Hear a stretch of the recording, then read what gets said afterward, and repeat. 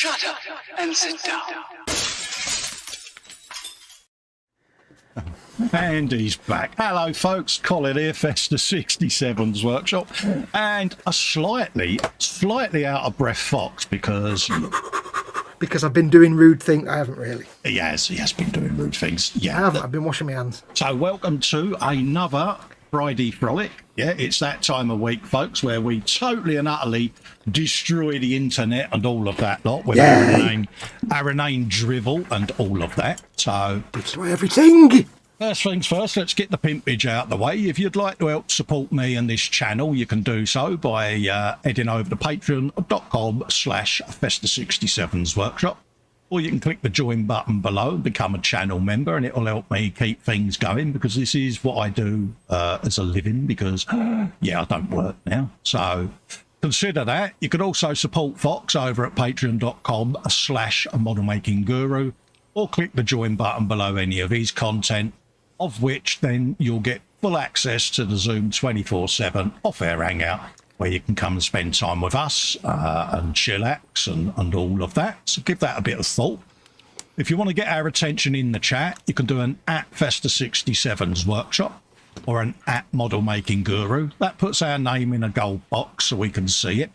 And if you want to also look at other way of supporting the channel, you can click the $ below, pop in a super chat. That puts your comment in a nice big box, and you get a bit of on-screen air guitar and all of that.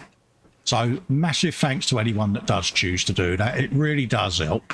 Also, if you want to save money, folks, up in the corner there just above me, you'll see the Hobby Workshop link. It's in the description. You can save up to 25% off the RRP. And as an affiliate, I do get a little bit of a commission off of Hobby Workshop for every order placed even.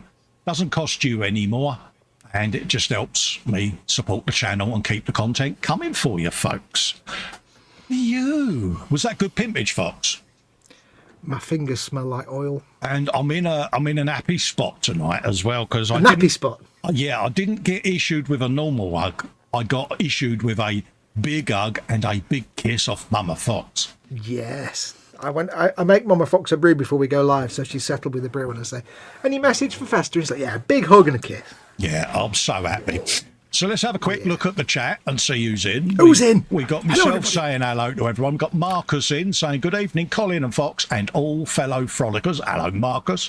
He says, dude. I can't stay. He says, as I'm working in the morning, have a great stream and take care. And remember, folks, the thumbs up. No worries, Marcus. Stay safe, mate. Love to you and your son and all of that lot. And I hope you're staying well, buddy. Fox is in saying, goodly even part, limbles and bloops. Hello. The bobbin says, moist hugs. Moist.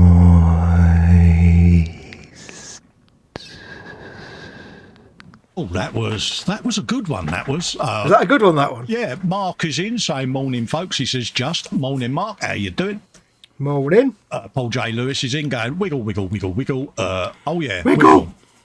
He says, morning all, any broken interwebs are Fox's fault. Yeah, YouTube has been a little bit funny at the moment, so yeah, just be careful. Well, my stream fell over halfway through. I had to restart it. Yeah, so hopefully everything is going to be all right. I did a full reboot and everything before we went live, so yeah. Andy McLeish is in. He says, they've started already. Yeah, Andy, we confused you this week. We was on time, mate. Yeah, Andy, what happened to you today? He disappeared. He never came back for a second half of my stream when it fell over. He just vanished. It's probably because he pulled the plug on YouTube and was hiding round the corner saying a big boy did it and run away. Probably. Ross is in. The Scale Model Ninja says, good evening all. Hello, Ross. How you doing? Hey, Ross. Go for it. Painting is in saying hello. Hello, mate. How you doing? Big thumbs up. So, my man, my dearest, my bestest buddy in the old wide world. What are you after? What do you want? Nothing. What are you up to tonight then, geese? Hello, buddy. I'm debating whether I should at some point just try and sew these onto Guthorm's face, because they won't stay on. And it's funnier if they just stay on. Have you got a rubber band of rubber bandness that you can put on one of the hooks and wrap round the back of his canister and onto the other hook, and it'll keep them on there? There's no hook, it's just the thing. Oh, is it? Oh, can't you put the rubber Yeah. band over the glasses then so it goes round the nose bend and then give it a twisty poos and put it round his canister? Could be, but then his nose might go. I'll figure it out. Super We'll find a glue way. Get out super glue it to his I beak can't then, super glue them onto Guthorm. This would be cruel. Of course you can. I can't super glue his mouth shut. Course Anyway, you super can. glue on a clip. Super glue on clear plastic, it never end well. I'll have to just get the spot welder out and weld it to him. There you go, that's not cruel. Yeah, nut and bolt and washers, mate. That'll do it. Yeah. My plan for tonight is, I don't know yet. I might do some checkers. I don't know yet. I know. I mean, they are, aren't they? I mean, I dug this out and slapped it on the bench earlier, and it's like, it's a thing of insaneness still, isn't it? It's just like... When you're not looking at it, you think to yourself, right, I'm going to do X. And then you put it on the bench and you go, I'm going to hammer the under. Yeah, you sit there and you go, yeah. It's like, here's a bag of 5,000 Lego parts and make a Star Destroyer, but I'm not giving you any instructions. Go. Good luck with that. Paul says to Andy, when you didn't return this afternoon, we thought someone had stolen you. Yes.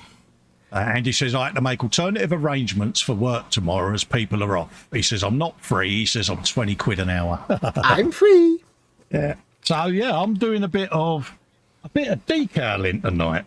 Ooh. Yeah. I don't know. Yeah. I think Or as they because say, we both managed to get 3 hours of decaling out the way on the last Warhammer stream, and I was so impressed. well, I wouldn't say we did 3 hours of decaling. I say we did some decaling in 3 hours. Yeah. Big difference. Yeah, I've had a look round and I thought, well, before I start chipping and everything, I want to get the different decals down so that, yeah, they're down. I ain't got to worry about them then. Yeah, I hadn't thought about decals on this. I'll probably just... I've not done any chipping on this, and I might not do, so I'll probably just stick them on later and do over with any chipping if I need to. Or literally just chip them with a knife blade. Well, this is it. You know, I can get them on there where I want them to be, and like I say, just have a go at them. I'll probably go over them with a buffing stick just to knock the shine off of them and start fading them down a bit, and yeah. He knocked the shine right off it. Yeah, so that's what I'm up to, folks. So, yeah. He's got a face that would knock the shine off anything. Yeah, Andy McLeish says decal, Slater wired transfers. Yeah. Oh, I was going to do some hazard straps, wasn't I, last week? I did the yellow. I've got to do them. You was, mate. I was in the middle of doing that. So I've just moved my sustenance of sustenances out of the way. What is your sustenance for the evening, my friend? I've got some bars of wheatness there. And then I've got all my drinks and all of that gubbins. And then Good lad. dinner-wise, burger mash and mashy peas. Burger, mash and peas. Mushy peas. Mashy Mushy peas, pea. mate. Yeah. I'm going to plug this light in and see if it ruins my white balance completely. Out of interest, folks, can you just let us know in the chat that audio and video's coming through okay? That would be lovely. Or diddly-o and viddly-ido. Yes. If you could. Yes, just, my stream today, I was prattling away and everybody's like, all I've got is a black screen and buffering. And everything was fine at my end. So I think I was doing it at 1440p, which is weird. It shouldn't do that. But you had that last week, didn't you? Because I was saying to you then last week about it when we was on, Yeah. wasn't it? That you was buffering in here. And folks in the chat were saying that you was. So, yeah. No, we were both buffering. If you go back and watch the replays, both of us. Yeah. Yeah. So it was a StreamYard issue. That's weird. Yeah, it's a bit, bit biblical. But then it was funny. I came back and like Panzo was like, "There's no audio, and everybody else was like, "There's audio." I'm like, "Panzo, are you on wireless?" I'm on my mobile. Yeah, there you go. So you're running There was around audio. panicking, and yeah. Well, no, the video was actually balked because if you watch the stream, it just stops. Lynn did that to us one Sunday, didn't she? Oh, you keep buffering and dropping out. So we're both frantically checking all our settings, and then she turns around and goes, "Yeah, it's my broadband, I think." It's like, yeah, it's like, Yeah. So I was like, if we have any issues, make sure with your other fellow viewers that it's not just you. That's why we always ask whether it's more than one person experiencing it, because, yeah. Yes. Right. I don't want Corvus black. I want black. Yeah. That's what we want. He wants black. La. Not ordinary black. I want the blackest of black. Fraser Green's in. Hello, Welcome, Fraser. How you doing, mate? If I could pick that up, it'd be great. There you go. Let's do some hazard stripes. No hazard stripe. Stripes of hazardness. Stripes of hazardness. Hazardly striped. So I've done the yellow base. I'm gonna do the black stripes, and then I'll put some highlights in the middle of them, so it looks like they go from dark to light to dark. Oh right, yeah. Rather than do a light thing. I tried doing it once by painting the stripes grey and then blackening the edges, but it's easy just to paint them black and put grey in the middle. See if we can actually get that in shot. We're just putting. Where's my? Just putting a Bad Moons decal on the front there, folks. Right. Bad Moons decal. Ah. Get your Bad Moons in. Just trying to get everything on shot because it's such a big old thing with the arms on. It's like, yeah. Yeah, that's why my desk is like 100 miles away. Even though I'm going to be doing small stuff. I'll say that again with actual words. Even though I'm going to be doing small stuff, it's a long way away because I've got the big ass stompa to put in the middle at some point. If we had thought ahead and not magnetised the arms on, folks, you would see that decal getting placed in place. But well, if we hadn't glued the arms on, yeah, it is. Yeah, it is there. Yeah, if we'd magnetised it, it would have been much better. What a pair of sponsons and spoons we are. Sponsons.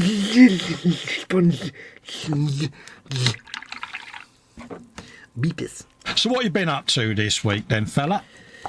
As always, as usual, all the plans went out the window this week.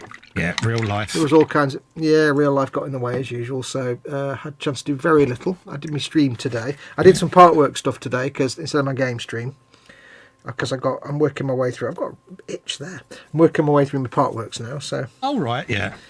Because I let them pile up, so I get like 3 packs, and then I'll do a live stream, although I only got through 2 of them today.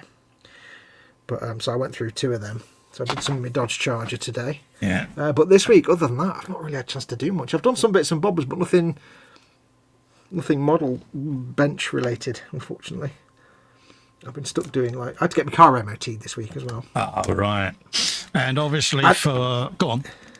It passed. Hey. Oh, good, man. And a couple of advisories, but other than that, it was fine.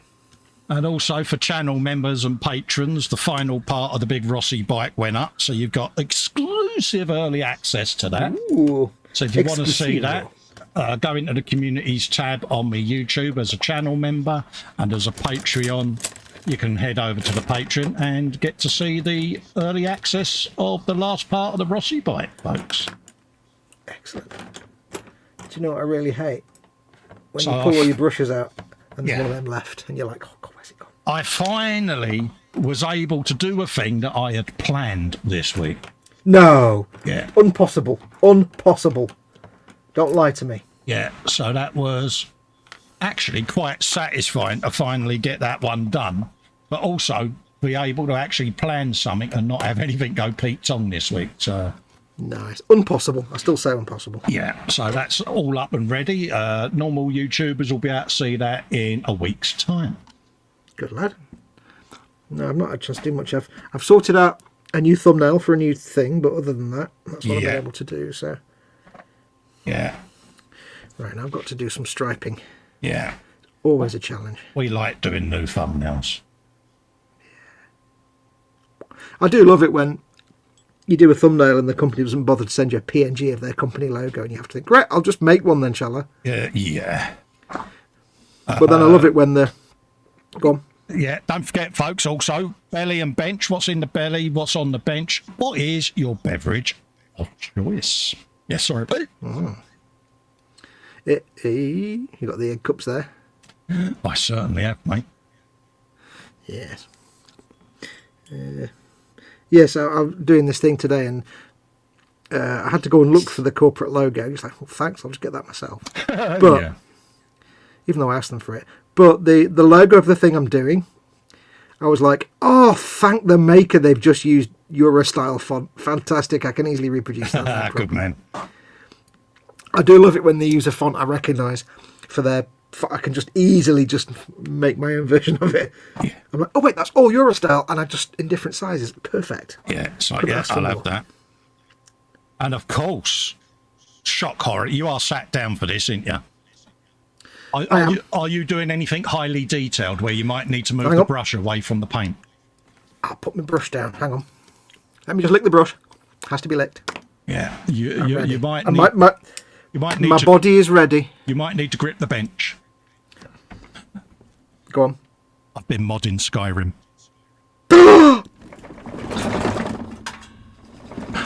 I may have created my character. Oh, this isn't the one you're going to do on a live stream, though.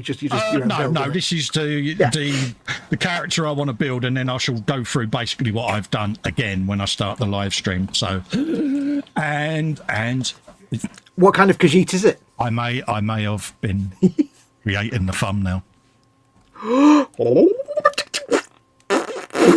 I don't know what this means, but you could understand what. I don't have to explain it. It means that it will be imminent.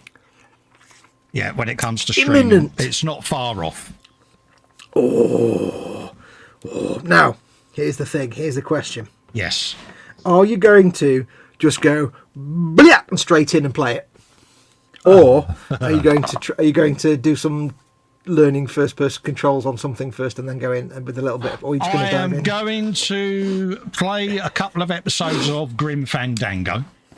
That won't teach you anything. Just to try and get my head round a few things on that with the control, because I've only ever played games on the PC with a keyboard and mouse. See. Okay, well that won't teach you anything relevant to modern day controls. No, I know that it's a totally different game. I know. So I have. You'll get used to using a controller, though. I have absolutely no idea. I might just go in vanilla, mate, and go for it. So this is really helpful. When someone does that, you're like, he's a turd. Yeah, he's a turd. He knows something I don't, doesn't he? Yeah. Well, I did suggest a couple of games that might be good, little sort of learn how to move around and walk and stuff games. Yeah, I can't remember them now, mate. Are they in Messenger? I think so. Portal and Everybody's Gone to the Rapture. All right. They literally are just Everybody's Gone to the Rapture is I've not played it, but it's not the best game in the world. But it literally is you walk around and look at things. So yeah, that'll work. But yeah, I think anyway. Yeah, I do need to. How can we say? Navigate and learn the controls, because at the moment I am that bloke who's looking at the button. What is that button? That is that one. Okay, and by then, yeah. Never mind buttons. Wait till you start using twin sticks to actually propel yourself around as a first-person game. Yeah, you know what's going to happen. That's going to be Festa going around in big circles really quickly, going, I'm getting giddy. I predict you'll spend the first 3 hours looking at the floor constantly. My friend did that. That's when she was learning. I pretty much did that when I was getting out of the car. It's like, I'm looking at the ground now. I'm looking at the clouds now. I'm looking at the ground again. I've just spun around. It's like, okay, I remember don't be so heavy-handed, Cole. Yeah. I remember a friend of mine many years ago. They played Medal of Honor on the PlayStation, but then I gave them access to Halo on the Xbox. Oh, right. And they hadn't played, and this was like in the early days of first-person shooter using both sticks. So it wasn't really a common thing at the time. And this guy, he basically played Halo all the way through with the starting weapon on each level because he didn't even realise how you can change weapons. He wasn't very observant, let's say. Yeah. When it came to those kind of things. I can't mock him because I could end up doing exactly the same. So. Yeah. I would recommend reading up on Skyrim's controls not because they're hard. It's just there's a lot of stuff they don't explain very well, like how to set favourites and things like that. Oh right, yeah. So avail yourself of a few like how to play Skyrim and how to use menus. And stuff. I'm going to go through YouTube and have a looky-loo because yeah. I always forget how to use the favourites, how to set the favourites menu when I go back to it after a while. Yeah. I couldn't believe how many mods there are, mate. It was like, oh, there's thousands of them. There's less on Xbox. Tabs or pages or whatever you want to call it. So. Oh, yeah. There's less on Xbox, but that's because you've only got, I think on Xbox you've got a 5 gig limit for mods. On Fallout 4 you've got a 2 gig limit. Yeah. So it was surprising. As long as you've got Inigo, that's all I care about. A what? Wait, why I'm supposed to be in hazard straps. Why am I painting checkers? I don't know. Because I distracted you. Magnet. I'm supposed to be in hazard straps. I've just started painting checkers. What's Inigo? Inigo. Oh, you need Inigo. Yeah. Try not to twitch, Cole, because you'll pull the bombs off. Yeah. Yeah, only going to pull the bloody bombs. Inigo, throughout the game, you can have companions. Oh, right, yeah. But Inigo is a mod that gives you basically a companion that's 1 billion times better than anyone you get in the game. They're a bit rubbish in the game. They're just like, it's just something to carry your stuff. Yeah. But Inigo is an actual companion with a character. I'm going to leave them bombs off until I finish painting them, actually. That is actually quite handy that came off. I can't believe I'm supposed to be doing hazard strike. Oh, well. Yellow and black checkers. Yeah, yellow and black. Boom, boom, boom. Yellow and black. Boom. Archie's in Common Road Junction saying hello. Hello, Archie. Hey, Archie. Yeah. Go on, mate. I was going to say hello to Archie. That's all I was saying. Oh, sorry, mate. I thought you was... Yeah, Inigo will be your best friend. The companions in the game are a bit lifeless. Yeah. But Inigo is an actual companion. Proper companion. You know, like when I'm playing, I've got my little sidekick with me. Oh, He talks a bit like that, you see. That's Inigo. Ah, right. It's the best mod ever made for that game. There you go. That'll be on the list then. Yeah. Have a bit of that. Well, for hazard stripes, they make wonderful checkers. Yeah, how are your checkered hazard stripes coming along there, mate? Well, I've got a very faint... I've basically used a thin glaze of black. Yeah. To put them down.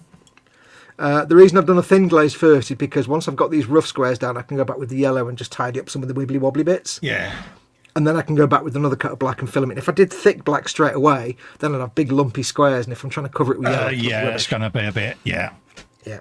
So if you're doing stripes or checkers, always start with a thin coat first. Andy McLeish, belly, KFC boneless box, large with tango and coleslaw. Oh, happy days. Oh, KFC! I miss KFC. Archie says, hope you guys are good, and that looks like a beast, Colin. It is, mate. It is a bit of a beast. It certainly is, Stanley. It's a stomper with a grop tank coming out of its belly art like that. Yep.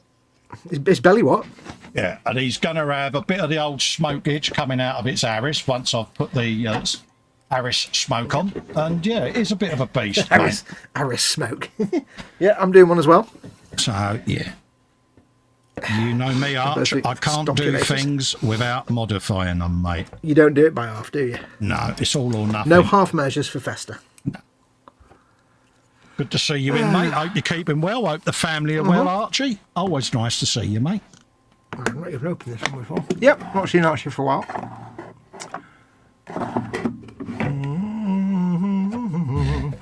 Andy McLeish says, Pig Venus. Would I lateral lisp... Andy McLeish says, would a lateral lisp be the following? Sponsons! No, because you can't actually write a lateral lisp. You can write a normal lisp, which is S becomes TH. Yeah. But there's no way to actually write a lateral lisp, because lateral lisp is where it comes out the side of your mouth. So you say like that. This is a lateral lisp. Like Freddie Davis. I don't know who that is. Who's that then? Tell me. He was a comedian in the 70s that made a career out of doing an impression of someone with a lisp. Oh, okay. That was his entire act. Was it? Yeah. Oh, was it in the 70s when you could get away with doing nothing and make a living off it? Yeah, a bit like the Twitchy Man, you know? Yeah, with no actual... Yeah, lateral lisp. I know someone that's got a lateral lisp. It's not as pronounced as when I do it. That's a lateral lisp. It kind of comes out the side of your mouth rather than... It's not the teeth against the tongue against the teeth or anything like that. No. It sounds wrong, doesn't it? It does, mate. I know what you meant. Do you know what's really difficult? What's that, mate? Is my brain will not allow me to paint scruffy checkers. Really? Even though it's orc. Can you paint chubby ones? Chubby checkers? I'll get me coat. I can't remember the song now, and it's probably good that I can't. Chubby checkers. I know, sorry, mate. I'd kick you out, but it's your stream. I know, that was bad. It's the only reason I got away with it, folks. Because they're orc checkers, and they could be scruffy and not straight, but... Yeah. That means I've painted them not straight. My brain's going, It's like when you say to me, oh, yeah, you know, if you want to not paint wonky checkers, do it this way. And I'm like, yeah, but these were painted by orcs at midnight. Probably been drinking orc juice all day long, so they was a bit bronzed. Orc juice. These hands were made for... Orkiness. For orking. I get it. See what I did there? I did. Please don't do it again. I think you did a good one. That these sounds were made for walking. I like that. Yeah. You're very clever. You know their favourite band? Go on. Electric Light Orchestra. Come on. Part of you wants to go, actually. Part of me is impressed. Yeah, because, you know, it's Jeff Lynne. What more can I say? Yeah. Their favourite TV series? Yeah. Walking with Dinosaurs? So we did. Yeah. Yeah. And do you know where they all live? Go on. The Orkneys. Ah. Do you know their favourite lunchtime snack? Go on. Tea and crumping. Oh, God. Because they like crumping, don't they, Orcs? They like to crump. Yeah. And their favourite cutlery? Knife and orcs. Archie says, and yours looks brilliant as well, Fox. Good man. Thank you. Their favourite Dire Straits song? The Orc of Life. Oh, you're good. Which is now in my head, mother. Squishy alert, Edward Leonard's in. He says, orc juice. Is that part of the Festa Fluids family? It certainly is, mate. Good squishy. That was a good squishy, mate. I'll let you have that. I was watching some Nautilus dives the other day. Yeah. One of the archive where they archive the whole dive. Yeah. And they were down at the Octopus Spa in Monterey Bay. Oh, nice. Which is the bit of the seabed where there's like methane seeps and it's a bit warm, so all the octopuses, yeah, they curl up into a little ball in little tiny holes, and they just brood the eggs for like a couple of years. All the creatures of creatureness. Yeah. Mm-hmm. All these octopuses curled up in a little ball, brooding their eggs. So adorable. So let's get... Oh, try not to knock the camera there, Carl. Okay, let's think what we can put. More guns? I'll get the yellow ones done, the Bad Moons stuff. Yeah, the yellow ones done. Or Steady, Neris. we'll have some various sizes of those. Okay, and we'll have some of them. You know what you want, Cole? You want some of them, that's what you want. Yeah, want some of them. So we'll have a bit of that, and a bit of this, and a bit of that. Bit of that, some of them. So they can go on the darker stuff. Yeah. Turn to the dark stuff. Go. I've got another pair of tweezers somewhere, which are just there, so we can... Tweezers? I'm a tweezer. For all your tweezing needs. Have some of that there. Right. Edward's saying evening, morning, Colin. Archie says, I'm okay. He says, I've been out the hobby recently, not had any mojo. I hope to get back soon, and I hope there will be too. I've moved up to Scotland now. Oh, nice, mate. What part of Scotland? Nice neck of the woods, mate. Aye. Yeah, Fox has had a bit of a mojo problem recently, and I've had real life in the way, so we're gradually getting back to normal, mate, aren't we? And yeah, as normal as we can be, put it that way. Yeah, no, I've had real life in the way for about 3 months now, so it's not so much that my mojo's gone. It's just there's so much going on at the minute, and my brain isn't really in a place to do silliness that much. Yeah. Real life is too demanding at the minute. Giving you a kick in the chops, isn't it, mate? Yeah, it's kind of kicked me in the balls a little bit, life, for the last few months. So yeah. Last thing I can do is concentrate on... Things will return to normal, hopefully soon, folks, but we'll get there. Yeah. As normal as us two idiots can be, anyway. Yep.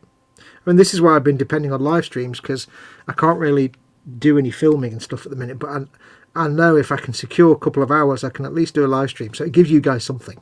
At least I'm doing something. I need to be doing something, to get some income. So. That's why every week I say, are you up for a frolic, mate? Because I know what it's like. If you're not feeling it, you're not feeling it, are you? You know, No, it's not really feeling it. It's just if I'm not able to do it. Yeah. So... But, yeah, so I've got to do something to keep the content, because I need the income, so... Exactly. But at least I can do live streams. Yeah. It's better than a kick in the arse. When live kicks you in the teeth, wear a mouth guard. Hey. See what I did there? I did, mate. I am impressed.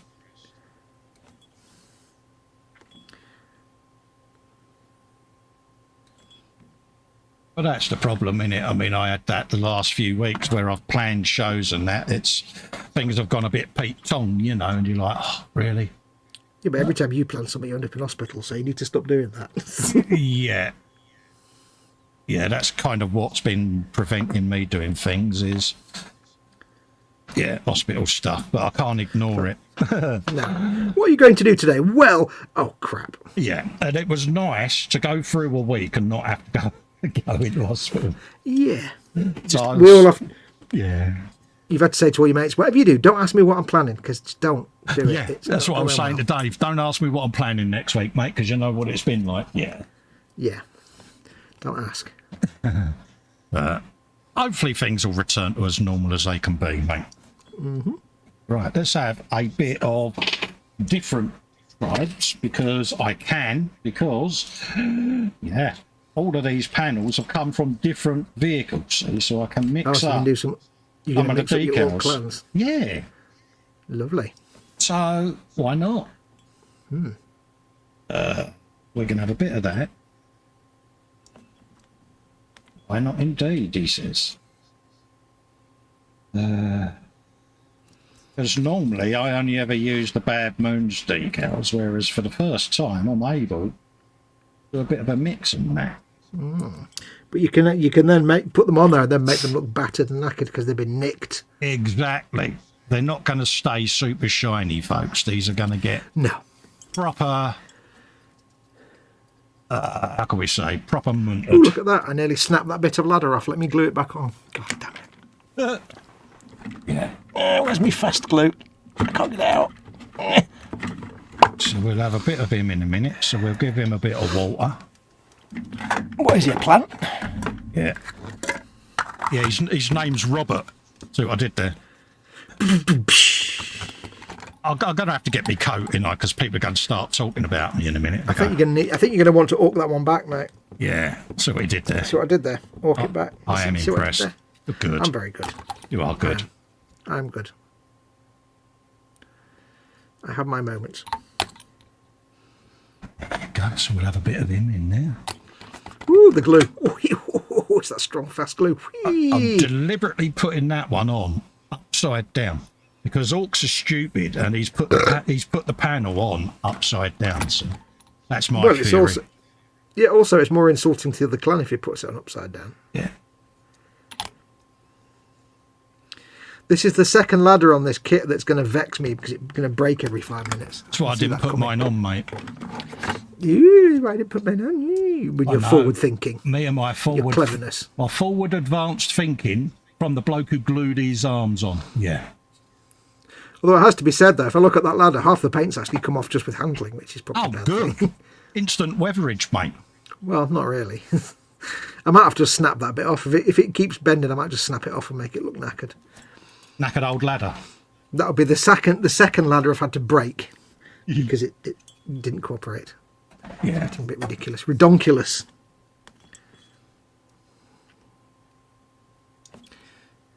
That's what it is. It's redonkulous. But see, by putting these on at this stage, I can go in and buff them and weather them and chop bits off of them. And Now, here's a question for you. Yes, mate. On Warhammer Sunday, we did the decals on our Lehman Russes. We did. And you put the picture up saying that you'd put the decals on and you'd weathered them back a bit, or you'd dulled them down a bit. Yes. But you didn't say how you'd done it. And I did ask you in the comment, but I don't think you saw it. Did you just dry brush over them, or did you just sand them a little bit, or how did you dull them down? I will demonstrate. Well, I can't actually look, but... Oh, right. Okay, I won't demonstrate them. Well, you can demonstrate to the viewers. I did them with buffing stick.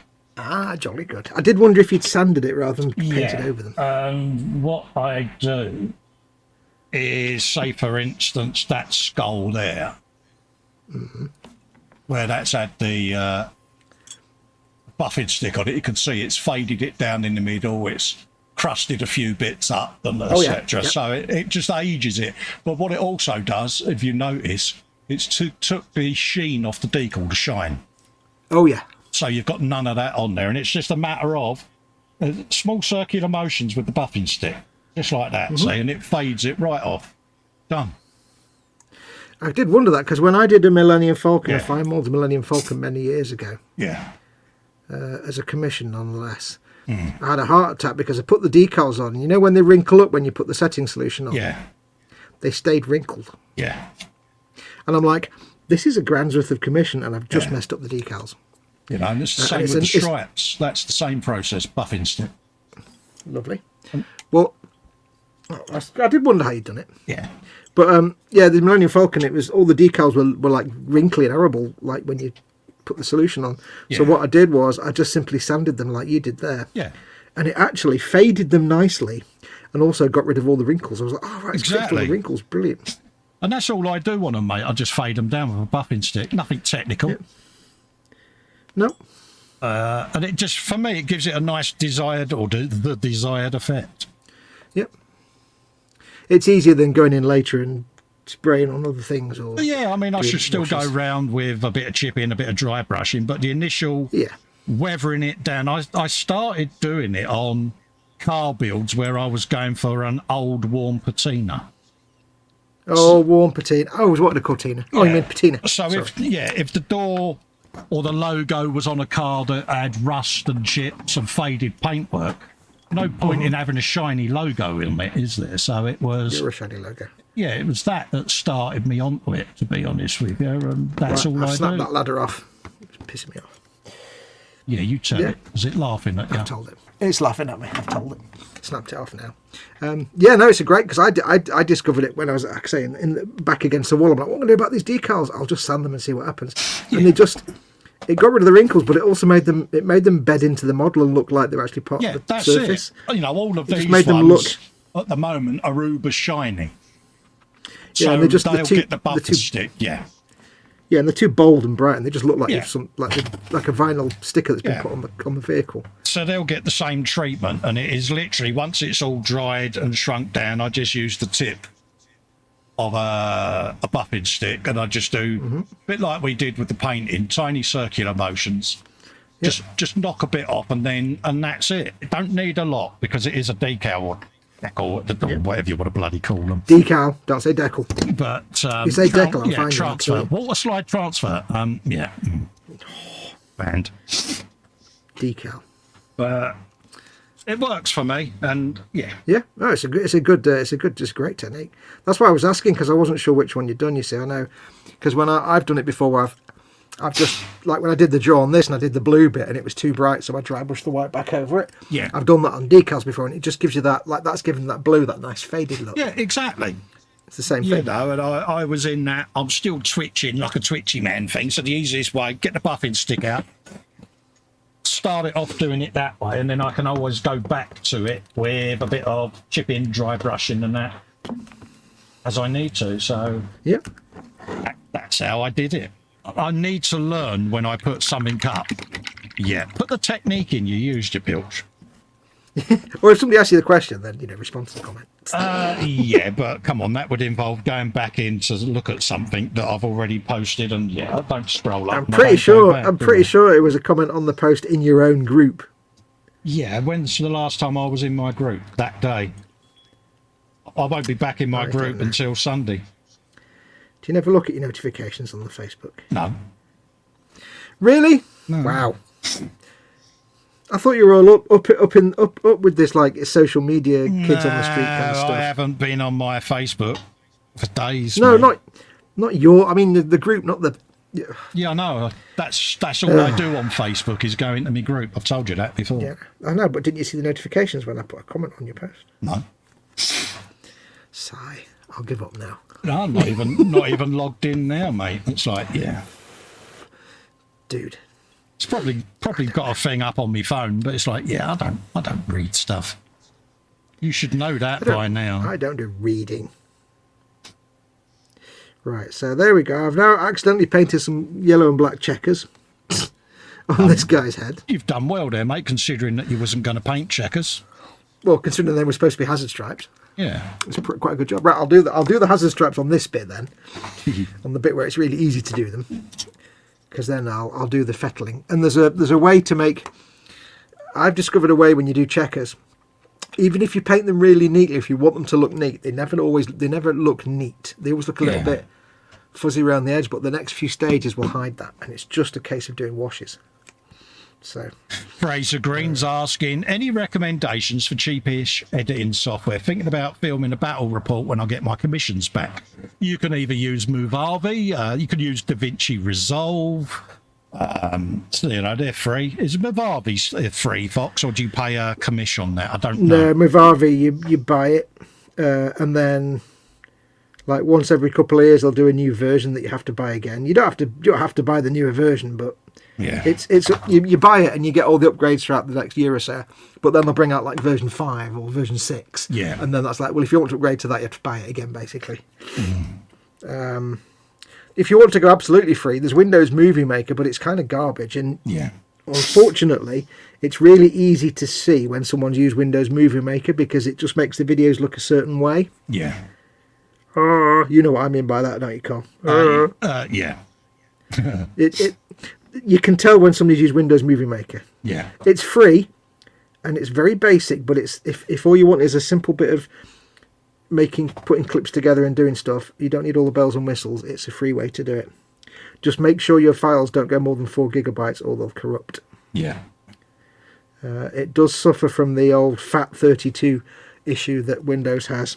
Oh, yeah. With FAT32. I couldn't figure out why, when I was filming stuff on my phone, I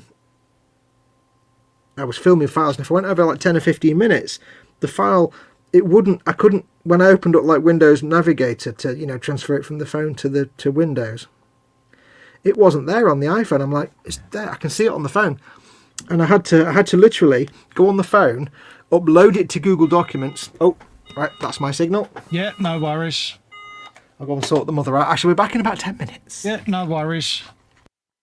But yeah, if you Google DaVinci Resolve, Fraser, it's a very intensive piece of editing software, but it's free.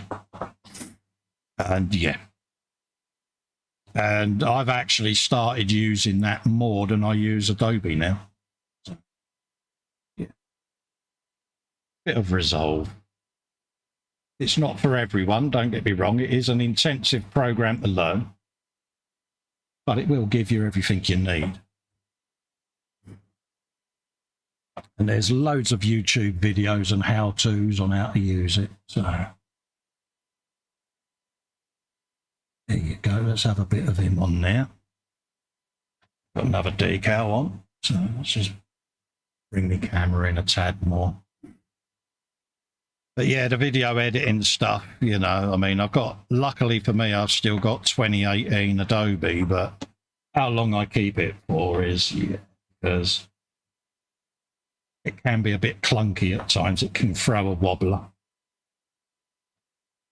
So I'm gradually creating all my templates on Resolve now, so I can see me fully migrating within the next year.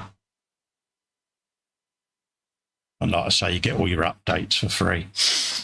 It is by Black Magic Designs, Fraser. And if you Google it, DaVinci Resolve, have a look, see what you think, mate. And it's learn by doing, mate, is the easiest advice I can give you on that, because I could sit here and reel off how to create templates. It's one of them. Just sit and play with it in your own time. You'll be fine. Right, let's figure out where we're going to put those. What have we got? We've got a couple of red ones to go on, so we'll get them done. He's up in Perth, says Archie. I hope you guys are feeling better and you're recovering from surgery, Colin, aren't you? Yeah, I had a tumour removed from my lower spine and sacral bone September last year. And it was healing okay, but I had a fall and damaged the tailbone again, so I had to go back in and have some bits and bobs done on that. So it was almost like going back to square one, but these things happen. You do fall over a lot with MS. It just happens. I fell just in the wrong spot, so had it rewired again. So it's all part of the fun. So that's got a tiny little panel, so we'll put that up on there. I think shove that up there as a part decal where it's come off. So slap him on there. But how are you, Archie? How's your family, mate? Everyone all right? There you go. Have some of that. Yeah, nice neck of the woods, mate, Perth. Right, we can have... What have we got there? I think we can get another one of them on there, because I like them. He said, oh, right, mate. He said, sorry, you don't have to apologise, mate. It happens, Arch, at the end of the day. Yeah, it is what it is, mate. I'm cool with it at the end of the day. What'll be is my motto, mate. And life is too damn short to dwell on it. It is what it is. Can't change it. And, yeah, jog on is my philosophy with it. Let's get a bit of the old decal solution in there. And I'm pretty much going around and putting different clan decals on the different panels that have been robbed from other Orc clan vehicles, just to give it a bit of variety. And then, like I say, they'll all be faded down then. Like so. I'm back for a few minutes. No, that's all right, mate. You do what you got to do, mate. I'll have to go off again in a second when she's settled, and then I'll be back permanently. No, you carry on, mate. It's important. You know, got to settle mum down, mate. Bless her. You're important. Hey, mate, I'm just happy that I got big hugs. No, I've just been killing time till you got back, mate. Rambling and talking drivel. You've been taking advantage of me not being there and being shut up. I actually hadn't, but now that I know you're going again, I shall. Yeah, take advantage. I don't want yellow. Take advantage of my absence. I'll be mocking you in your absence. Good. I would expect nothing less, young padded one. Right. Oh, I think that can go on there. I don't know what these are. What are these things? What things? These black things. Those are for the Snakebite clan. Right, okay. What colour would their bodywork be? They tend to be browns, I think. So brown panels, yeah? Yeah, I think they use browns every now and then. If you look at the Squig Buggy, yeah, the one on the box for the Squig Buggy has got like brown markings on it. Oh, right, yeah. It's got a brown fender, I mean. I think that it's mostly brown. I could be wrong. Okay. If Adam was here, he'd tell you for sure. Yeah. They're for death scales. We've got 3 boaters. Okay. Yeah, death skulls are blues. Thunderhawk blue, if you've got it, is a good one. So we got a bit of that. Don't want to go too mad. Don't want to overdo it, do I? No. He says with the Technicolor Orc Stomper. Don't want to overdo it. If you wanted to mock me, you'd put a dead orc under one foot and paint him in the Death Skull's livery. Like would I be that cruel? Yeah. I love it when Duncan's painting like a Forge Wheel figure that has like a Dead Space Marine on the base. Yeah. Like he'll be doing like some kind of Chaos dude, Chaos Primarch, and there'll be like a dead Ultramarine on the base. And he'll say, now I'm not going to show you how to paint that, but basically paint it however you want because it's like an enemy of whoever it is you're painting. He says, but the thing is, if you've got a friend who plays, paint it their Legion's colour. Yeah. He's brilliant, he is, Duncan. Yeah. I love his stuff. I've had to unjoin the thing for a little while, but I'm still in there. I'll go back. No, I've had to just cut back. No, it's one of them. I'm like, do you know something? Yeah. It's one of the first things that goes out, and I want to try and keep it going. Yeah. I don't get to watch it as often as I'd like, but I know it's there if I choose to do so. So yeah, exactly. That's the whole point. I've got that tickly cough thing You going got on. tickly cough, bum bum bum, tickly cough, bum bum. Oh, it smells. I'm on his way. Oh, sorry about Bob that. Fleming there. You're right there, Bob. I got a right tickle in my... The thing is, I could turn the microphone off, but there isn't time for me to actually go... No, mate, don't worry about it. When I cough, I cough. I do apologise. Mate, if I can put up with Dave shaking these paintballs under the microphone, I'm sure I can put up with you coughing. Shake your balls. At least you know the coughing is because I'm dying or something, so it's fine. Yeah, bless him. Does make me laugh. Yeah, doing a Dave, as it's commonly called. Doing a Dave, doing a Dave, doing a Dave. Doing a Dave. Doing a Dave, boom. He's so set in his ways, bless him. Like checkbook and pen. We've got skulls and crossbones as well, yeah. So they'll go anywhere. What are they? I thought you had the Orc Codex anyway. Yeah, but it's down there and it was leaning over in my chair. And the last time I leant over in my chair to stretch for something, it went well, didn't it? Yeah. Right, I shall away. I shall return in a moment. Yeah, Paul D. Tomazzo's in, saying hello. Hello, Paul. How you doing, mate? Hello, Paul. Back in a minute. Yeah, go sort your mum out, will you? Love to you and Dawn. Hope you're both doing all right, mate.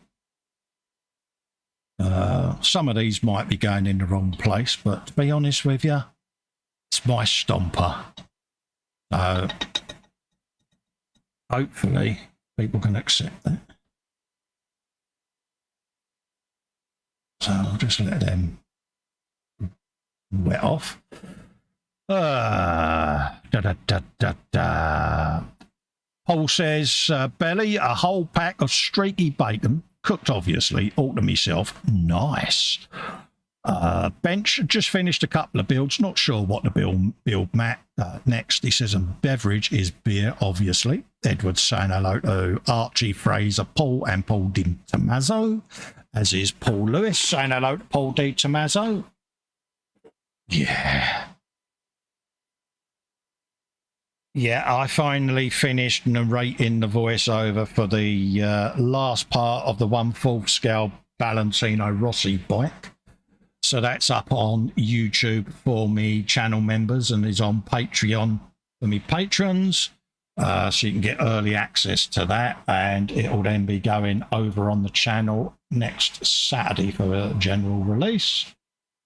Hopefully in the next week I will load the first part of the Wendy Hickson build, which is the Kawasaki Ninja H2 Carbon.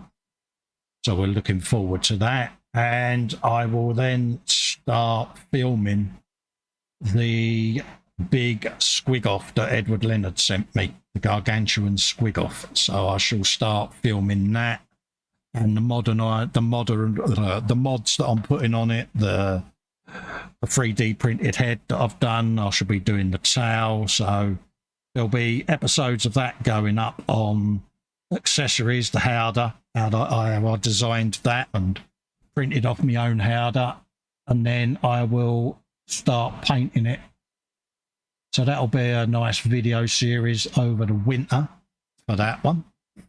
So keep an eye out for that. Various bikes, and I will be doing the Mad Max Last of the V8 Interceptors from the Road Warrior movie. That's another one I want to try and film over the winter. So there's a fair old bit that I'm going to try and get done over the winter months. It keeps me occupied. Trying to think what else. Probably start the big scale GT40 car as well. Get that done. So a fair old bit ready then for next year, where I want to get a lot of me bikes built, some armour, just generally shake it up a bit and get more video content up. So keep an eye out, folks. Remember to hit the what's his name, the bell, so that you get notified when all these things are getting uploaded. Paul says, doing okay. Cole struggling with the finances as usual. Just finished a 3D resin print and now have a bust printing for my stepson. Yeah, like I say, if it wasn't for the kind support of channel members and patrons, I wouldn't be sat here now, mate. Some people would probably go, "Cool, great," but yeah, if it wasn't for that, I wouldn't be doing the hobby, because I wouldn't be able to afford to do it, because we have one wage coming in, and as you know, the cost of living is spiraling. So yeah, I wouldn't be able to sustain the hobby. Massive thanks to folks that are generous enough to be patrons. It really does mean a lot. It really does. Because without that, yeah. Okay, we can put... What else have we got?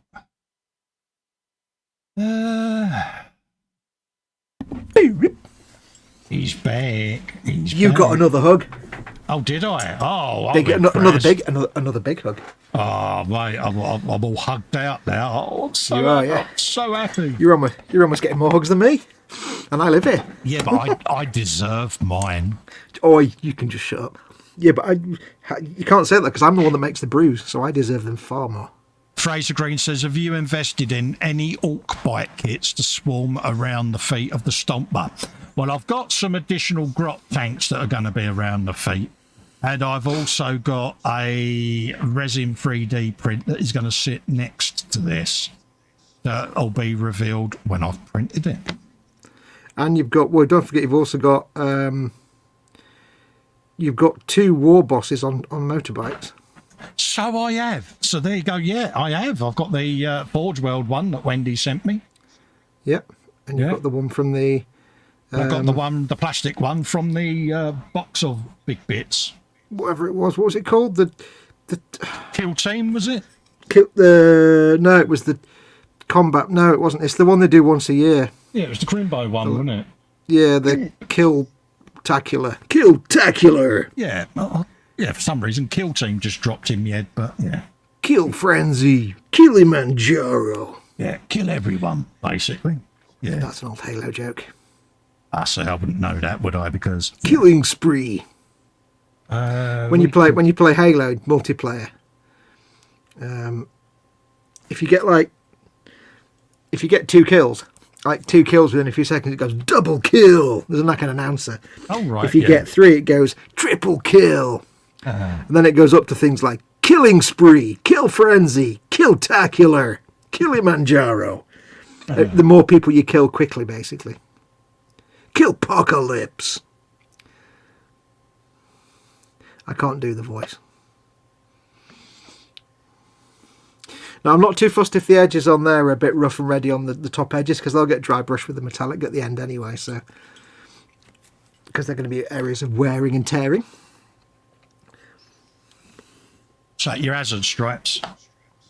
Yeah, they're like I've painted them on there, but I'm not fussed if they're a bit messy on the top, on the edge, because that'll get a dry brush of metallics at the end anyway, so... Yeah. Just to make it look like that's where the paint's worn off, because it's the edge. He's good, isn't he? Edge. He is good. This is still just the base coats of black and yellow, so there will be clean up and fettling to do, but... I'd love a bit of fettling, mate. Allegedly, I do fettling. You like to fettle, even when the camera's not on. I love a good fettle, mate. It's all I can do to stop him bloody fettling. Before we go live, he's just sitting there fettling. I come into the stream, I come into the StreamYard thing, and he's there, sat there fettling, happy, like pithy on a rock. I don't know. He's like, "Will you leave it alone?" I go, "What?" You and your fettling. I like a good fettle. You weren't brought up as a good Catholic boy, were you? No. No. Right, that's that bit. Hello, everybody. I never know when I'm doing these like stripes and checkers. I always have to resist the urge to do all the sort of... Because I do like highlights on them and shading to make them look not just yellow and black, but a bit... Yeah. But I always have to resist the urge to do it there and then. Because I've got loads of other stuff that I'll have to do as well. But I don't have to do it now. But I always feel the urge to just completely do this bit now and have this one complete checker panel or stripe panel that's like completely painted from start to finish with shading and everything. Yeah, you can't go back to it. Yeah. No, I don't need. But it's like I feel compelled to do it now because it's kind of fun to do. I normally wouldn't do checkers and things at this stage, but yeah, but it's just relaxing, isn't it? Yeah. But the funny thing is, like, the moment I start putting a wash on that checker pattern there, if you look at it close, it's a bit rough and ready, and the moment I put a wash on it, it just makes the black look black. It makes the yellow look yellow and all uniform, rather than a bit brushy painty. I'll bung your whole screen so you can do a zoomage and show folks. Oh no, I don't want to show people now. It looks terrible, trust me. But you can see there, on camera it just looks like black and yellow checkers, but it's patchy and there's bits missing. But when I've got some washes on there, I'll start bringing out the centres of those yellows with some lighter yellows and the blacks. Yeah, there you go. You see it more on hazard stripes really, but because I'll let them dry for a bit. Now, I do want to do some blue and white checkers on the big bad boy. Pardon me. But I think the way to do that is to paint white first and then add the blue checkers and then weather it back. So, weather it back. Weather it back. Come, weather it back. I'll put that brush there. I will need the relevant colours. He's good, isn't he? Yeah. What are you doing? What are you doing? What are you doing? What are you doing? What are you doing? Oh, I can't remember now. I was going to put this Yay. decal somewhere and then I've forgotten where it was going to go. God bless you and all who sail in her. Honestly, mate. Ah, that's where it was going, on there. It was going in the appointed place, the appointed time. Consider again that small dot. That's home. That's us. That's Earth. So what I'm going to do, Death Skulls tend to have white and blue checkers. Oh, right, yeah. Or they tend to be like painted blue with white checker pattern. So what I'm going to do, because I've already worked in the rust texture, the rust pattern into these blue panels by dry brushing the blue over rust. Yeah. I can't really paint the white checkers over the top because I can't make them fade away into the rust. So what I'm going to have to do is paint the panel white and then paint the blue checkers over the top, and then I can work the blue into the white to fade it out a bit, and then add some rust as well. But what do we know when we're painting white? Yeah, you don't use white. So I'm going to go with some Celestial Grey base and then some Ulthuan Grey, and that's as white as I need to go. Exactly.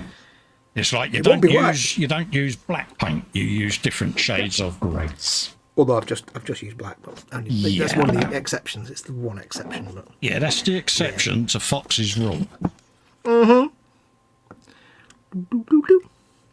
It's the funny thing though, when you use like Ulthuan Grey, if you look at it by itself, it's a light grey colour, but when you paint it on a model and there's nothing else to tell you it's not white, you just think it's white. Yeah. It's magic. Oh, it's magic. It's witchcraft and tomfoolery, mate. You didn't see my song reference there. You didn't congratulate me on that. I did. I'm waiting for your congratulations on such a devious link. I don't think congratulations are deserved on that one, though. Silence. You still talking? I'm doing a TED. I'm being strict. Still talking? Yeah. Damn it. Are you in la la la la la I can't hear you mode? I don't know. I can't hear you because I'm in la la la la la I can't hear you mode. You've got the haven't you? Because I didn't give you dumbass questions that. Yeah. Bless you. Oh, it's magic, he said, amusingly, at which everybody laughed. Did they? Walk. Let's let that decal sit there like that. Oh, you sit there for a bit, yeah. Now, where else do I want to put checker patterns? Once that's dried, I'll go over the edge with a sander to trim it. Because over the edge. Colin's always going over the edge, aren't you, mate? Yeah, we now want something for the front of there.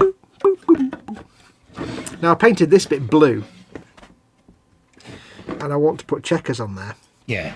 I'm tempted not to have to paint it all white again, but to actually just paint white checkers on that. Why don't do you it the other way around to the way I'm already doing it. Blue on blue then? For that one? Could do. I have to get a lighter blue. I was debating whether to do like a blue on blue checkers. Do you remember when I did my yellow on me Orc buggy and that? And I think I've done it on the side of the jaw. Yeah, I certainly do remember that. I remember that with my entire brain of remembering. I know. Oh, it's magic.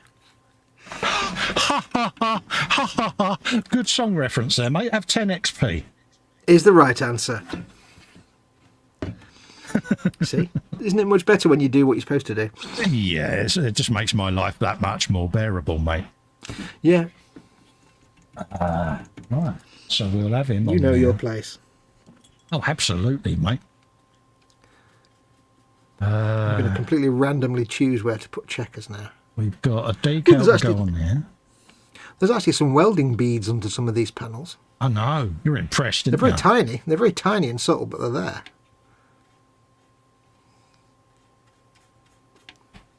I've got that in my head now. I don't even know who it is. It's there forever, isn't it, mate? Who is it? I don't know. I can hear the song. Yeah. It's not John Anderson, even though it's a high-pitched voice. So it's not Yes.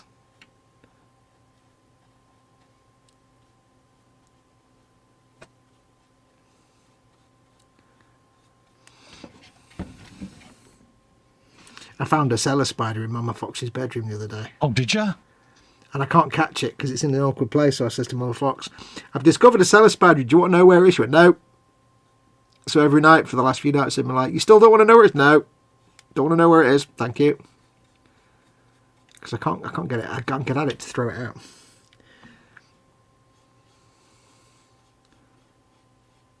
It's actually quite tricky to get to a spider and catch it when it sits on its strand of web rather than being on the wall or something or on a surface. Yeah. It's basically floating in midair and you can't get a piece of card underneath it and you can't get the glass on top of it. So it's like, oh, fudge.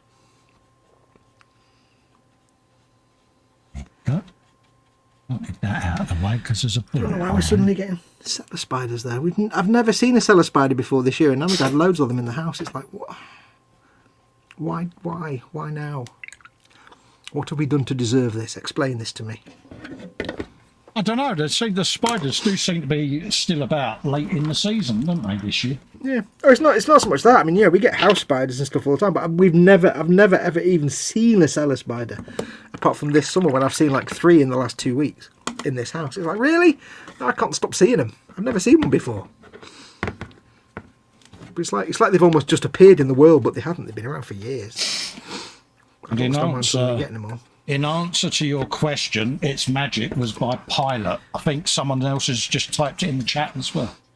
Because I just Googled it and it was, yeah. It's in their head now as well then. Woohoo! Yeah. Paul D. Tomazzo's just put it in, yeah. Thank you, Paul. It's in your head now, though. It is. That. It was in my head. I thought I'm going to have to Google it now because it's, yeah. My work here is done. Yeah. You're like, you absolute gimpatron. Yeah, Fox is like putting tunes in my head now. He's like, get in here. You have to remember that I am the master of earworms. I know all the most powerful anti-earworm earworms. So I cannot be earwormed for more than a few minutes. Unless it's the Goombay dance band, of course. That's everyone's favourite earworm. Yep, but I can even get rid of that. I can even get rid of Baby Shark. Yeah, I bet you can't get rid of little Tiny Tim. Yeah, absolutely. Oh, I know. You're listening. You're talking to someone who collects library music, like movie, film, TV library music. Yeah. So I know all the tunes that will just get rid of earworms because they're worse earworms. I've learnt over the years to control them. So I can't be earwormed. I first realised this when I got stuck with Spanish flea and realised Spanish flea will remove anything. Yeah. But it's not a long-term solution. You need new ones. Need new earworms on a regular basis. Yep. And as someone who spent time hanging around the KPM music library. Yeah. Then where all your favourite TV theme tunes come from in 1970s England, most of the theme tunes you recognise probably came from the KPM music library. Just bought by the BBC to use. Yeah, there were some good TV show tunes, weren't there? You'd be surprised how many of them were actually just library music. Oh, yeah, it's surprising how many of them get reused on other shows as well. Yeah. especially in the early 70s and late 60s. A lot of things like Nationwide. That was a piece of like KPM library music. Loads of them. Keith Mansfield made his living making that kind of music. Yeah. Still does today. 2-minute jingle. Yeah. All your worlds of sports and all most of the theme tunes from the 70s you will recognise would be written by Keith Mansfield. The Stock Aitken and Waterman of the 70s. Yeah, but no, it wasn't it wasn't like public music. It was commercial music. It was written for like people making TV programs and stuff. It was written for a music library. It wasn't like released into the charts, anything like that. It's not that kind of music. No. I've now got the Nationwide theme in my head. Good, because it's a good piece of music. Oh, got a tickly nose.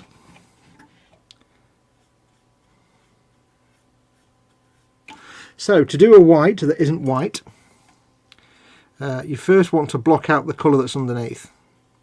Because if you try painting a white just by painting white, you'll have to do 48 coats and it will look like ass. Yeah. So and you know this, Colin, but this is for viewers who might not know. If you want to do a white, if you've already painted your model and you want to add some white, you have to, rather than intuitively, base it in an opaque colour like grey first, and then build it up to white, or build it up to an almost white. So I'm using Celestra Grey, which is it's a medium grey colour, but it's very opaque. It's a base paint, it's very opaque. So a couple of coats of this and it will cover up this blue nicely. And then I can go in with it all through in grey. Because if you just paint white on top of anything, the colour will bleed through and you'll see, it'll tint it. You can do the same with a tan colour, like Xandri Dust might be good for putting under white. It'll give you a warm white. But you don't want to paint white. Very rarely do you ever paint anything white. No, it's too bright. Yeah. All those white bits on the front, that's not white, that's Celestra Grey. Yeah. That's all through in grey. It So also if you paint something... makes highlighting it, yeah. Yeah. If you paint something white, then how do you apply a highlight to it? Because it's already white. So. Exactly. Muse is in, saying hello. Hello, Muse. Hey, What, my Muse. darling? Hello, Muse. What are you doing on yours, buddy? Nothing at the moment. I'm just putting my decal water down, and then I'm going to be going over with some super strong decal solution just to get into the conformularity a bit better. Conformularity! I thought if I don't put my decal water away, I will keep knocking it flying, so... Don't knock it. You see what I did there? See what he did there. Please don't do it again.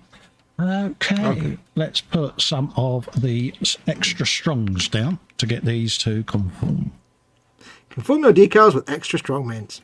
Yeah, I've just got, like I say, got some decals on there in a few places, and then they can be conformed and faded. So yeah. I just realised I'm painting this panel and it's facing that way, so nobody can actually see what I'm doing. Brilliant. Well done, Fox. Spoon. Spoon! La la la. What have you been watching this week, Col, on the telly box? Anything good? Nothing, mate. I've not really been, you know. I've been mainly upstairs resting between live streams, as you know. I've got to look after my legs at the moment, so yeah, I've not really watched much on the big telly. So I've just been catching up on YouTube stuff, things like that. Did a voiceover on the Rossi bike, but yeah, I'm not really spending a lot of time in front of the goggle box because I need to keep me legs sorted. I didn't know if you had perhaps a TV in the place where you can chill your legs out. Don't have a TV in the bedroom, mate. Nah, good. Good. That was the worst thing I ever did with my ex. Have a TV in the bedroom. Yeah, like, no, don't have one. Like I say, the iPad will come up with me so I can do a bit of YouTube watching and that, but other than that... Yeah. Anybody out there, never have a TV in your bedroom if you share it with anybody. Every time I got the horn, we were watching some soap opera, and that was as far as it went. Yeah, no, we've never had a telly in the bedroom, mate. Like I say, when I was laid up recovering from the hospital, I've got the app on my phone where I can watch me TiVo box and stuff, and obviously me server with me media on, so, you know, but... No, I've just been catching up with YouTube stuff, mate, watching other people's content and just chilling. Edward Lennon says, it's worms for the ear. Paul Di Tommaso tries to give me an earworm by saying, who let the dogs out, who. But A, I hate that song, and B, no one can earworm me. I can't be earwormed. Trust me, I've had Deep Space Nine's theme tune in my head since 1998. So there's nothing's going to dislodge that. I've not had the theme tune inside my head, I must admit, but I've had other things in your head. Yeah, there's not We room. know what not room after Kira's in there. So. She's pregnant now, in my watch through. Yeah, she still looked good pregnant though, didn't she? I know. She's still got the wrinkle on her nose. That's all right. It's the nose wrinkles, mate. Yeah. It's just like Barry Manilow would look good with nose wrinkles. Nose wrinkles always work. oh, that's stretching it now, mate. Well, it'd be a lot of wrinkles. Don't put Barry Manilow in my head, because now when I think of Kira, I don't know why I'd pick Barry Manilow. Just popped in there. man, that is so cruel. Really? Nah. I've ruined it, haven't I? That's all right. I can recover this. I've just managed to cock block a fantasy. Brilliant. Yeah, it's like, yeah. I didn't even know that was something you could do. That's the thing. They know how they can wind me up this. Like, let's go. Yeah, just think of Kira, Cole. You'll be fine. Yeah, Kira. Thing is, when you see like Kira, when you see Intendant Kira, Barry Manilow's not even going to stand a chance of coming into that thought process. Oh no, definitely not. That naughty, menacing glint in her eye and the wrinkling of the nose. Yeah. It's just like, try not to think of that whilst you're doing the model, Cole, because it will go wrong. Then you will get a bit of a twitchy hand. And the shaky shakes. Steady. I didn't go there. You went there. I didn't go there. You're so wrong. You know me too well. I did not mean anything. No. You took that one off the lead. Oh no. Oh, swing. Yeah. Colin then painted nothing else for the rest of the Obviously, night. whenever I'm watching Deep Space Nine, she said, you always seem to be watching the same episode. Yeah, I nodded off during it, love, and I've had to rewatch it again. It's like, yeah. Yeah, but you always seem to be pausing the same frame constantly forever. You never actually watch past that one particular frame. It's just, why are you always on pause? Because there's an important plot point I keep missing. It's not even, you're not even watching it. It's just an enormous print of the screen on a piece of paper on the wall. You got it. It's like, yeah. Yeah. Oh, was that woman in that catsuit? Yeah, I know. It's like, you're not even watching telly. It's just an animated GIF of Kira reclining on that sofa. I'm just doing my research, love. That's what I'm doing. Yeah. Researching furiously.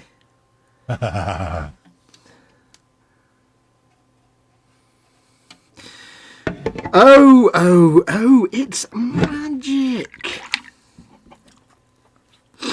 It is magic. Yeah. Das ist magic geworden.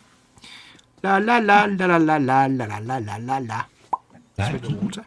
That's that decal trimmed. Do it the easy way, folks. Got a strange little shape on a decal. Just run your buffing stick along the edge and it will trim it for the shape you want. Mm-hmm. I don't know if did you read the one from Paul earlier on when he asked how he was doing? He says he's doing okay. Struggling with the finances. Yeah, just finished. Oh, you've done that one. Yeah, I read that when you went to put Mum to bed, mate. Ah, jolly good. Jolly good. Yeah, I did reading of the chat box. Goodness and jolliness. I shall leave it to say only that. I know. Who'd have thought it, eh? I don't need to say more because it's magic, basically. I'll be scrolling up next. Steady now. Yeah, but the whole thing is, it's all very well scrolling up, but you always got to do the reading as well. You can't just do the scrolling up. Yeah, I am useless. That's half a job. Mind you, I did spot you and Si mocking me earlier with your Kira-ness. I saw. I mocked nothing, did I? Yeah, you did. I did. Yeah. Did I? Yeah. Did we? Okay. Yeah. Well, it was probably deserved, and it's probably righteous. It was to do with Kira, nose wrinkles, and yeah, you know what happens to him when he gets Kira in his head. It's like, yeah. Oh, it's probably completely correctly righteous then, in that case. These are supposed to be my mates. There you go. That's one check. One checker decal suitably trimmed. See, the easy way. Get hold of that. Have a bit of that on there. How'd you like them apples? Slightly raunchy, jaunty angle. Why not? That's the way to do it. Never paint. The one thing I've learned when you're painting checkers, don't paint them like horizontal and vertical. Don't paint them parallel. Paint them at an angle, like 45 degrees, like that. Although that one's weird because I kind of have done, but I've done them at that angle. Because if you paint them parallel to the edges, then if you don't get the line straight, people will tell. But if you do, like, if you've got a square panel and you paint the checkers like that, it's harder to see that you haven't painted them perfectly straight. You kind of get away with it more. Remember, good, you are. Minimum effort, maximum results. That's what it's all about. I'm going to paint this searchlight white as well, I think. I am going to do a bit of painting because I can. Ooh! Danger, Will Robinson. Danger!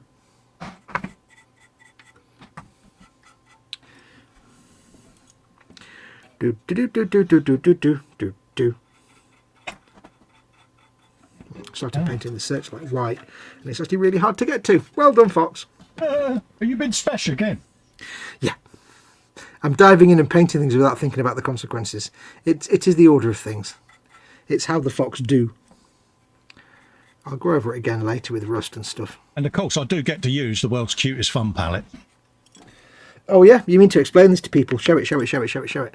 I may have, I may have 3D printed a fun palette, folks, because I can. Yep. Because it's so adorable. There you go. It's kind of adorbs. Yeah. So, yeah. Fun palette of goodness. Fox wants one of these. He wants one of these. Everybody wants one. Yeah. Everybody wants one. Thumb palette, thumb palette. Fun palette of goodness. Can't quite get around there to paint that bit. That's a bit of an arse. Every time I use it, I've got the Finger Bobs tune. Festa had a fun palette. Yoffie lifts the thumb, and the palette is there. Yeah. And the paint is there. Thumb palette. Thumb palette. Sounds northern. Thump alert. Thump alert. Thump alert. What? Yeah. Be alert to thumps. There you go. I can't see what the flick I'm painting here. I'm going to have to do some prodigious use of washes to cover up the bits I can't quite paint. Muse is saying that the mac and cheese she had was adorbs. Well, it's because it's mac and cheese, that's why. It is to be expected.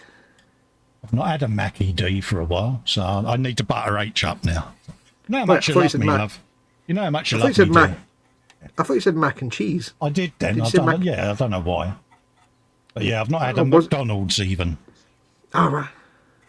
Yeah, we were debating whether to have McDonald's tonight until we didn't. Yeah. Because I didn't get the bacon out to defrost. We were going to have bacon butties, and I totally didn't get the bacon out because of dingus. I need to butter H up, I think. You know how much I love you, dear? No, you can't have one. What's that? McDonald's. How did you know? You have to ask how should... Oh, no, my headphones have come off again. Oh, that thing snapped off again. Oh, Gimpatron Oh. Unhappiness. Is it all going wrong, is it, mate? Maximum dishappiness. It's this little thing I put the headphones on. It keeps snapping off. Yeah. Is it annoying you? It's making me sad because I went to all that effort to put it on there. No, it's being a Gimpatron. I'm going to have to get the super glue out now.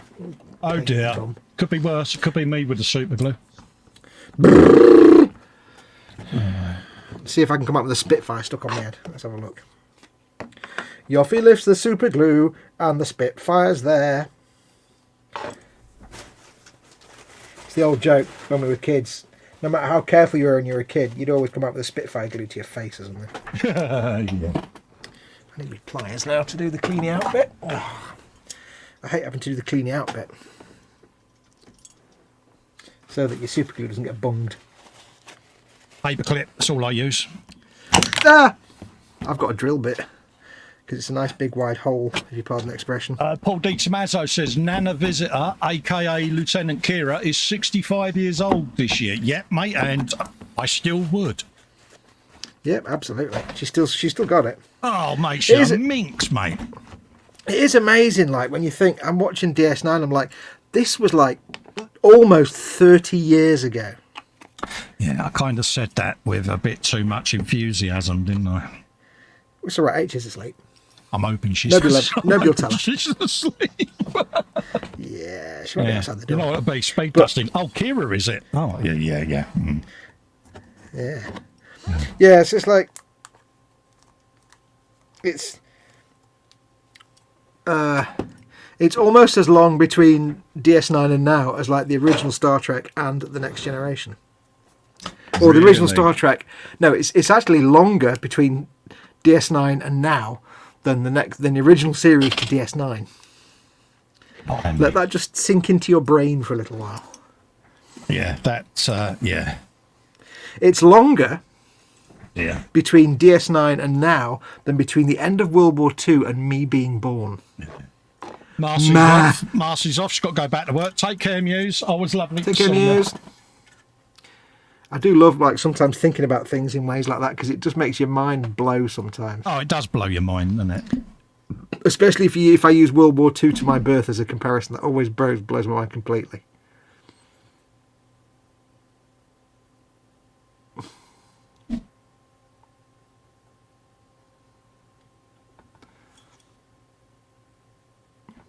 Yeah. Well, you know, there's longer between DS9 starting and now than World War II starting and my birth. Things like that, they make you just kind of go, what? Well, this is the thing, you know. I mean, it's when you think about it, you know, there wasn't a real difference. Only 20 years between World War II ending and I was born. It's like, yeah. Well, for me, it was a little bit more, but not that much. Yeah. But yeah, it's like, to me, because I think end of World War II to my birth, the world was a completely different place. Yeah, it was. Yeah. In like World War II, the world was basically all steam powered and horses and shit. And when I was growing up, it was electronics and space. Yeah.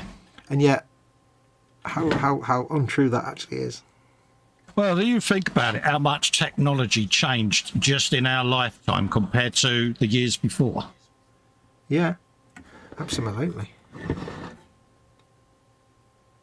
I think I may have to abandon this headset. It's going to keep coming off, isn't it? Is it sad times? Yeah, I don't think it's ever going to happily stay in place. Get my fixing stuff. Yoffie lifts the fixer. Will Aradite is there? Will Aradite or epoxy glue fix it? No, it's a tiny little contact surface. That should hopefully keep it in place now. I mean, I can hope. By hope I mean beat the sense out of it. I'll get my thin glue out and give it a bit of squish in there. Yeah. That might be all right. It's every time I turn it over, I forget and I bend it and it snaps. Yeah. It's the risk of having to turn the thing upside down. These things aren't built to last, mate, are they? No. I'd like it to last through at least the building and painting process. Yeah. That'd be nice. Right, that's on there. Let's try not to break it again, Fox, shall we? There's a good boy. Why didn't my mum name me Rod, says Edward Leonard. Yeah. Yeah, why didn't Foxy, your mum name me Rod? Muse says, Foxy, you thumped. I thumped. You're thumped. I think you thumped your microphone. Oh, entirely possible.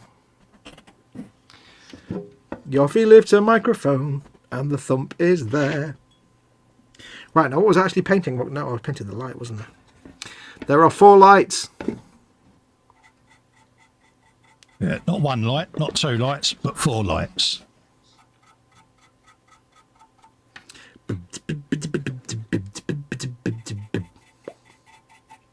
Right, now, do not break that thing off. Yeah, don't break that off, mate. Yeah. How not to break this component? Step 1, don't break it, you dick. Round's complete. I'm not too fussed if I can't get paint round the back, because round the back, you see, I can just do lots of grime and stuff. Yeah, just a build-up or an accumulation of dirt. And things. Yep. Dirt and detritus. You like that word, detritus, don't you? I do. It's one of my favourite words. Word. He's also a sergeant on the Night's Watch. Yeah. In Ankh-Morpork.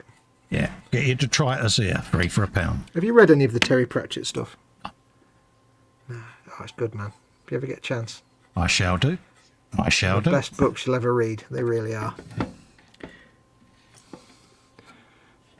not a massive reader now. I used to always read, but I haven't really read much for years. And yeah, Audiobooks, you should go audiobook route. yeah. It's not cheap though. So I could be surprised. No, I've heard that. I'd never done audiobooks till I got those. There was a couple of things that I did actually want to listen to. Yeah. A couple of Irving Finkel books that I thought it was narrated by him, and I think he's absolutely adorable, and I love him to bits to watch because he's just so awesome. So, I got a couple of. They're only like £9 as well on Audible, so I got them, and they were great. But then I looked at some other books. I was like looking at Carl Sagan, Pale Blue Dot, Carl Sagan, £30. What? Really? And it's like also. He only read the first 3 chapters. The rest is his wife, Andrian, and she's got a really nasal voice. Oh, that's not really what any relevance to me then, is it? No. That's of no interest to me at all then, is it? That's shocking amount of money, isn't it? I want to listen to our man Carl. Now, see, of course, if Craftsman did audiobooks... Ooh, oh yeah. Consider again that I can't do a Craftsman impression unless I say something I've heard Craftsman say. Yeah. I was going to do like Carl Sagan as Craftsman, but it wouldn't work. Yeah. Craftsman and Craftsson doing audiobooks. Oh, that'd be so cool. I will forever be indebted to Craftsman for introducing me to the word catawampus, meaning skew with, not straight, not level. It's all off kilter. Yeah. And the phrase, yes. I love the fact he's always enthusiastic about everything he does.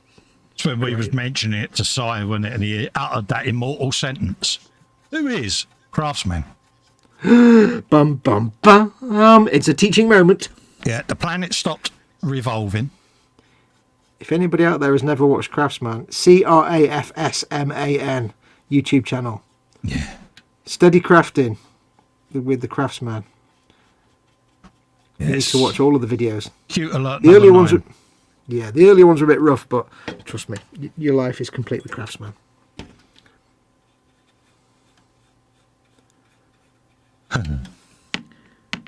My friend Martin sent me a message earlier. Oh right, yeah. And he's got a little girl and a little boy. His son Max is I think about 3 or 4, 5 or something. And he says, "Okay, this is Max's new thing now." Because I was talking about like Bluey the other day. Oh right, and he says, He says, "Yeah, Max and Evie, his daughter, they both watch Bluey. It's brilliant." He says, "Even I like it." I said, "Yeah, Bluey's brilliant." And he says, "Right, Max has got a new favourite show now, and it's some Japanese thing." I'm like, "Oh, really?" He said, "Yeah, it's something where the characters are all cars, but they're cars that are made of guinea pigs. Yeah. They're like little balls that look like guinea pigs, but they're cars." I'm like, And he said, "The episode's like 2 minutes long, and I have no idea what's happening in any of them, and I don't understand, and I'm too old." And he's like, "But that's Max's new thing now." I said, "Great." Yeah, enjoy. So soon he'll learn Japanese, and then that's our cyberpunk future, guaranteed then. Yeah. With his knowledge of Japanese that will keep him supplied. I said, "It's Japanese, it's not meant to make sense, it just needs to be cute and kawaii," and there you go. Exactly. That's as complicated as it needs to get. Right, so I've done 3 coats of Celeste Grey. So now we shall do some coats of Ulthuan Grey. Oh, nice one. Ulthuan. What are you doing, Cole? What are you doing, Cole? What are you doing, Cole? Beating the devil out of it. I am beating the devil out of it, mate. I'm doing slappity slappity. Right next to the microphone. Because I know you love it. Fraser Green says, "Just wondering, Festa and Foxx, do either of you perchance watch Mark Felton on YouTube?" No, the name don't ring a bell. No, I used to know a guy with the surname Felton, but he was a complete dick. So. And he wasn't called Mark. Nope, never heard of him. Who is this man? Yeah, who is this man you are speaking?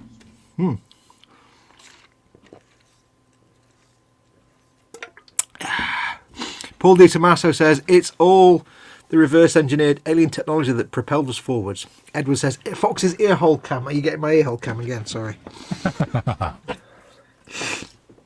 I deliberately put my camera over there now, and I remember it's there now, but I've been facing the wrong way all the time. And you get my earhole. Could be worse. Yes. Well, yes, let's just leave that one. Moving on.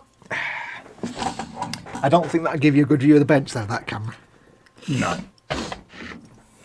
No, not that super special secret camera. My Friday night camera. Yeah. You don't want to know about that. You do not want to know about that. Yeah, so this Mark Felton, then, is that the channel name, is it? Or is that his, you know... Tell us all about him, what he does.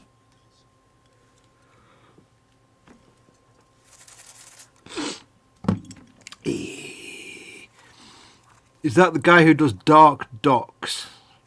Dark documentary? Historian mainly centred around World War One and Two. The man's what the History Channel strives to be. Oh, the History Channel is garbage. Mm. The History Channel has gone the same way as Discovery and just become absolute trash. It's always giving you the same stuff, isn't it? Yeah. Well, the History Channel's all like started to get into all the nonsense now and all the sort of Nazi UFOs. It's like, really? No, it's like Discovery's just become garbage now. I can't watch Discovery. There's nothing valuable on Discovery anymore. It used to be for good scientific and historical programming. You could watch stuff on the BBC, Horizon, things like that. History Channel and Discovery in days gone by. Nowadays, Discovery and History Channel are just pap. Ancient aliens, really, on a science channel. Really? Yeah. It's like, really? Yeah. How about no?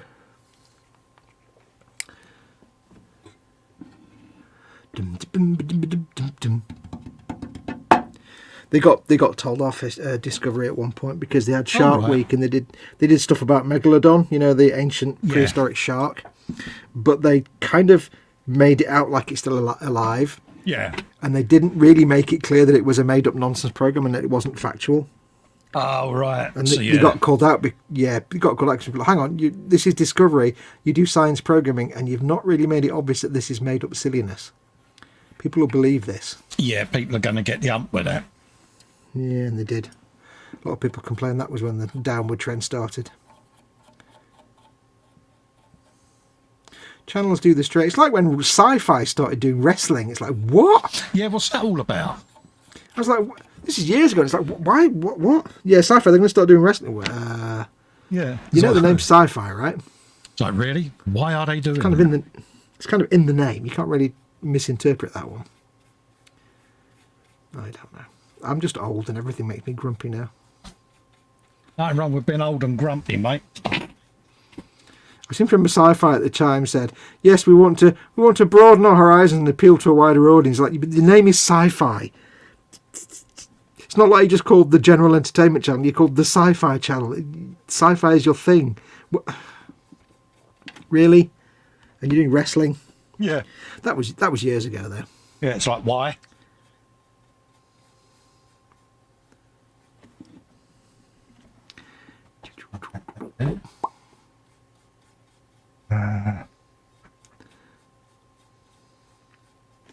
Do. Most TV's rubbish nowadays, anyway. Oh, it's crap, isn't it, mate? I haven't watched actual TV for a long time. No. I go downstairs, Mama Fox sits and watches ITV3 because it's just like, you know, Poirot and Midsummer Murders and stuff. All she can just turn it on and ignore it while she's reading her iPad. But like occasionally she'll accidentally switch to a different channel or she'll flip around looking for something, and it's just you go through all this and there's just all drivel. It's all phone-in crap. Yeah. And it's all this phone in to vote for your favourite. I hate that kind of rubbish. Yeah, 0898 fucking premium rate bloody numbers. It's like, yeah I haven't. And like watching on ITV3 and it's like, coming next week, The Masked Dancer. Oh, God, really? We're doing that crap over here now? We're just taking all the American crap and making it our own crap. And it's all just crap. And it's like, why? It's like, at some point, can you make some content that's not just celebrities and phoning in to vote for stuff? Is that asking a bit too much? For them it is, yeah. Yeah, I haven't watched ITV for years. You know, it's just frustrating, mate. Yeah. Mind you, TV's been going that way for many years, isn't it? Yep. Well, I don't watch TV because there's more important things to watch and interesting things to watch on the interwebs. Exactly, Kira. Yeah. All kinds of interesting videos and porn. I mean, no videos.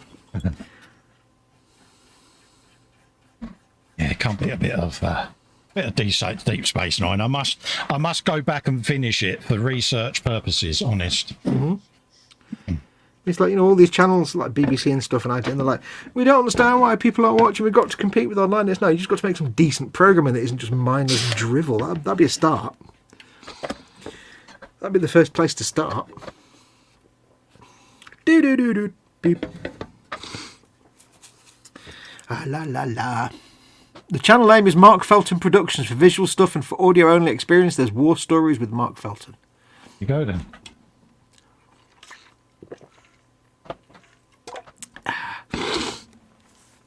The History Channel strives to be a history channel, and it isn't. Yeah. So, yeah. When I grow up, I want to be a history channel. Never.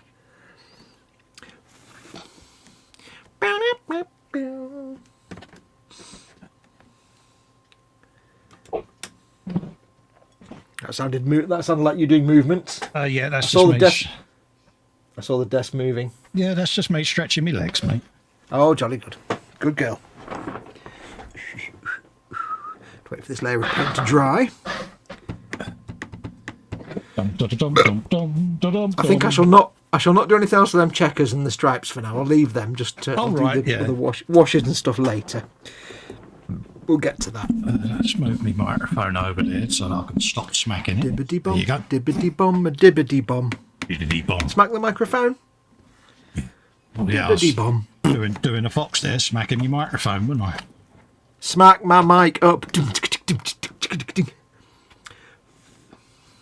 Super match game.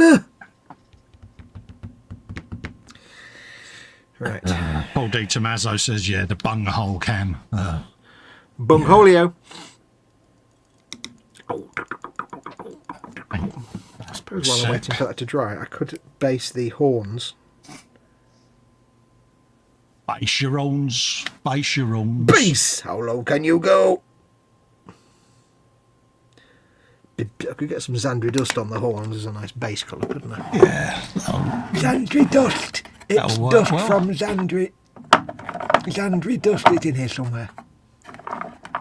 How to find a paint where you can't actually see into the... There we go. Into the drawer. That sounds so wrong. Yep. And you love it. Absolutely. You love every minute of it because it's better than stirring balls. Yeah. Yeah, anything's better than stirring balls.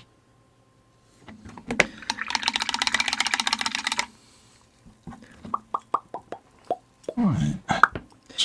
While I'm waiting for that to dry, I shall fiddle with my horn. Oh, you're playing with your horn again? Steady. You've I've got got to the go horn blind. again. I know. Well, I've got to go blind for some reason. I might as well make it fun. Bit of that under there. Why not? I always have to remind myself I don't have to be neat and tidy because of things like the washes and stuff that are going to... This is it. Gloopy, yeah, it's all going gloopy to... paint bits. Going to blend it in, innit? So... But it's easy to forget and you get really stressed out because you've got lumpy paint lines. It's like, doesn't matter. Just slap it on, slap it on. Have you got a TED button? I do have a TED button. As I reach over for my TED button. Slap it on. There you go. Good lad. TED button. It's always the right answer. There you go. Hopefully that's still transmitting. Transmitting was 1978. We are now transmitting from the Winter Hill transmitter. Yeah. So sometimes when activating the TED button, it does stay up on screen. So Ah. there you go. Downside is... One of the first things that went on there was a TED button, mate. Good. Downside is it ruins the stream. Upside is you get permanent TED. That's never a bad thing. Yeah. You can't complain about permanent TED. Yeah, you got to have a TED button, mate. He doesn't allow just old anybody to have a TED to use him though.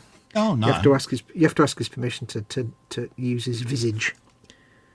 Oh, yes. In case anybody out there fancies doing a TED button of their own, you have to ask him. You can't just go ahead and do it.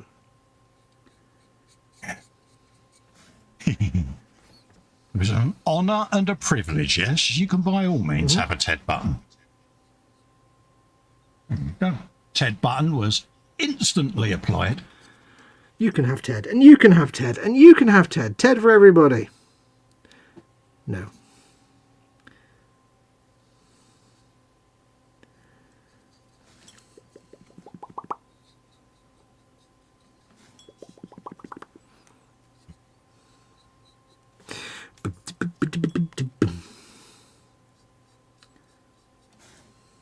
Been so much easier to paint these arms off the model, isn't it? Yep. Don't make Next time I do one of these. Well, I like to think if I do another one of these, I'll make sure the arms aren't attached. But then again, that would mean doing another one of these. I'm like, I love the painting. I'm not so keen I ever want to build one again. Yeah, one's enough. Yeah. One is the magic number. Luckily for me, the next one I paint's already built, so yeah. Yeah, but the arms are stuck on that as well. Yeah. You're like, oh, arse.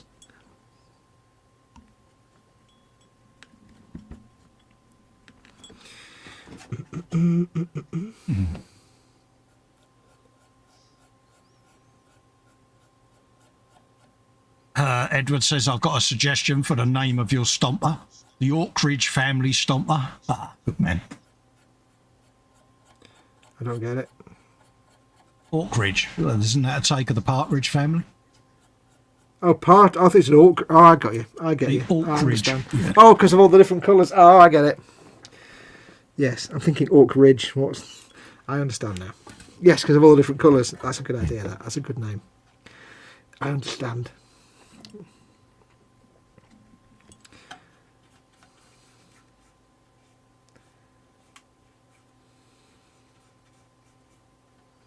So have you used your rivet machine yet? Nope. I keep meaning to get round to it, and I keep on. What you like? Yeah, it is addictive, mate. Yeah, have you done many on yours? I've done a few, yeah. Not a massive amount, but yeah. I will do. I need to do some because I need to make you some anyway to send to you. So, which is why I've been using it. I'm going to be doing a bag to send up to you because bag. I can add that to your goodie bag. Yes, because like I don't need any myself right now, but I need to make some for you. Diddly bum, super match game bomb. Diddly bum, bum. Blankety blank checkbook and pen. You know, most of our audience have no idea what we're talking about most of the time, I reckon. Do we have any idea what we're talking about? I mean, we don't. But when we're talking about specifically British TV, I bet half the audience out there who aren't British are like, what are they talking about? Yeah, what are them two pillocks on about now? It's like if I watched the stream and the guys were just American guys and they were just talking about like American 70s TV all the time, I'd probably be bored. So I do apologise. Yeah. Super match game? Boom. They're probably looking at their screens going, what are these two pillocks on about? This strange foreign gentleman talking about that is most strange. Right. I've got to do this quite a bit on there, haven't I? Don't forget, folks, for the love of dog, God knows we have no idea what to talk about. So please, if you are watching, come and join the live chat. If you're watching embedded in Facebook or Twitter or somewhere else, click on the YouTube icon in the bottom right-hand corner. Come and join the live chat. If you're on a mobile device, the chat might be underneath the stream, so scroll down a bit. But please do, if you can, join the live chat. And if you're in the chat, please, for the love of dog, ask us questions. Yeah. Or give us things to talk about, because God knows we've got no idea what to talk about. We're busy painting and talking's hard. So, ask us questions, and Colin will answer. And we'll talk about things. Exactly. We always say this, nobody ever asks us anything. We get like one question, that's it. Yeah, but they're all doing the same. They're like, oh no, no one said we had to participate. It's like they pay attention to every word we say when they can mock us, but as soon as we ask them a question, they're like, I'm not listening, what? Yeah, we're not listening to that, yeah. I can afford to be super unneat on this spotlight because I'm gonna really mess it up later. So I can just slap the paint on and not worry too much if it's nice and clean. It's kind of handy. It's quite good when you're doing this. Can you build up these paints in thin layers? If you want the paint to look like worn and it's faded away a bit, make sure your undercoating is dark and do like the light colours over the top, and you just get that nice worn effect because you can see streakiness and it just looks more natural. That's what it's all about. But I've got to be careful on this spotlight and not get lots of... I might as well paint it white while I'm here before I paint over it later. I'm going to paint it blue later on, so don't really matter. Super match game. Right, so I'll put that to one side. Write that down. And of course, Sunday we'll be finishing, doing some more work on the Lehman Russes, won't we, over on yours? So we've got that to look forward to. Bit of chipping this week, is it? We're going for chipping. Well, we were going to do that last week, but somebody couldn't find the sponges, so... You've got your one bit of sponge though, haven't you? Yep, still haven't found them, mate. Got no idea where they went. But I was watching your stream on Wednesday, and I was such a dingus. Because I was like, Colin, because you said you hadn't found your sponge, and says, okay, have you at least got one bit of other sponge like you said you have so we can do some chipping? And I asked you that while you were sponge chipping. Yeah, I know. It's like, bless you. I was like, and then later on I'm like, I asked him that when I was actually sponge chipping. Yeah. How stupid did you feel? Normal. Paul J. Lewis is putting a £10 super chat. He says, have some coinage. Sorry, it can't be more. Wrong end of the month altogether now. Underneath the arches. There you go. Arches. There you go, mate. Have yourself a bit of air guitar. There you go. I don't know why I just... Oh, yeah. But no, many thanks, Paul. It'll be in the fund for keeping content comingness, mate. Massively thank yous, mate. Even though that sentence was poorly thought out and constructed, massively thank yous. Massively thank yous. What? Not even real words. Yeah, I know, but they're Festa words. Festa words. Yeah. He's a good lad, is Paul Lewis. Exactly. It's not true what they say about him, you know. It's not true what they say about him. Most unfair. It really does help. I know we both say, you know, massive thanks when we get super chats, but we do mean it, you know, because this is what we do at the end of the day. Yep. You know, I'm medically retired. Fox is a carer for Mama Fox, so unfortunately we don't work, and times are hard for everyone. And it's super chats and patrons and channel members that keep us able to do this for you. So we really do appreciate what you do for us. It really does mean a lot. It pays the bills. I mean, this month my patrons and members literally paid for my MOT. Yeah. So I've got a car so I can drive Mama Fox around. Yeah. You know. Talking of which, I might not be around on Monday for the E-Models show. It's all right, mate. Mama Fox has a hospital appointment on Monday. It's an all-day job, so I don't know what time we'll get back. It's all right, mate. And I suspect she'll be probably knackered and stuff by the time I get back. Family first, mate. Yes. Just as well you said, because I'd lost track of time. I didn't know there was one this week. So. Well, there wouldn't have been normally, but because we had an extra week of not doing a stream, we've kind of jumped a little bit, jumped in the schedule. So. Yeah, it's all gone a bit off kilter, isn't it? You're off kilter. I like being off kilter. Everything's off kilter. Sounds like Neighbours. Yeah. Did Flanagan... Hang on. Is the Neighbours theme tune, is it actually stolen from Flanagan and Allen? Have we just noticed that now? Have we just figured that out? It could well be, you know. Think about it.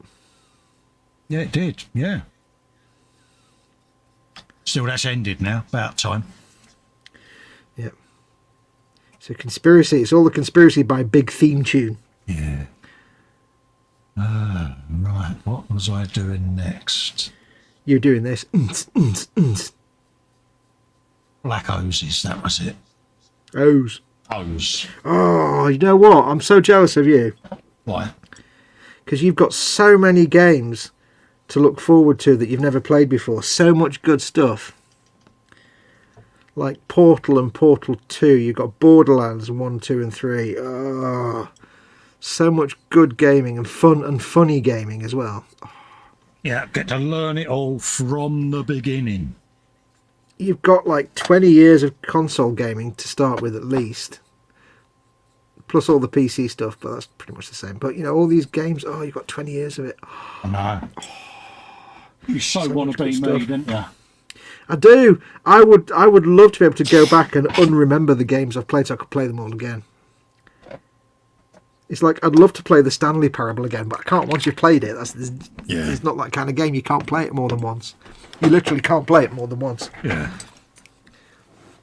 It's an outstanding... Stanley Parable is like an outstanding, mind-bending experience. It's one of the best games I've ever made. Dead simple. Yeah. Dead simple, but it's just such a unique concept. But you can't go back and play it again. Yeah, no. Portal is similar, but I'm looking forward to starting the journey. So. But you've got so many years of gaming to have fun with. So jealous. And it's all going to go really well for me, isn't it? Because, But the thing is, I wouldn't worry too much. I mean, I dropped the brush. Don't forget, like, you're just starting out now with a controller.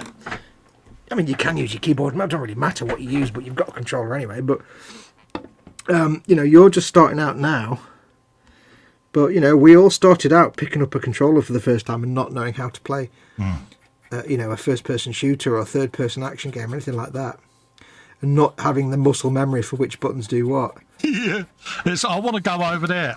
Yeah. Why am I spinning in circles? Yeah. Crap, I've just noticed something. It's kind of what makes it fun, though. I'm spraying white paint on the blue panel underneath. No. When I'm brushing on that panel. Yeah, I'm getting little bits of white spray on it. Oh, no! If I can at least smudge it. Conceal it? Oh, absolutely. But if I can at least smudge it a little bit, then it doesn't look quite as... It looks like... Yeah, but don't forget, it's badly painted by grots and that, you know, so... Yeah, true. I mean, it'll be hidden with all the weathering. It's just that if I try and make it not look like big white speckles, it'd be even better. There we go. I just suddenly thought, hang on, where's all this speckling going on? Yes. Yeah. I'm a speckle. You're made of speckles. But yeah, I must admit it was, you know, the other night when I messaged you when I was doing the mods on Skyrim, all I intended to do was go in and create my character. And it's turned into, yeah. To answer your question about mods, by the way, that Dave mangled when I gave him the answer twice.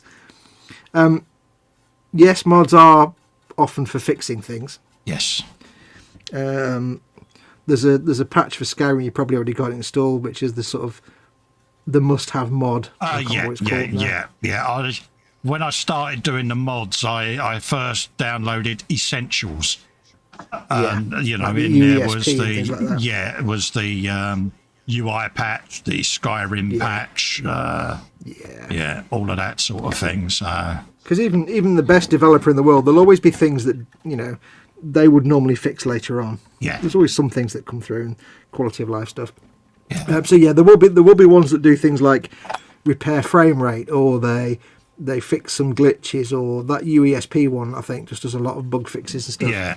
Because with a game like any kind of open world game like that, you have to accept there's going to be bugs because it's such a massive game with so many random things. You can't get a testing team to test everything because it's not possible. Exactly, and you know me, mate. If someone says, "Oh yeah, add this feature, add that feature," it's like, yeah, no worries, because you've all played it. I haven't. It's like with games like that, you know, you can't anticipate what when it's an open world game where the player can do exactly what they want. Yeah, you can't anticipate everything, so there'll always be bugs. So yes, patches are to fix things from time to time, or mods. But they're also to make cosmetic improvements, to add story, add characters, add more quests, add more detail, like, you know, grass and trees and stuff. lighting mods, sound mods. There's all kind of mods. So they're not all cosmetic, but they're not all bug fixes either. So exactly, I know what you meant. Yeah. Do. You know, not everything's a visual enhancement. I noticed there was a lot of audio files, real background music audio files and things like that. You know, there's even things that just like give you a different picture on the loading screen. Yeah. So things like that.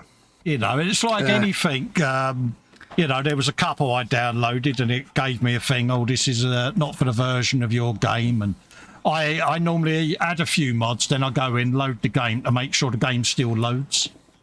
Yeah. And a couple of them, the game just crashed on loading. It's like, okay, what's been added since? And I looked for the incompatibility messages and, let's get rid of that one then because that's causing the game to balk. A lot of the times, the mod makers are actually quite handy. That they'll say in their description, "This mod is not compatible with X, Y, and Z." Yeah. Or they'll tell you where to put it in the load order because some mods have to be in a particular place. Like it might say, "Here's 3 mods that work together, but you have to put them in this order, otherwise they won't." Yeah, that's it. Yeah. But like I said, the only 2 mods I would say you absolutely need to add content is Inigo because he's the best companion I'll ever have. Also, he's got a massive vape quest that goes with him. Inigo is your best mate, mate. He will be your best mate. Yeah. And also, there's Bruma, I think it's called, Bruma. Yeah. It just adds a whole section to the map that wasn't there in the original game. Oh, right. It had a whole load of quests and a whole part of the map. Yeah. It adds a bit outside of, because Skyrim's set in Skyrim, but it adds a whole bit of the Imperial City down south in Cyrodiil. Oh, right. I've had it on my game. I've not even tried it yet. I've not got around to it. But yeah, like I say, if you think of any mods, mate, bung them in Messenger and I'll go sit and load them all. Do you remember how I sent you a big list ages ago? Yeah, but that means scrolling up, doesn't it? And that's months ago, mate. Yeah. No, but I mailed it to you, I think. I don't know. You must have saved it somewhere. I'll have a looky-loo for that, mate. I can send it again. Let me know. I'll send it again. Edward Leonard's joined the channel, become a member. Thank you very much, Edward. Welcome to Festa's followers, mate. Yay. Hello, Edward. Welcome. James is in. JC Bricks and Builds. Hello, Colin Fox and all in chat. Hello, James. Hey, how James. you doing, mate? Hello, James. There you go. Yeah, I'll have a hunt down for that then, mate. It's probably in my archives of the archiveness. Yeah, if you can't find it, let me know and I'll send it again. Yeah, no worries, It will be there somewhere. Somewhere. You know where it'll be? It'll be underneath the arches.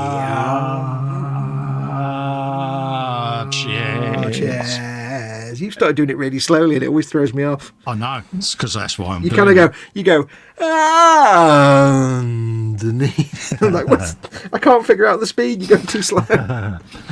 Edward says, not much, just a little more help, mate. Hey, mate, it's all massively appreciated, Edward. It really is, mate. There's no such thing as not much when it comes to that sort of not stuff. much to you guys, mate, is a lot to me. It really is. So massive thanks again, mate. Bigly thankings. Bigly thankings. It's very humbling, mate. Mm-hmm. You're humbling. I like being humbling. That sounds so very wrong right under the microphone, Dave. You like it though, don't you? I do. Kind of got used to it now, mate. You don't mind me doing that though, do you? No. Just sounds so very wrong. Don't know why that sounds bad. Yeah. Literally, I'm doing it right in front of the microphone as well, just to make my point. That's all right. It's all right. Underneath the microphone. I mean, I can stop doing it if you want me to. I never know if, because you know what I'm talking about. Yeah, James is getting there. Been up and down last few days. Yeah, it's real life, mate. We all get that. Mm-hmm. Up and down like all drawers, mate. Let's do some checker, place pop. Did I just do that out loud? You did, and I now, you know, that was a finger hovering over the button. That was, mate. Ooh. Oh, dear, oh dear. Things I've... Yeah. Now I'm going to be a bit cheeky. I'm going to do big fat checkers because then it's less work. You're doing chubby checkers then. See, I was right. Oh, God damn it. I know.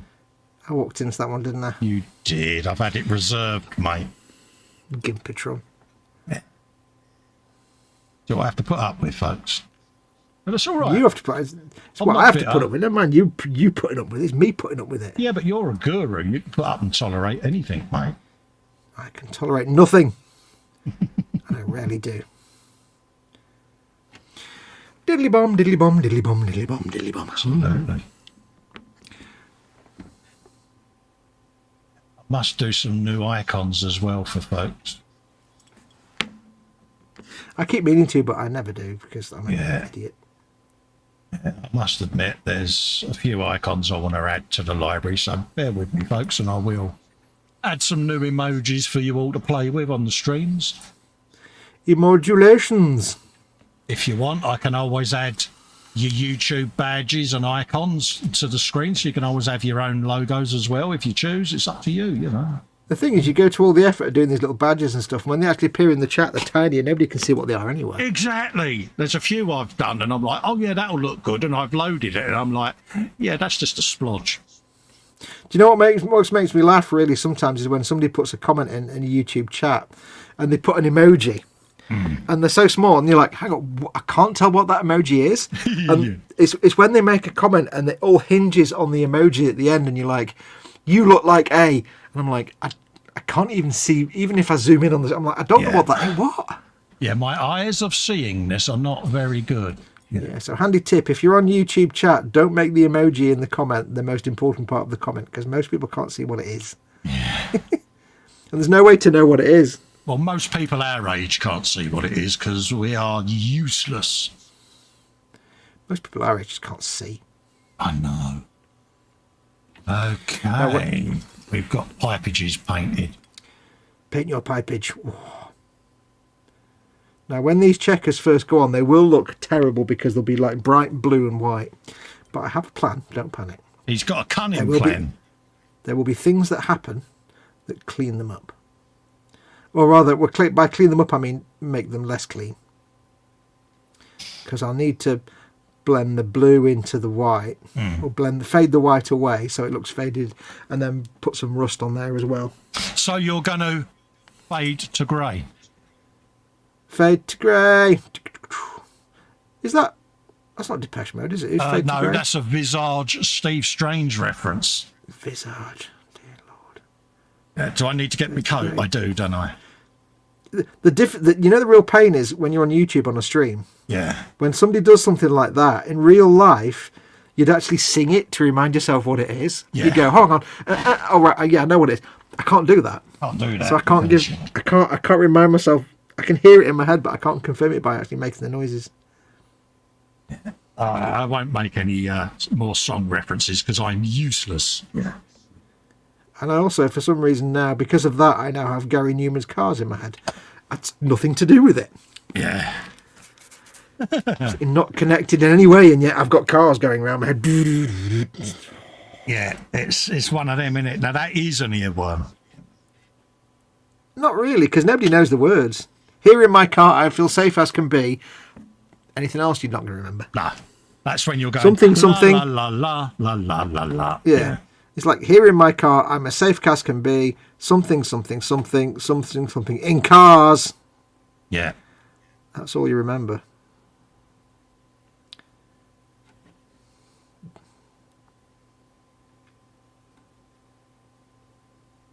One of them records, in it. You can just hear the intro and you go, yeah, I know exactly what that is. It's one of those records that I always say there's certain songs and records that cannot have been written by humans. Yeah. Because they're not human-like. And in my opinion, like things like Bohemian Rhapsody, that wasn't written by humans. Oh, no. Classic tune. Yeah. That wasn't written by a human being. No. It appeared magically.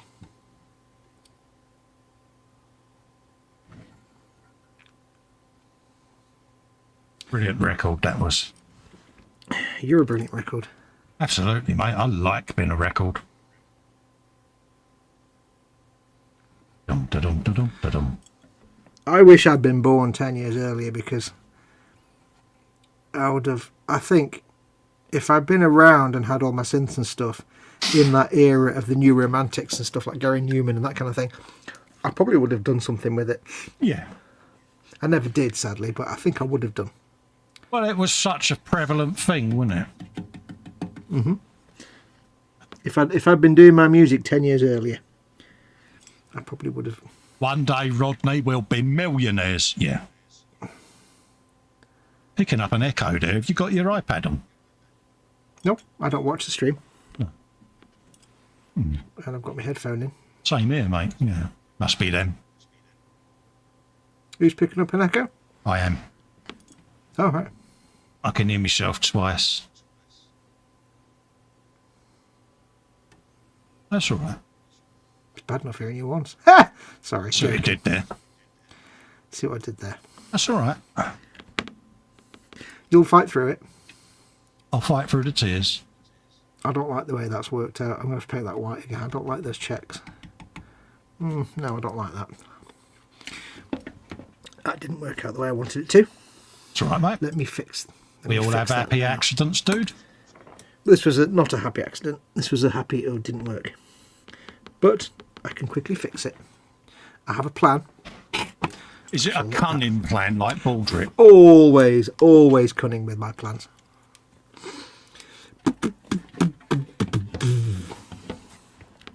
Oh! Paint tasted horrible. Clamps on because I've got to repaint them pipes anyway. A different angle. You're an angle. Get your clamps on. Get your clamps on here. You're a Good. clamp. You're a clamp, you are. Made of clamps. Gotcha. Get out of it. Bloody Chaz and Dave. Oh, dear. Wait, where did Chaz and Dave just come from? Yeah, down in Margate.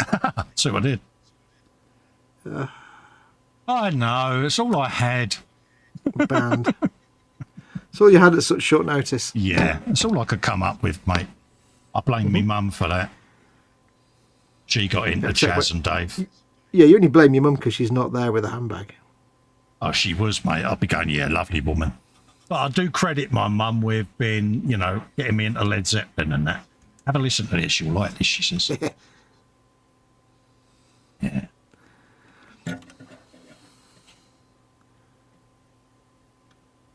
Yeah, she went Good from job, being your mum. quite rebellious to suddenly listening to Cliff Richard and Barry Manilow, and I don't get what caused the change, to be honest. I was going to say, you were kind of lucky that she wasn't into that when you were growing up in your formative years, because otherwise you would have grown up listening to Barry Manilow. Yeah, exactly. And it's like, yeah, and it was, wow, when did this change of strangeness come?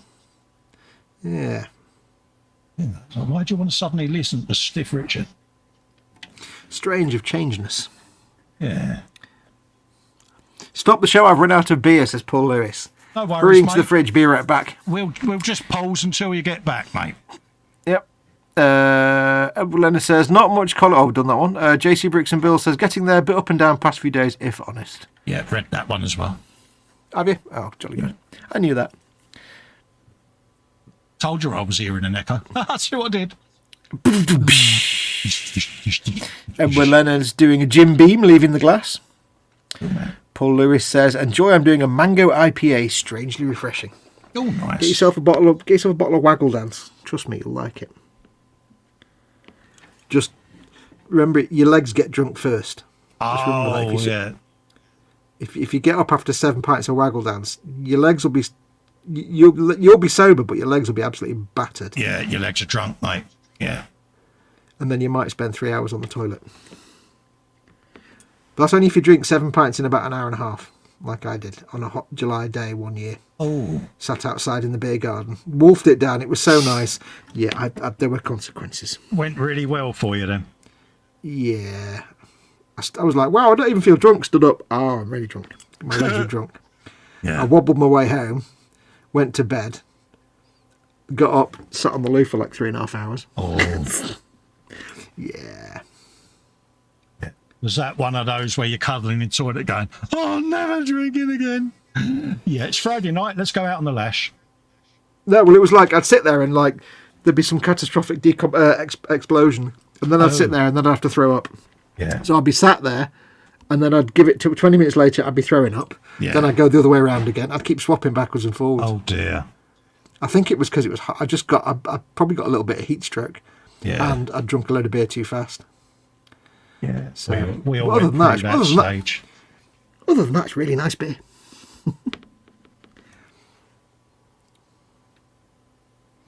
And when I actually got back into bed, it was like, good God, it's been 3 hours. Felt like about 20 minutes. Yeah, I can remember getting drunk on home brewed scrumpy, you know, and it's like, yeah. Oh, I can't drink cider. Oh, mate, honestly, I was minging, mate. Cider's horrible. Yeah. Oh, yeah. I've never met anybody drunk on cider that I didn't extensively want to avoid. Yeah, it was, you know, it was proper home brew. There was bits of garden in it, you know, it was, yeah. Yeah, bits of the dog. Yeah, you know, and it was, yeah, this is going to end badly. Why is there a toenail in there? Well, it seemed like the thing to do at the time. My mum and dad used to make, they were in the 1970s, they weren't quite the good life, but we had a veg patch. And they had they had a winemaking kit. Oh, yeah. So they had all the winemaking decanters and stuff. Yeah. And they make like Dandelion and burdock. Yeah. No, they make like carrot wine. Yeah. And they make like damson wine and stuff. And I don't remember them ever actually drinking it. I remember them making it, and that's about as far as it got. Because I was a little kid and I was fascinated by all these like bubbles going through the glass tubes on the windowsill. Yeah, yeah. I don't think it got very far though. Right, I've repainted that one. I'm going to paint over that one again. My mum used to have a go at sampling it, realising it was minging, so then she would just give bottles away that she'd made to people that she didn't particularly like. Have a bottle of this. Oh, yeah. I made it myself. Oh, lovely. Thank you very much. You're more than welcome. It should be going, yeah, they won't be knocking again. It's like a girl. It is the way forward. Absolute legend, my mum. It's like, yeah. This is the way. They won't be back, she goes. Why are you doing that? Because they don't want to know them. They want them to turn up here unannounced. Now they've had a bottle of that, they won't be knocking on my door again. It sounds like Worf.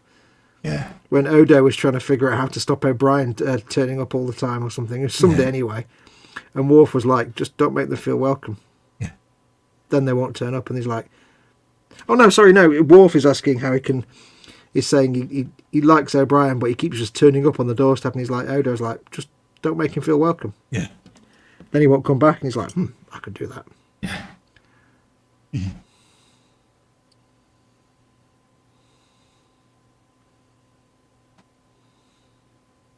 But of course, my mum denies everything now that she's got old. It's like, yeah, I never did that. It's like, yeah, you did. Yeah, you did. Boy, howdy, did you ever. Oh, yeah. This brush is too small. I need a brush with less smallness. Yeah. We do enjoy reminding her of some of the shenanigans. It's like, yeah. It's the way forward. Exactly. Beat the devil out of it. Oh, yeah. You get her onto giant haystacks. You hit him with your handbag, Mum. Yeah, but he deserved it. Okay. That's all you need to say, innit? Why did he deserve it? She said for being giant haystacks. I said, all right, that's we're getting far with this conversation here, Mum. Anything else you want to add? No. All right. He was the heel. We had to beat him up. Yeah. She just didn't like the look of him. She said he gave me a look as he walked past. She said, so I've run after him in my handbag. All right. You bloody look at me like that, she says. It's like, good girl. I'd love to know what he actually did there. I don't know. He was probably shocked. Poor bloke. I'd absolutely love it as well if it was on like a wrestling match that was being filmed for like World of Sport or something. That'd be just the best. I have been going through the archives in the hope that I can find it, because I'd love to dearly mock her for it, but I haven't located it anywhere yet. But just imagine if it's like there in Dickie Davis's. There's got to be footage of it somewhere. Yeah, now we go over to the Royal Embassy Club in Stoke or wherever it is, whatever. Yeah. For Penge Working Men's Club. Yeah, for wrestling giant haystacks. Some strange little woman there beating him up with an handbag. Yeah, found it. like a story in the paper the next day. Yeah. Oh, that'd be classic, wouldn't it?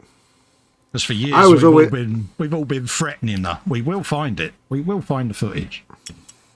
One of my proudest things is that my dad was on It'll Be Alright on the Night. Oh, good one.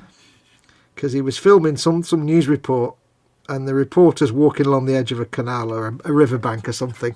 Oh, my dad's there on the camera, and he just goes down the riverbank. Oh, nice. And he's like, "You all right, Ewan?" Oh, hello. Nice one. But I think they must have had a 2-camera unit, because you don't. Yeah. I think you see you see it from the other cameraman's point of view. So. Yeah.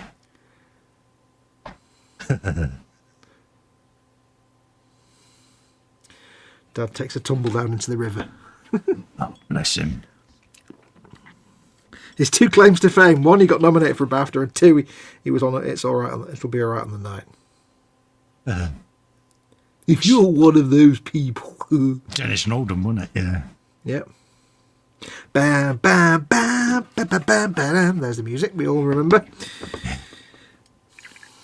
Yeah, these checkers always look garbage when you first put them on. It looks like some sort of blue and white. Always looks like some kind of like chintz Mr. Man breakfast set. Yeah. But when it's all weathered up and blended away, it'll make sense.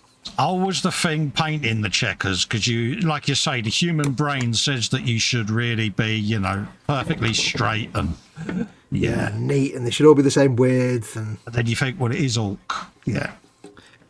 But then if you try and paint them to look like they've been painted by an idiot, it's actually harder to paint them look like half-assed. Oh yeah, you watch, mate. When you tell yourself to paint a stripe bad, it comes out perfect. Yeah. Or it comes out looking just. But it's just the part of the brain that says, I need it to look like it's been painted by an idiot. But the downside is, it looks like it's been painted by an idiot. And that's not really... If I entered this into competition, I'd be like, well, that paint job's terrible. It's meant to be... Oh. Yeah. It's like asking a musician to write a piece of bad music. It's actually really hard. It's not going to happen, yeah.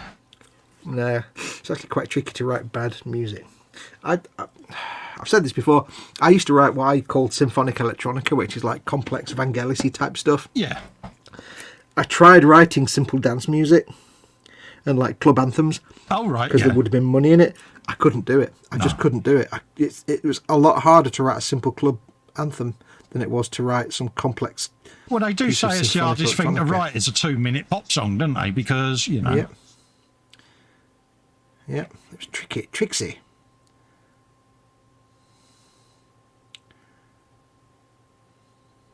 I'm doing this blue and white checker pattern, and it just feels like I'm doing a giant Mr. Man salt and pepper pot. Because if you look on Mr. Man books, the salt and pepper pots were always blue and white always checkers. That, yeah. Yeah, 1970s tablecloth. Mm-hmm. Oh, God, yeah.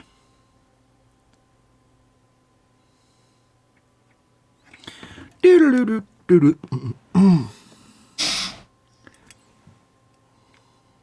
Let's get that a bit of a larraping. It's free. You don't hear very often larraping. Yeah. Give it a larraping. Oh, Good old larraping. Slap it on. Slap it on. Tedbutton.exe. Yeah. .exe. Get your Ted buttons here for £8 a pound. He's going to start charging us royalties, you know. Mm-hmm.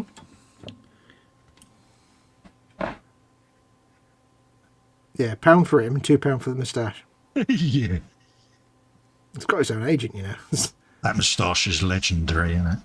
Mm-hmm. I really need to get another microphone cover for my microphone and make a moustache out of it. We need to get Ted to grow a beard, but Mrs. Ted won't have it. No, she won't have it. Hey, have you seen... I never noticed because I missed it, but did you see when Chris put up pictures for his birthday? Yeah, he's beardless. Looks like a newborn baby, doesn't he? I know, he looks all like cherubic and young, and it's like, ooh, look at that, their beard looks all young and everything. Yeah, it's like, grow it back, grow it back. I quite like him without it. And I said, I put in the comment, Gemma put like, he said, don't get used to it, it'll be coming back. And then Gemma was like, it might not be coming back. Yeah. And I said, to be honest, I quite like it without the beard as well. And she's like, thank you, Fox. Yeah. Chris is now going, please let me grow my beard back. I've never seen him without the beard until then, so I did seem strange. It's weird, isn't it? Yeah. But he just looks a lot younger. I said, see, now you look more like a respectable businessman and less like a grumpy hobo. I don't know if he took that the right way. Bless him. Yeah, I went about 2 years without a beard, and then my missus said, when we go to Mugello, you're going to grow your beard back for me. Okay, love. See, I could shave mine off, but I don't like the shape of my mouth. I got a bum chin, mate, you know. So, yeah. Oh, yeah, I've got a dimple. I've got a Kirk Douglas dimple. Yeah, a little bit of a dimple in there, so... But the thing with me is, because my dad's Scottish, yeah, I've got the Scottish nose and mouth. Oh, right, yeah. Which means my mouth, even in a relaxed state, my mouth looks pissed off. Yeah. Thin lips. Not in any way friendly. We have got beard-friendly faces, mate. Yeah. Faces that are only improved by the presence of beardage. Yeah. So funny, I can't really explain it, but there's a certain like, not every Scot, but there's a lot of Scottish people who have this, what I call the Scottish nose and mouth. You just, if you didn't hear them speak, you'd know they were Scottish. Yeah. Like my dad, or Neil Oliver. Yeah. Has a very Scottish. If you didn't hear him speak, I would know he was Scottish just by the shape of his nose and mouth. It's very weird.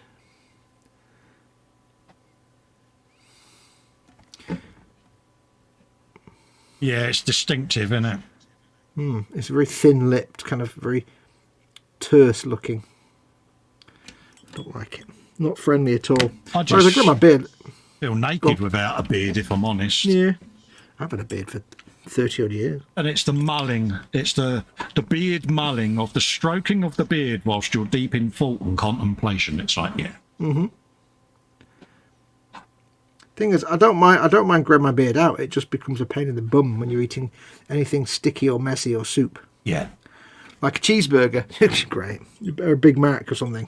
Yeah, good luck with that. Yeah, when I had a full beard with sides, it used to be proper ZZ top length, but I couldn't grow it like that now. It's just like, yeah. Why not? Because this wouldn't feel right. A beard with sides, you know, side beard, and with a bald head. It's like, where'd you end the beard? You know? True. Because, you know, I've got no barnet, have I? So to me, it would just feel strange. You're strange. Hence why I just have the goatee, because, yeah. It's not actually a goatee, that, you know. I know it isn't. But I can't go around... it's like... I can't go around calling it a Van Dyke because it just sounds stupid. No, that's right. Technically, we sport... Mind you, I've got my sides growing a little bit, so it's not even a Van Dyke for me. It's just scruffy. Yeah. But when my beard gets long, it grows... It doesn't grow long. It grows down a certain degree, but then it stops and it just goes outward. Nah, mine grows long into like a long point. No, mine kind of grows out from the side of my face, so I just end up with like... My head is 1 unit wide and my beard is 2 units wide. I'm like... Ugh. Yeah. My head kind of goes... Head, beard. Yeah, it gets to that stage in between then where it kind of looks like a 1970s lady front garden. Oh, yeah. You know, you're like, yeah, I need it to either grow a bit longer or I need to trim it. Oh, like one of those French ladies in one of the specialist magazines. Yeah, you know the one. Yeah. I know the one. I'm just going to get some fresh water back in a sec. But, I know exactly those magazines. I do like a bit of contemplatory beard mullage, I must admit. Yeah. I couldn't imagine going without a beard now. I mean, like I say, most of my life I've had one, so... It's one of them. It's facial furniture, isn't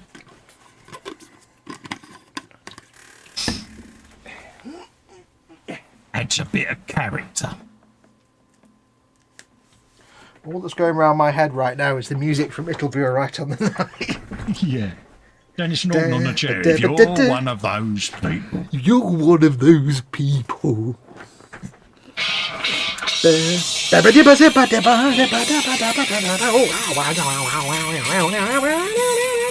Trying to sing over it so it can't be content. Yeah, I was trying to get to it as quick as possible, mate. Yeah.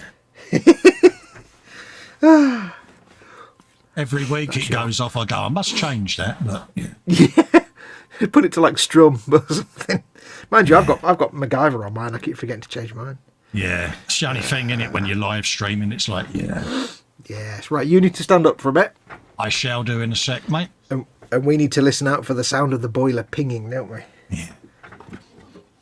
Ah, the pinging boilers of London town. The pinging boilers of pinginess. Pinging boilers of old London town. A story about pirates or something, I don't know.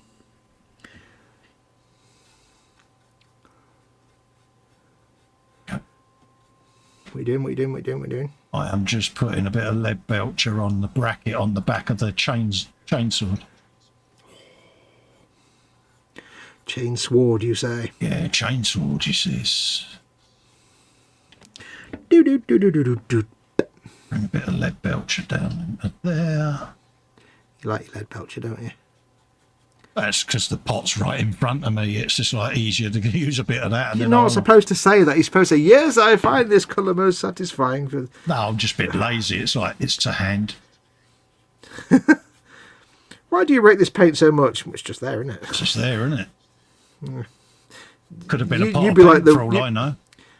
You're the kind of person that'd be a nightmare for somebody who's been sent out to get man on the street feedback and things. Oh, yeah. Go and get some recordings of man on the street giving their opinion on it. Why do you like this? It's just there, isn't it? Yeah, my missus loves that. If people come up to me with a clipboard, she goes, behave. I You're go, like, yeah, good chat. Don't mess with them too much. Nah, of course I won't. Yeah. It's like, you do realise, mate, I am not the type of person you really want to stick a clipboard under their face. But Yep. if you're insistent, yeah. Paul J. Lewis says, ouch, that was loud. What was loud? The phone. Really? Because the other side of the bench, mate. No, that's why I was going, because it was like really loud. I was like, wow. Yeah. The Yeti microphone works in mysterious ways. Yeah. I do wear hearing aids, so it will be maximum volume. I know. Do. Are you stood standing? Yes. What are you eating? Why'd you ask me a question the minute I eat something? Because it annoys you. I like it. Yeah. Same as what I've been eating all night, mate. Oh, the biscuity, the wheaty, oaty things. Wheaty oat does, mate. I have a packet of them for the duration of the stream. Lovely. I really want wheaty, oaty things now. Do you know, we've been having, for the last couple of years... They're called. They're called what, sorry? Revell. Ooh. Oh, I think another one. They're quite nice, actually, then. Yeah, we've been eating brown bread for the last couple of years for health purposes and stuff. Oh, right, yeah. And the last few weeks, I've been like getting stuff from Tesco's, and they have these like oaty loaves. I assume they're just made with oats rather than wheat, and they're really nice. They're soft and fluffy. But I went to the shop the other day, and I just had to go to the corner shop, and I had to pick up some bread while I was there. And all they had was this white farmhouse loaf. And white bread now is like, it just smells horrible. It tastes horrible. It's like, I'm so used to brown bread and oaty bread. Now it's like white bread's horrible. It just don't look right, does it? Makes nice toast, but as bread goes, it's not. It's not a good look. Ain't the greatest, is it? No. The thing is, you grew up on white bread, but now it's like I can't stomach it.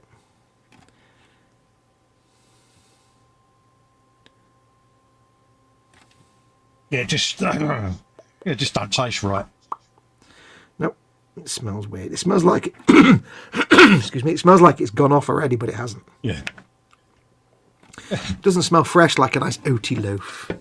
Edward Leonard says, I like it because it has Belcher in the name. Yep. I hit him in the conservatory with my lead belcher. He hit me in the conservatory and it really hurt. Well, that's a bad place to be hit.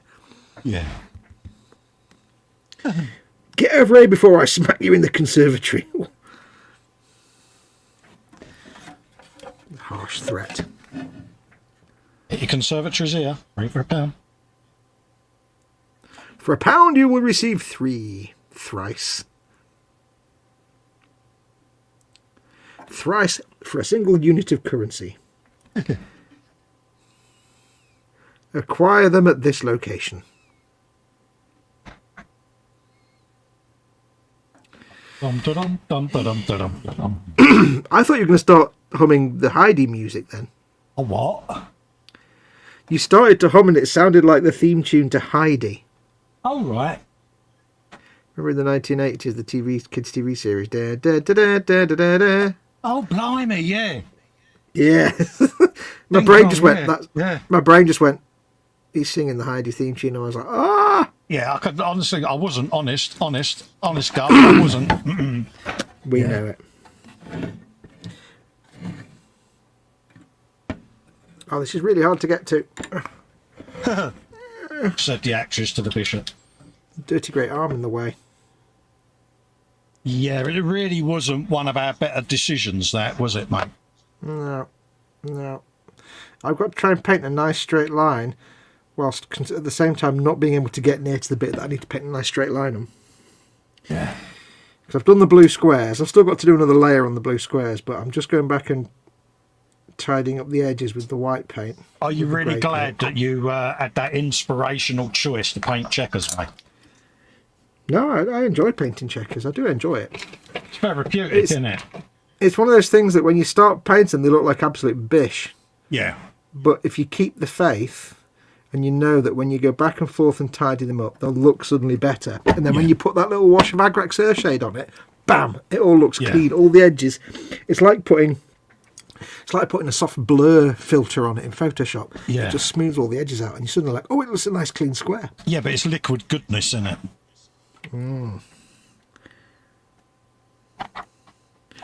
But it's a little bit tedious when you've got to go back and fettle and tidy up the edges. But it's not the end of the one. Painting over with white is not ideal because it's such a transparent colour. But have you heard my boiler yet?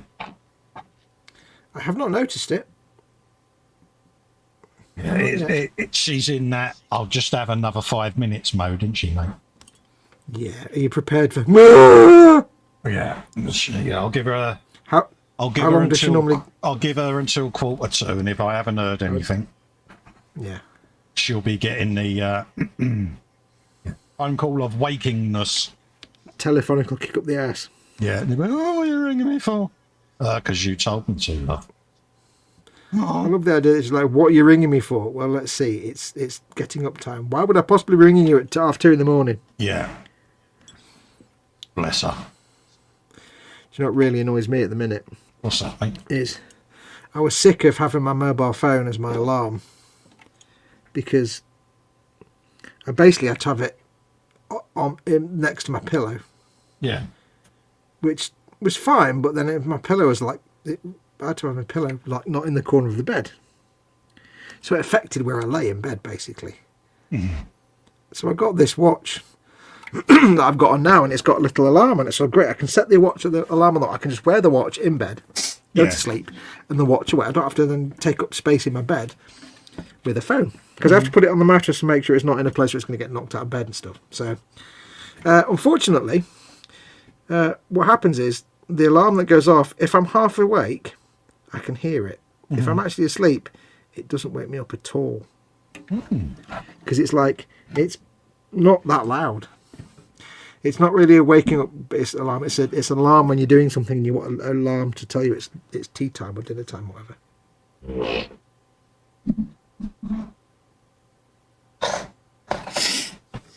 Have you got your special gentleman's tool out there? I did. I was having a vortex shakeage time. Ooh. It's a good thing. You're vibrating jolly, merrily in your corner there. Yeah, H got me that. It's like inspired purchase. It was. Mental note, try not to make the checker go across the top of rivet because that gets really tricky. Ooh! Oh, The hell was that? and another one. That didn't even sound like a burp. That was like... Yeah, that's just a slow, purposeful belch. Creaky door impression, that's what that was. It was more like a welcome to the house of horrors. Yeah. Welcome, Mr. Bond, to my lair. No, Mr. Bond, I expect you to die. Yeah. I'll just mute and ring her ladyship. Yep. So I do apologise that you're probably not even seeing most of the painting that I'm doing here. When I did the yellow checkers on the black, I was quite lucky that I did quite a neat job and they were quite small. But because these are quite big and they're quite prominent, I'm having to go back and touch up the edges just to make them nice and straight and clean. Because when you do checkers, you'll never get a nice neat pattern straight away. They'll always be like they're not quite square, or the edges are a bit wibbly wobbly, or they don't quite meet up. Don't worry about that. Just tidy it up like this. And I say don't make it too perfect, because when you go in with the shade later on, put a shade over it, it will smooth out all the edges and make it all look hunky-dory. Any little blips and uneven lines and stuff, so you've got a bit of a faded edge, it'll be fine. Don't worry about it. It will all come good with a wash. In the wash. There you go. Did she go, "Ah!" Yeah, it's like, oh, I'm getting up. I said, well, I've got to stay on the phone until you are, because I'm live, and if you fall back to sleep, oh. Because she's not awake enough to realise she could just hang the phone up. Yeah, exactly. It's like, yeah. Bless her. Yeah, it's like, yeah. You need to wake me up, then wake her up. Why did you wake me up? Ah! Bless her. You know, you can't win, you're always wrong. She's been off for the last couple of days because she's been doing the cricket thing, hasn't she? So. Oh, yeah. Oh, yeah, so. The cricket thing. Yeah. So. Oops. Oh, it's her thing. She goes with me, boy. They enjoy themselves. Good luck, mate. Yeah. So, yeah. You're quite happy because they leave you to your own devices in the house, somehow. Yeah. You have this moment of sudden trust, which I don't understand at all. I feel deeply honoured that after 36 years she begins to trust me. She's like, no, because if you touch something, I'll beat you. Shouldn't I know you're not going to touch anything when I'm not there? And I'm like, yeah. Yeah, and if you touch something, I'll know. You know that she'll know. Yeah, but I'm that lame that I actually take a photograph of my phone of where the dials are before I touch them, just in case. Yeah. So you admit then you do touch them. That would be an ecumenical matter. You just watched someone reverse into a corner and quickly reverse back out again. You got to admit how good a manoeuvre that was, mate. That was instant. That was pretty impressive. That was almost reflex-like. Yeah, that's doing 70 mile an hour on a motorway and putting it from top gear into reverse instantly. Mm-hmm. Or driving a Fiat, as we like to call it. Yeah, because the bathroom is the room above this man cave. Mm-hmm. You do not live in a soundproof room. No. No. I've got the Heidi theme in my head now, you absolute gimpatron. I didn't think you did earworms. No, I'm having to... Well, it's there, isn't it? It will go, but it's such an unusually rare tune that my brain's not quite developed an immunity to it yet. It's not got the antibodies. So I'll have to deploy some heavy. Yeah, heavy you'll weapons. have to deploy the heavy furniture now, mate, to de-hide your ears. Yeah. I'm not sure which the heavy weapons will be yet. Not quite decided. Your mum will say to you tomorrow, God, you look like you haven't slept, son. Yeah, I know. Nope. It's Festa's fault. Why is that? He put Heidi in my head. And she'll go, don't you go blaming Festa. Oh, no, she won't. She'll completely blame you. Damn. If I blame you, she'll be like... She'll blame you, but she'll be like... She'll be supportive of you because she'll be on your side. So it's like, like H will tell you not to blame me. Yeah. Whereas my mum would say... she'd accept that you did it, but she'd be like, good on him. Yeah, good on him. So she'd still take your side. Good girl. I like your mum. I know you do. Bless her. The legend of Mama Fox. Legend.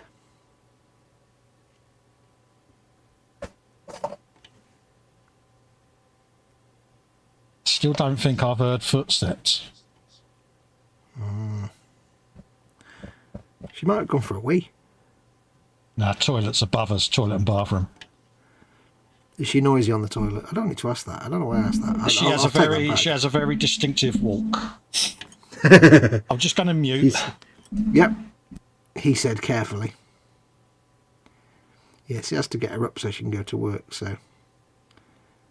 There's nothing worse, though, when you're in that situation where you're the person that has to wake someone up.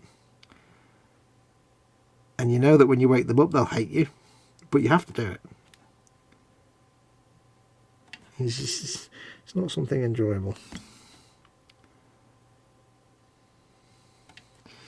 So we're just tidying up these little white bits. Again, I'm not fussed if it's not spot on perfect. Did you get shouted at? Yeah.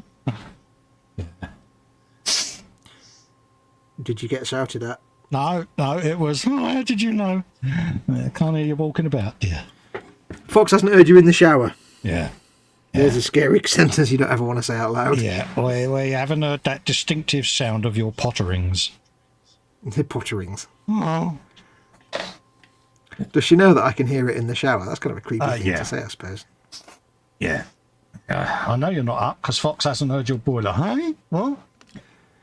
When you go in the shower, this bloke in Manchester can hear you. Oh, so cruel. There's something slightly creepy about that. Yeah.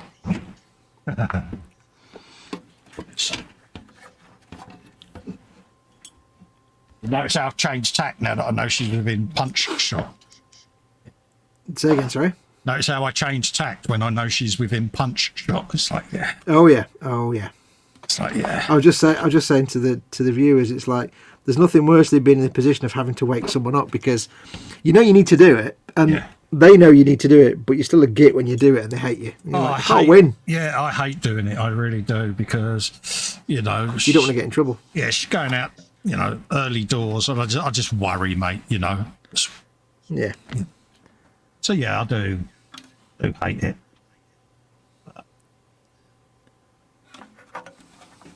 Because if you wake someone up, you're always the bad guy. Yeah. But the thing is, it's the time of day that is easier for her to do her job at the end of the day, so she can rest during the day, see? So her days are her own, as she says. Mm-hmm. Absolutely.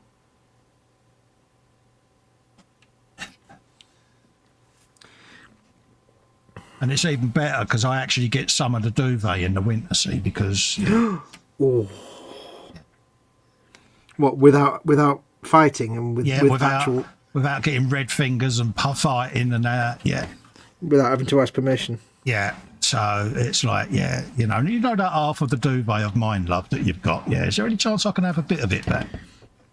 Is it like you lie there and you look at the duvet over there and you look at it and go, oh. Yeah, and then you just roll over and go back to being cold. You roll over to the walking away music. Yeah, because you know there's no point. There's just no point. Yeah, it's like Simon Bates' Our Tune, mate. You know, I had a duvet once. Yeah, you know the music. Yeah. It's like the Ovis theme, innit? When I was a lad. Yeah. I remember when I used to have a duvet. It was great. Yeah. Back in the day. Yeah.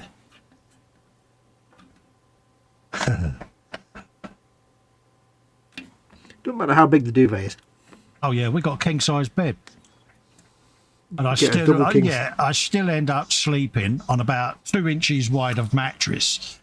Yeah. And it's like, how does this happen? How can someone so tiny take up so much of the bed?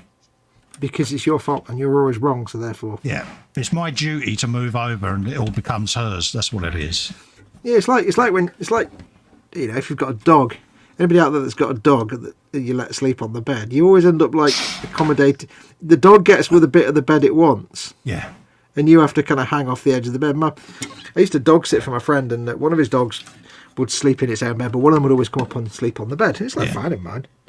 Kept me warm in the winter. But it was always end up I'd wake up and this dog, which was the size of like a house, wasn't a small dog, would be like rolling around on the bed, you know, lording it up, and I'd be like hanging off the edge of the bed trying to find somewhere comfortable to cling onto. And I'd be like, hang on a minute. Yeah, how's that work? This isn't the way this is supposed to work. Shift. It was even worse when it was he had a little Jack Russell as well. That was even worse because it's a tiny dog. Yeah. Kicking me out of bed. I'm like, this isn't how this is supposed to happen at all. Yeah. This is not the pecking order in, bed space. Then it gives you the look and you're like, okay. It's like, don't mind me. And it's like, oh. Yeah. Gary was like that. Used to wake up and he was on your head like a bloody Davy Crockett hat. Like, really? So the minute you move, boom. It's like, oh, I've got to move so you can have more of the bed, and it would just look at you. Yeah. Yeah. But that's all right. I used to put my foot down, and Gary always won. Put your foot down with a firm hand. Yeah. It's like, yeah. Have the bloody bed then. Yeah, don't thank me for it.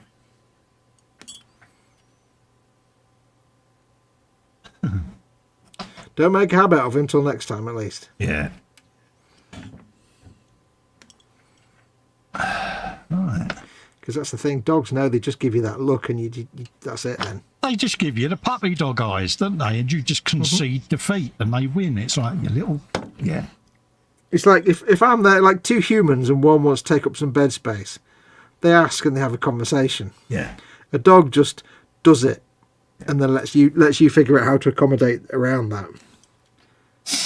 Oh, yeah. It used to be, don't you try tugging on my heartstrings. You're not going to win, you know. And it's like, yeah. Step one in dog negotiation. First of all, take the thing you want. Yeah. And then let somebody else worry about what happens after that. Have you heard of footsteps yet? No. Oh, she says she's up, so...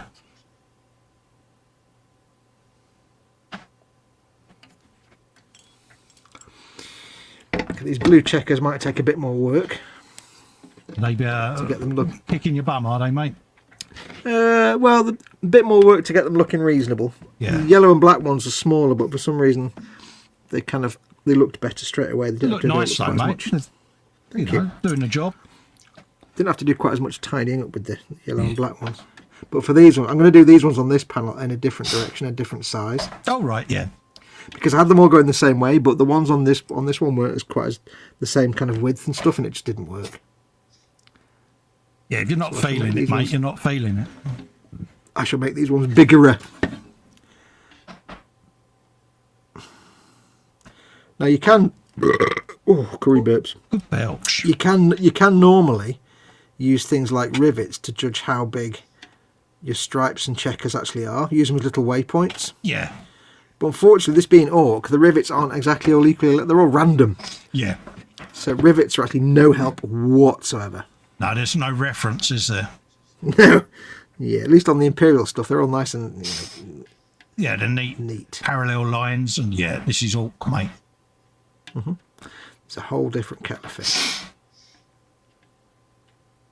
Right. I'll do big ones on this one. Big ones! Going on there. Well, that's a big arse plate there. Let's make that a different big colour. arse plate or big arse plate? It's a big arse plate, mate. In other words, super massive plate. You're a big arse plate. I like being a plate. I'm made of plates.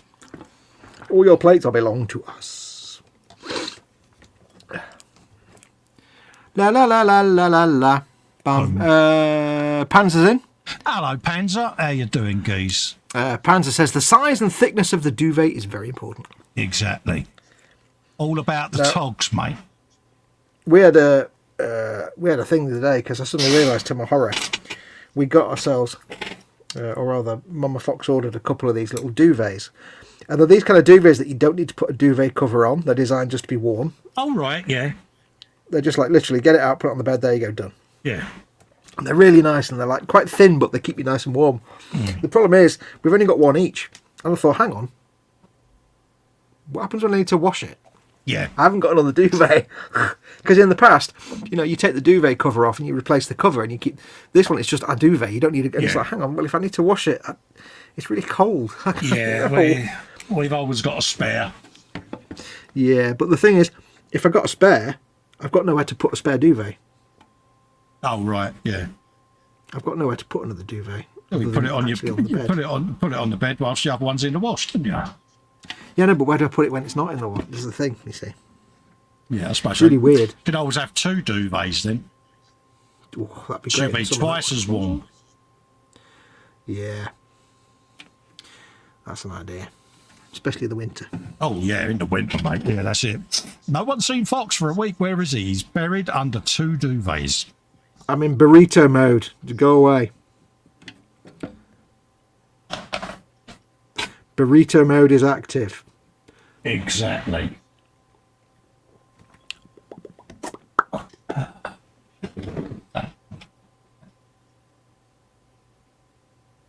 Fortunately, you can see what I'm doing because I'm facing the wrong way, right? On this at the minute.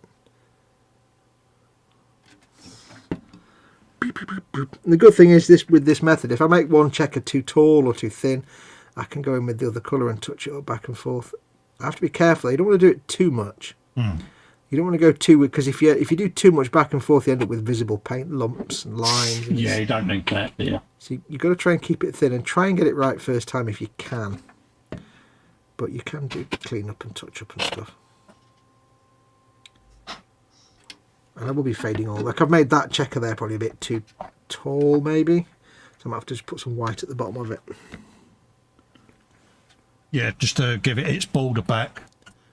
Yeah.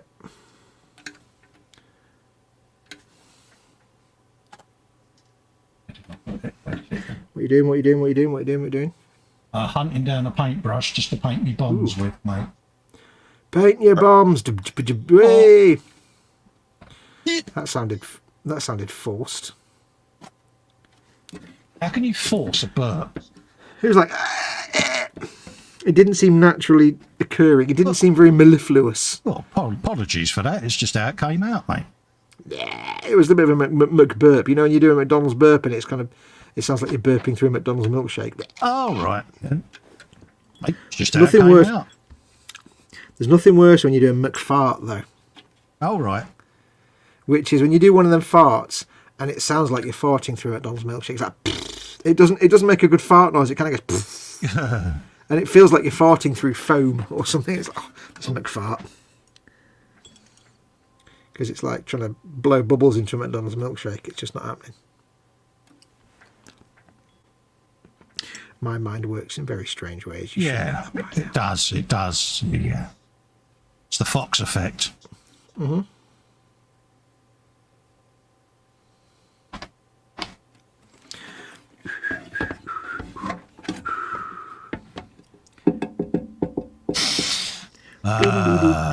Panzer's going, yep, and well fed. They're on about pussies as usual. Pussycats.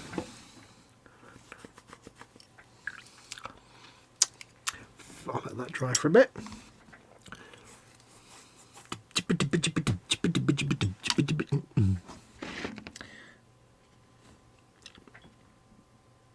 Yeah, there's still absolutely shed loads to do on these stompers. Oh God, yeah. Absolutely. I mean, 3 hours is only in 3 or 4 hours. I'm only going to paint a few checkers or maybe 3 decals, but at the same time, so much more to go. Oh, yeah. And that's the beauty of it. That's the beauty of gas, even, not ass. I'm falling into the trap of trying to make sure all my squares are nice and opaque and clean. Yeah. Yeah, I'm going to fade them and weather them, and I have to remember that and save myself the effort. Yeah, but again, it's the human brain, isn't it? It's like, yeah, you can't paint them a certain way. You've got to, yeah. I want them to, yeah, you want them to look nice and neat. You know they don't need to be, but in reality, anytime you do checkers, you need it to look like a nice 1950s diner floor. Yeah. Got me little tickly coughs coming back. I can feel my eyes watering. Oh, bless you. I think it's some of the meds I'm on. Do it.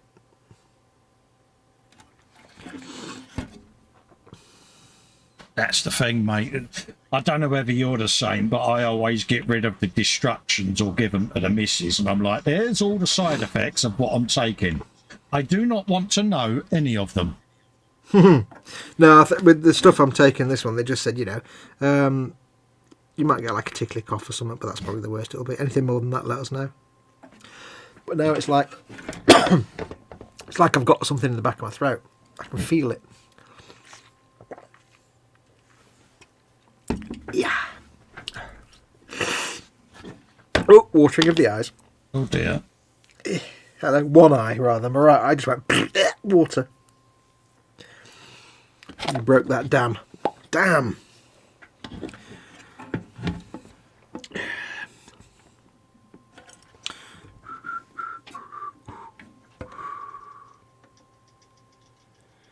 Got to be honest with you, Thunderhawk Blue is a really nice colour. Nice colour, yeah? Yeah, it's basically Volkswagen Golf Blue. Oh, nice. Ever so slightly darker. Ever so slightly. I think I got that really nice colour. I know Volkswagen Golf Blue because that's what's on my car. I got Thunderhawk Blue. If you want to put any death skulls on your thing, you can get some. I've got Orc Turquoise with an H. Orc Turquoise? What? Is that even a colour? I didn't know that. I've never heard of that. Yeah, Orc Turquoise. Was that a contrast? No, it's an ordinary. Really? I never heard of that. Orc Turquoise. Yeah, yeah. Orc Turquoise. Cool. With an H. Oh, Hawk! I thought you said Orc as in... Oh, I thought you meant Orc. Orc Turquoise, look, on the bottle. Orc. Oh, no, yeah, it's all pixely for me. Oh, right, yeah. I've never heard of Hawk Turquoise either, but there you go. Yeah. It's a very nice colour. It's gorgeous, isn't it?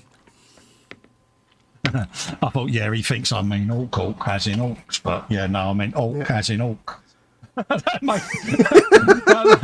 made absolutely no physical difference to you, did it? But, yeah. For those watching in black and white, the pink is behind the green. Yeah, yeah. The blue ball is behind the pink. Yeah, they say don't work with animals and festas. There's a reason. Yeah, animals are idiots and Festa will just poop on the floor. Yeah.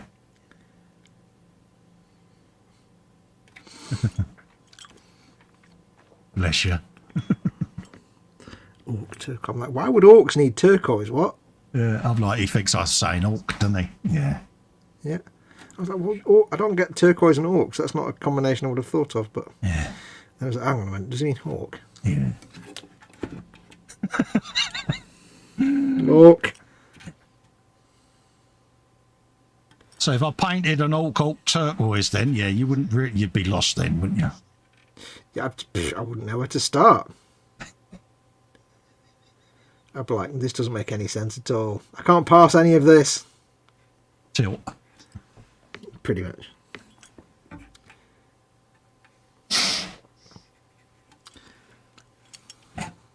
What if an orc had a hawk?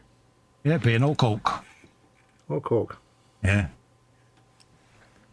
What if the hawk?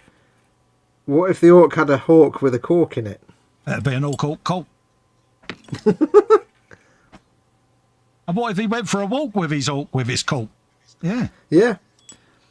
And what if the orc with the cork, with the hawk with the cork that he went for a walk was actually drawn in some caulking? Oh yeah, yeah, got an orking gun. Yeah. So the possibilities are endless, mate. Yeah. Possibilities are endless. It's like steam escaping. Don't know what that was all about. It just happened. Shut up.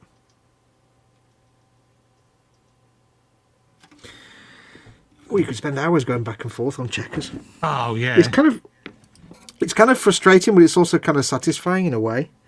When you've got a bit that just doesn't line up, and you twiddle it and tease it, and it goes bing. There you go. Yeah, but it's therapeutic and all, isn't it?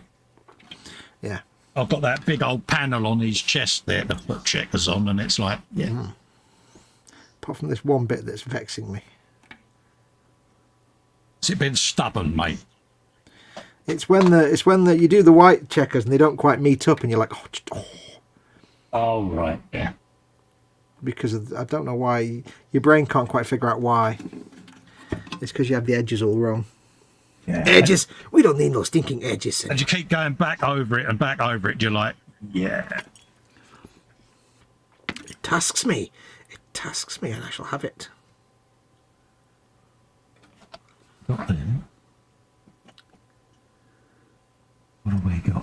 to paint that.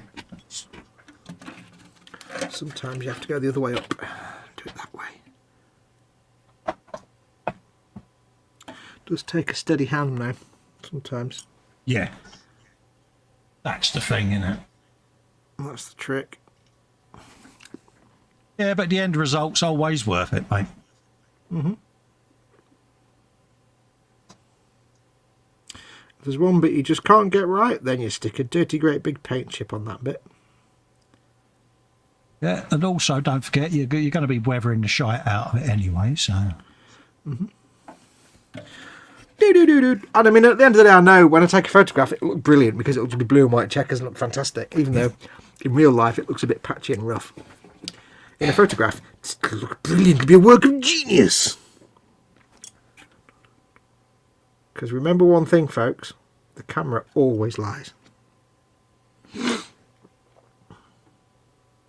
the end of the day, as long as it passes the 2-foot test, that's the key. Mm-hmm. And I'll readily admit, you know, I never fake photographs. Like I don't like go in and add something that's not on the model, and I don't go in and clean things up. But I will.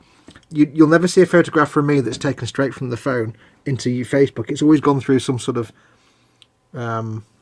adjustment. Yeah. But that's usually just colour adjustments to make it look like the actual real colours. Because 99% of the time when you take a photograph with your phone or your camera or whatever, the raw picture is never going to look like the real thing. It always needs some adjustment. It's like when you watch one of my videos, you never I don't just take the footage from the camera and put it on the YouTube. Mm. It has to go through colour filters and gradients, and you have to colour balance it and white balance it and tweak things and change the brightness. There's lots of fettling and fiddling before you see the picture. But I'll never fake anything. No, a lot of folks don't realise a lot of the video editing, how much you have to do in the background. Mm. It literally is like, you know, every time I take footage from my phone, the colour balance is wrong. It's too washed out. It's overexposed. You have to fiddle with it and adjust it to make it look half passable. But I'll never fake anything. Like if I've got a bit of the model and it's like it looks terrible in a photograph, then that's just what it looks like. I'm not gonna tidy up a wobbly paint line in Photoshop. A, because I can't be bothered. Oh yeah, there's a few that do that. It's like yeah. We know who you are. Yeah, it's not honest. I mean, I've done things when I did the picture of the Borderland style Ridge Runner. Yeah. The only thing I did to that, I colour corrected it and stuff, but I did add a slight glow to the headlights just to make them look like headlights. Yeah, yeah. But that was the only thing I did on that. And that was just for a bit of fun. I had actually filmed that process, so you could see actually that's what it looked like. But I'll never adjust a photograph to make it look better than it actually is. With me, what you see is what you get. I'll only adjust a photograph to make it more like the thing that I'm actually looking at in front of me. But there are people out there who they'll do little touch-ups and they'll clean up this and they'll fix that. Oh yeah, every picture of their work has been through Photoshop and had everything neat and done. It's like, no. Like I say, apart from colour balancing, compositional adjustments, like, you know, you take a photograph from a long way away so that you can zoom in on the bit you want to see so you can get it all in focus, that kind of thing. Cropping, adjustments for composition, that kind of stuff, I'll do that. But I always try to make sure that what you're looking at in a picture is as close to what it looks like in real life. The only thing I do, and there's no shame in this at all, this is something I do recommend. If there's a bit of a model you're not really keen on, it's like a weak bit that you think, I didn't do that bit very well, just make it not very visible. Like if there's a bit of a paint job that's a bit rough, just make your photographs from a angle where you can't quite see that.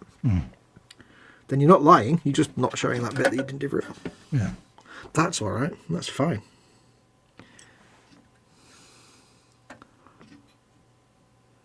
All about position. That's just compositional tricks.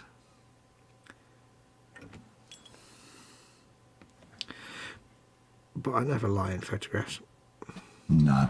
And it's funny, you know, even like when I'm doing proper, like, here's the finished model stuff and I put all the captions and things on them, I do all that in Photoshop, you know, balance the colour and everything. But when I'm doing, like, even just simple things like, here's today's progress on this model that I made, quick shot of it on the bench, on the workbench, even that, I load it into the computer, bop it into the Windows photograph viewer and do a quick colour balance. Yeah. Even on them, just like quick dump from my phone. Just purely because they're normally too washed out and not very colourful. That's just to give it a bit more, make it a bit look more like the real thing. But if anybody out there, if you're doing that, don't fake stuff. Yeah, it's very easy to spot. Yeah. It's like if people can't see what your actual work is and they're giving you praise because they're praising you for something you haven't actually done because you've tweaked it, then it makes the praise pointless. They're praising you for something you haven't done.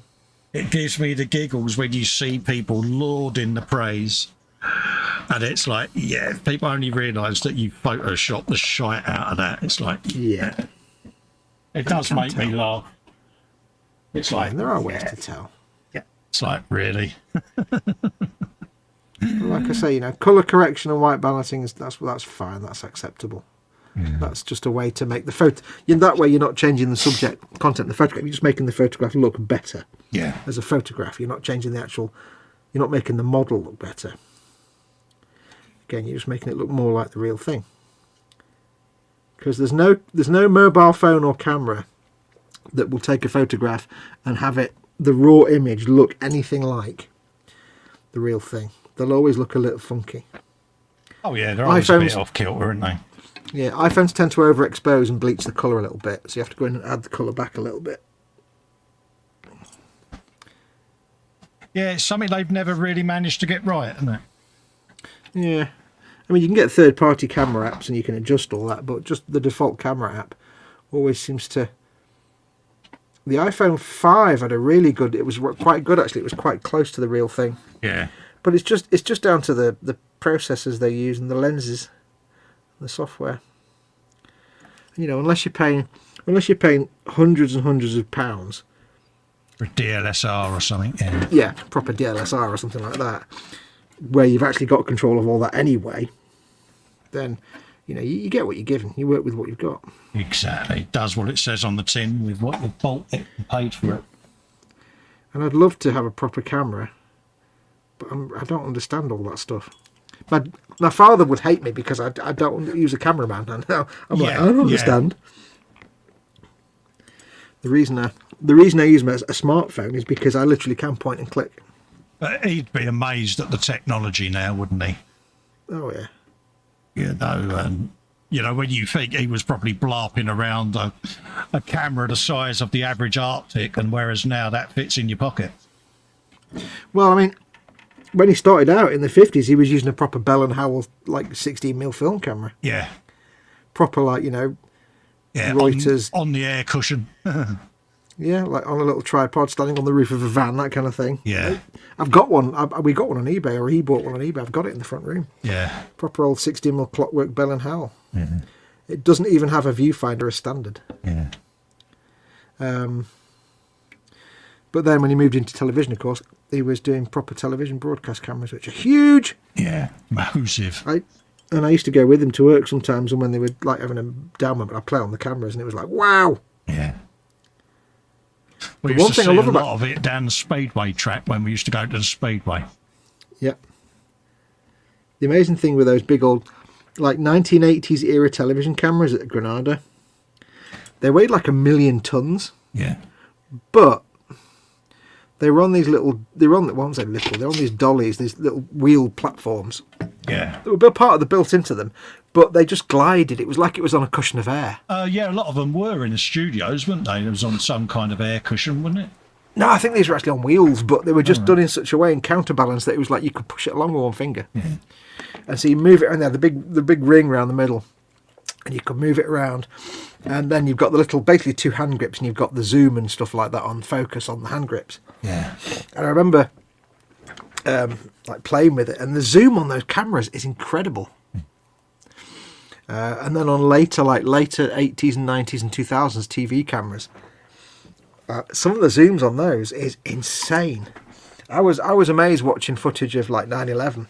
Yeah. Not at the time, but about 10 years later, I found somebody had actually saved on YouTube like CNN's broadcast from just before it happened to like for about 8 hours. So I sat and watched it. And because, I was like, I remember that. And I sat and watched it, and it was amazing. There was one shot where they were showing like a close-up of one of the towers, and you could see into the windows and all the bits of architecture. Yeah. But the camera was in a helicopter like 2 miles away. Yeah. Because they zoomed all the way out, and it's like, I'd forgotten. And this was like a video camera. Yeah. And this is a TV broadcast, and it's like, I've forgotten how powerful the zooms on those cameras actually were. Still very poignant now, isn't it, when you see that? Oh, God, yeah. It even now puts a lump in your throat. Yeah. Well, it's just like, I thought I'll sit and watch it, and I just sat there for like 8 hours watching this whole... It was uninterrupted. They'd literally just done a complete dump of the whole day CNN broadcast. Yeah, I watch a lot of the documentaries to do with it, and you still pinch yourself, don't you? Because it just doesn't seem like it was real. Yeah. But it was. But it's just, it's weird, because I remember I was at home when it happened, and that's what I actually did.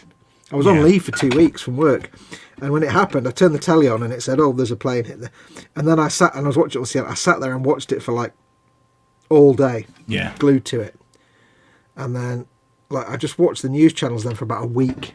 Yeah. At the time, because I'd never experienced that kind of thing before. That kind of like we'd only had cable TV in the house for like the last 3 or 4 years. Yeah. I'd never experienced that kind of live breaking event on television experience. I mean, I'm old enough to remember back to the Iranian embassy siege in London and the broadcast of the SAS going in and all of that. But even then, that was just like you'd get it on the news bulletins.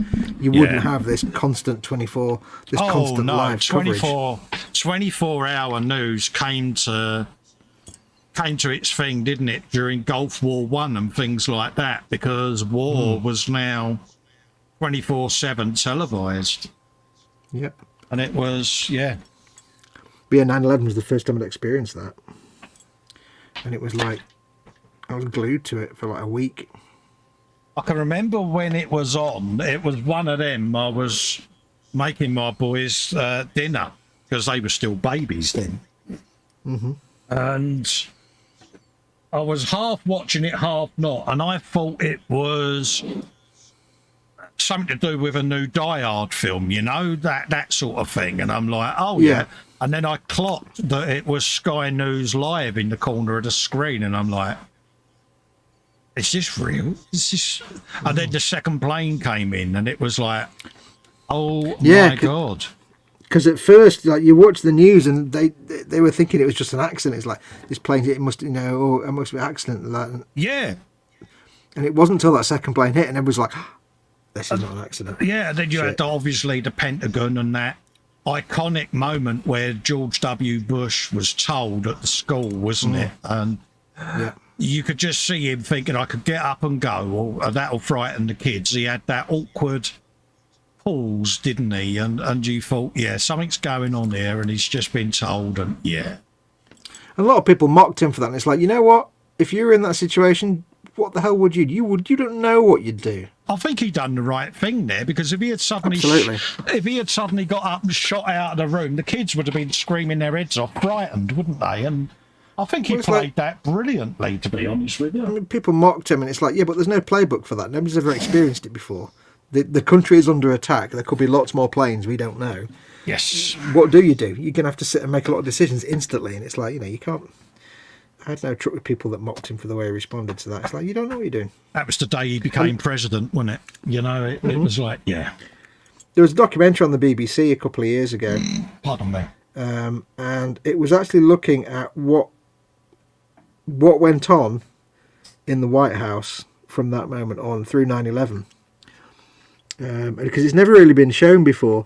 And they were interviewing like George Bush himself and all the other people that were there at the White House. Yeah, I know the one now. I watched it. Yeah, yeah, and it was quite nice because they actually interviewed Bush as well. Yeah. Politics aside, I actually quite liked George Bush. He was all right. But anyway, it was fascinating because he's always portrayed as a bit of an idiot, but in this documentary, he came across as very smart. But yeah, it was amazing to see how they were reacting. Like, people criticised him at the time because he didn't go straight back to Washington. He stayed on Air Force One flying around. And yet what was revealed in this documentary, that he was furious that he couldn't go back to the White House. He was saying to his number two, he's like, I want to go back now, and they're like, no, you can't. Oh yeah, I need to be there. The nation expects me there, and yeah, and his assistant's like, no, you really can't. And he's like chief of security and you know all the chief of staff and stuff are like, seriously, sit down and shut up. You're not going anywhere. So it was interesting to see that, because he was like, you know, I wanted to go back. He was screaming at them, having an argument, and they were like, nope, you ain't going nowhere. The Secret Service. Yeah, I'm the president of the United States, and I want to go back to the White House. And I said, don't give a shit. You're not going. Yeah, you ain't going nowhere, sunshine. I'm sure they didn't say sunshine. No, but yeah. Right, what do you think of them checkers so far on the shoulder? Absolutely love it, mate. It's mint. Dog's bollocks, mate. Only spent an hour fattling with just them ones. Yeah, got all these other ones to do yet. And then I'll put a wash on, and they'll all come together quite nicely. But I will fade them all away. I don't want them to look like bright, solid checkers, because that looks silly. Yeah, yeah, but that would be like, you're at that awkward stage with them. I'm at that awkward stage in my life, but there you go. Yeah, no, because it's like, what, go on? We all have that with our paint jobs, mate. Yeah. But it's like, I don't want it wouldn't make sense that the whole thing's made out of rusty metal, but you know, these have just been painted, so they're all still fresh, and they're going to look worsted and worn as well. It will all come to be. Yeah, so that documentary, if anyone's, I can't remember what it's called. No, I can't, but it is really a powerful documentary. Yeah, and not least for the fact that, again, the interview includes Bush and all his chief of staff and all the others as well. Yeah. Talking about stuff that they wouldn't normally talk about. Well, wasn't it the first time he had really spoken in depth about 9/11, hadn't it? I think so. I think he'd given interviews here and there, and it was kind of known that he wanted to go back in some circles, but I think it was the first proper... It was so powerful, wasn't it? Because, like he said, you know, Air Force One, great plane, but there was things that got found out that day. You know, there was meetings he needed to be involved in, but he couldn't get in because the technology was not quite as it should be. And he was banging his head against the wall. Why are you flying me around in this bloody thing? I need to get back to the White House. And they're like, we don't know whether the White House is a target, you know. And you can see both sides of the coin there, but I certainly look back at his reaction and how he could have played that. And that, like you say, it'd have been one of those 30 security guards come in and rush the president out. The kids would have screamed their little heads off. And I think he played that very well. Yeah, when you see him interviewed about it and he talks about it, it all kind of makes sense then, and you realise he's not a schmuck. Yeah. And you could tell by the emotion in his voice, couldn't you? It's like, Yeah. Any of us in that position would have looked equally as gormless, because, nobody's ever been told the entire country's under attack and planes, and no. Well, one, it was the disbelief. Two, suddenly the gravity of the situation that his country faced. Yeah. And it's like, what can I do? I'm in a room full of children that are going to be frightened if I suddenly run out. Unenviable position. Yeah, that documentary gives you a lot of respect for him, actually. Yeah. I mean, it sounds weird, but I always liked George Bush. I say, again, politics aside, I'm not an American, so I don't have any opinion on his actual politics. No, that's right. But as a human being, we quite liked him. Yeah. As a person in the public eye, if you know what I mean, as a public person. But again, I say, he wasn't my president, so he might have been horrible, I don't know. That's right. It's like Reagan, you know, they was all portrayed as being a bit dumb, and yet when you think about it, in their position, Anyway, let's not do politics. Oh no, it's But yes, if anybody, I can't remember what the documentary is called. If someone in chat can find out, it was on the BBC. I'd recommend anybody watch it because it really does give some insight into what. You know what amazed me about 9/11? Yeah, is it was only a few years ago they found a chunk of landing gear. Yes. Between two buildings. Like there's two buildings that had like about a foot, 2 or 3 foot gap between them. Weren't they doing something to do with those up on the roof, weren't they? Something to do with the aircon or whatever, and they found it? No, I mean I know they still occasionally find like bits of wreckage and bits of remains on roofs and stuff, but this was like down on the floor between it, like fallen down between two buildings in this little gap. Oh right. Like imagine you've got your house and next door, but there's like a 2 foot wide gap. Yeah, down tiny gap. Yeah. And it was like a chunk of landing gear or something. It's like, oh, wow, that's 20 years later. Yeah. It's insane. What's chat doing? Never forget that. It's so sad. Panzer says, Hawk Fox, like as in Sea Orc, Harrier Orc and Pigeon Orc. He gets me. Yeah. Where are we to? My photos always look way shitter than in real life, says Paul J. Lewis. That's where colour correction and everything else comes in. Saturation, denoise and sharpness. Ideally, you always need to set your shutter speed to f1.3. You can't really do that on an iPhone. No, that's right. When I film, I have various settings on my camera app. I don't use the native camera on iPhone for filming. I use a third-party one. And I have specific settings that I know what to do. I never use denoise. I never use sharpness. I literally, when I do photographs, I just adjust the colour. Sometimes the colour, sometimes the exposure. I find that when I take a photograph with my phone of a model on a white background, the white always comes out slightly grey, so I have to up the exposure a little bit to white the white, and then adjust the colour a little bit. La la la la la la la. You're a colour adjustment. Paul Lewis says, thank you very much. Just to keep your record straight, I'm now on Bibliotech 264 IPA. Hazy, golden and juicy. Reminds me of a blonde I used to date. Oh, nice. Well, you wake up with a nasty taste in your mouth. Feeling a bit rough. Paul Lewis says, I rarely use the camera in my phone. I normally use the Nikon D5600 DSLR. If you've got a DSLR, you don't need a camera phone. I can't afford a DSLR, and I don't understand cameras and photographs and stuff. I tried learning once, like about f-stops and no idea. Panzer Cat will one day invest in a proper digital camera. Paul Lewis has had this for about 18 months, still learning how to use it properly, but I found the results are better than a camera phone. The one thing I would love an actual camera for is for the depth of focus, or the focal depth, because when you use a smartphone, if I take a photograph and put this in focus, the tip of the gun is out of focus. Yeah. Or if I take a photograph of the tip of the blade there, the back bit's out. It's got a real low focal depth. And the one thing I'd love to be able to do is take a photograph where everything is in focus. Now, the only way I can do that right now is to photograph on my phone, but from a long way away, so I can get everything in shot. So I might take a photo. There's my photo. Instead of having like the thing in the photograph that big, I'll have the thing there in the middle, then small, because I've moved the camera far enough away that everything's in focus. Yeah. And then I can crop it and zoom in. But unfortunately, you get some kind of degradation. You can get, if it's small enough, you get a load of noise comes into the picture. So it's not ideal. But if I'm taking, say, a picture of a tank from the front and you've got the cannon coming towards the camera, I have to then put the camera further back. Otherwise, the cannon just goes out of focus and it looks stupid. So it's not always possible, but you can get some good results. Right. That was a bit shabby. Stop that falling off. What are you doing? Put my anti-head falling device on. Oh, the head on the stomper. Yeah. What is that, a magnet then? No, it's a bit of a tube in the bottom of his canister. Oh, okay. Oh, you put a hole in the top of the thing. Yeah, so, tube. Hang on, let me look. Oh, I see. That's a good idea. How did you make sure the hole in the head lined up with the hole in the neck? It's called knowing where the centre of the circle is, mate. How? Well, easy. Just measure it by eye, mate. It's easy to do. Draw an imaginary set of lines going across in an X, and that will tell you where the centre is.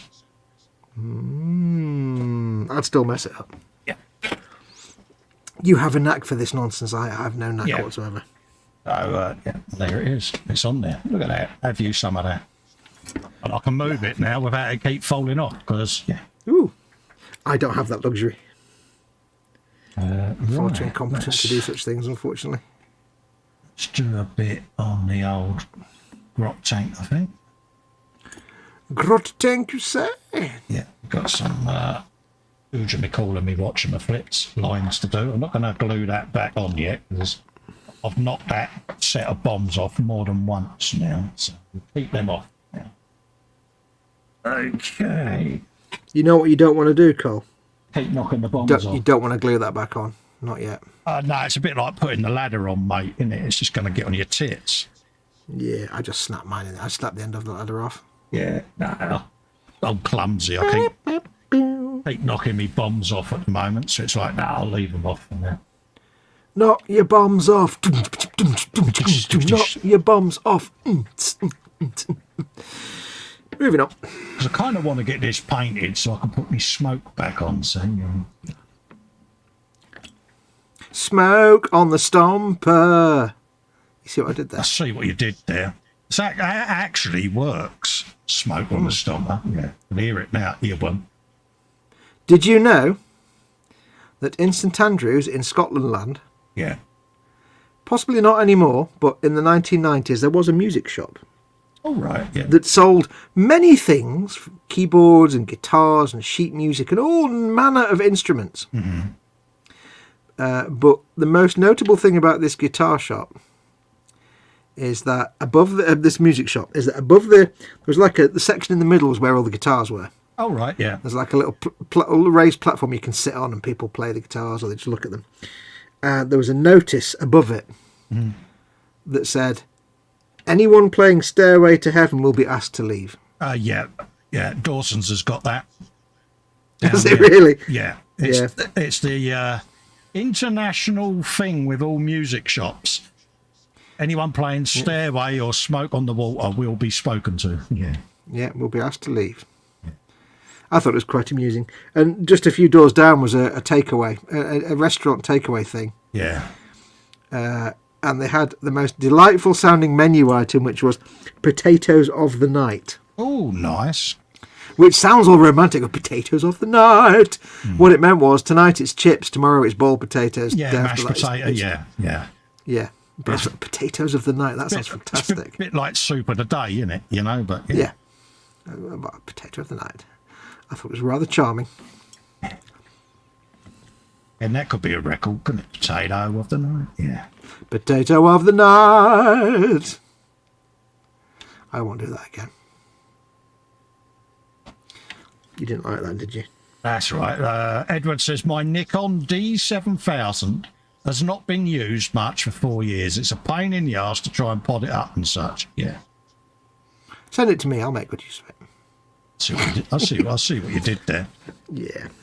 But no, I mean, I tried learning about camera. Even my dad tried teaching me once. I was like, I've got no instinct for photomatography at all. I wouldn't know a focal length from an ISO, so I just don't bother. If the smartphone can get me passable 1080p results for video, that's good enough for you. Yeah. Yeah. Considering most people are watching on the damn phone, it seems. Yeah. Yes. And considering you look at considering the quality of some of the videos out there from channels who are like quite big and reputable, and yet some of the content's like, yeah. I'm happy with my iPhone, thank you. I think we'll do just fine. It's personal preference in it at the end of the day. I do think their camera quality has got better, but their actual colour and processing's not got better. It's got worse. The cameras have got better, but the app has stayed the same, and it's like, yeah, come on. Yeah, the software. Yeah, modify the software now to keep up with the... Yeah. Yeah, because they're just... That's like what lets it down. It's like the saturation on the iPhone 6 and 7 is just... The colours are so pale and flaccid compared to the iPhone 5, which was nice and vibrant. I just said flaccid, didn't I? He said flaccid. I just said flaccid. Yeah. I didn't mean flaccid. It wasn't even the word I meant. I don't know what word I meant to say. It wasn't flaccid, I'll tell you that. I don't know where that just came from.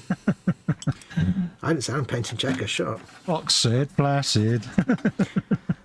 Look at the flaccidularity.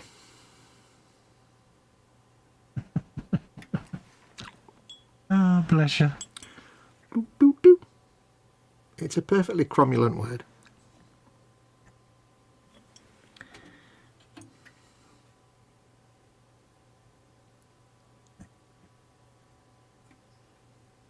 Paul says, for the record, third Jim Beam, could be fourth. I may have lost track. Good man, Edward. Is the right answer. Are we feeling a bit befuddled yet, Edward? Because, yeah. Can you see molecules yet? He's basically stood up on the table going, heady ho, heady, heady, heady ho. Heady, heady. Yeah. He's trying to sing Smoke on the Wall, but it's coming out as habba ho. That's it, he's there. He's bursting into American Trilogy by Elvis. He's giving it the beans, isn't he? Yeah. Or if he's really drunk, he'll be like, and they set sail from Liverpool, never to return.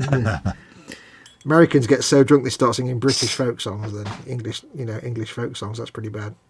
I mean, when I say folk songs, I mean like Aaron Sweater's Finger in the Ear Job. Yeah. Like proper folk. We don't have folk singers, we have folk singers, and it's just worse. Yeah, it's totally, the British folk singers aren't Bob Dylan. This is, strange guys in white woolly jumpers. Yeah, they're always about fishermen and stuff. It's always seems about fishermen for some reason. It's like all we ever did in the olden times was fish. Yeah, all sporting a neckbeard, and 9 times out of 10 they're called Nigel. Yep.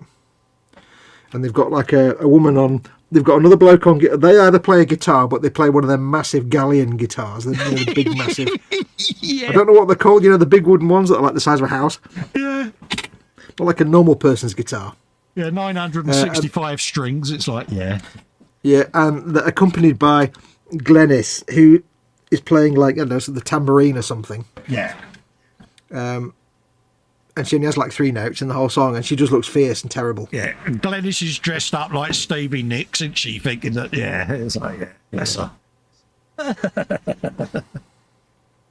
Yeah. It used to be one of my local pubs we used to go to when we were younger. We used to have like live jazz every weekend. Every Friday, Saturday, Sunday, they'd have live jazz. It was a grotty little pub. It was an old man's pub. And when we say live jazz, it was basically this like little jazz band. Yeah. And they were pretty good, actually. It's like a couple just did it for fun. A couple of old guys, a few old guys, and they were just playing like brilliant. They weren't brilliant. They weren't great. They weren't getting paid for it. They just like mates of the landlord or something.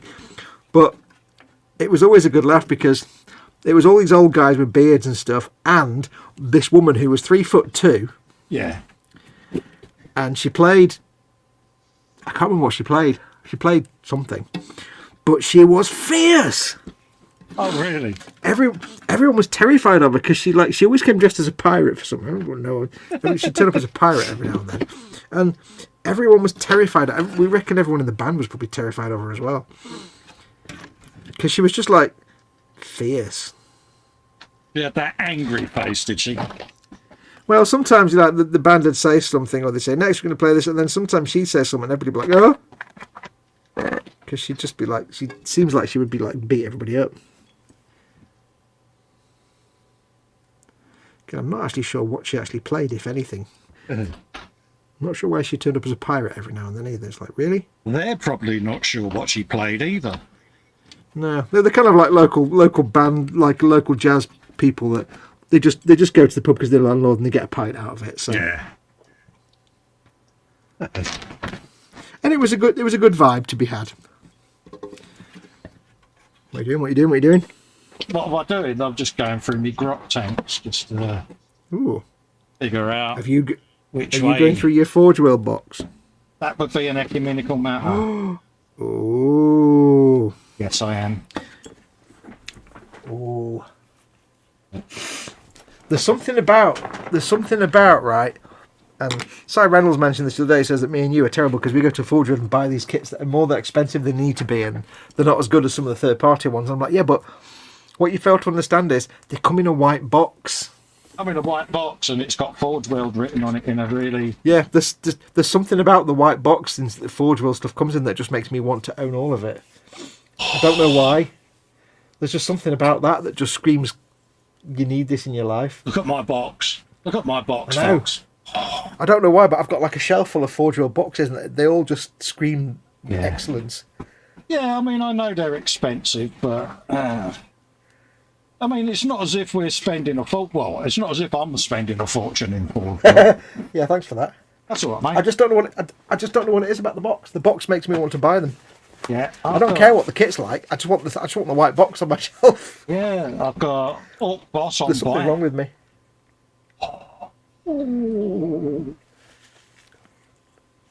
It's Forge well. There's something about a box with no artwork on it that just attracts me. Well, it's like when we bought these stompers. Yeah, They was white box because they're web only, aren't they? And yeah, you can't buy them in store and it's just one of them, isn't it? unless you go to the actual Warhammer store. So yeah, I was just wanted to check something on the grot tanks, and it's like, I've put them back now because I know what'll happen. I'll start building. Yeah, and then you'll end up buying some. Yeah. So have you heard from her indoors, by the way?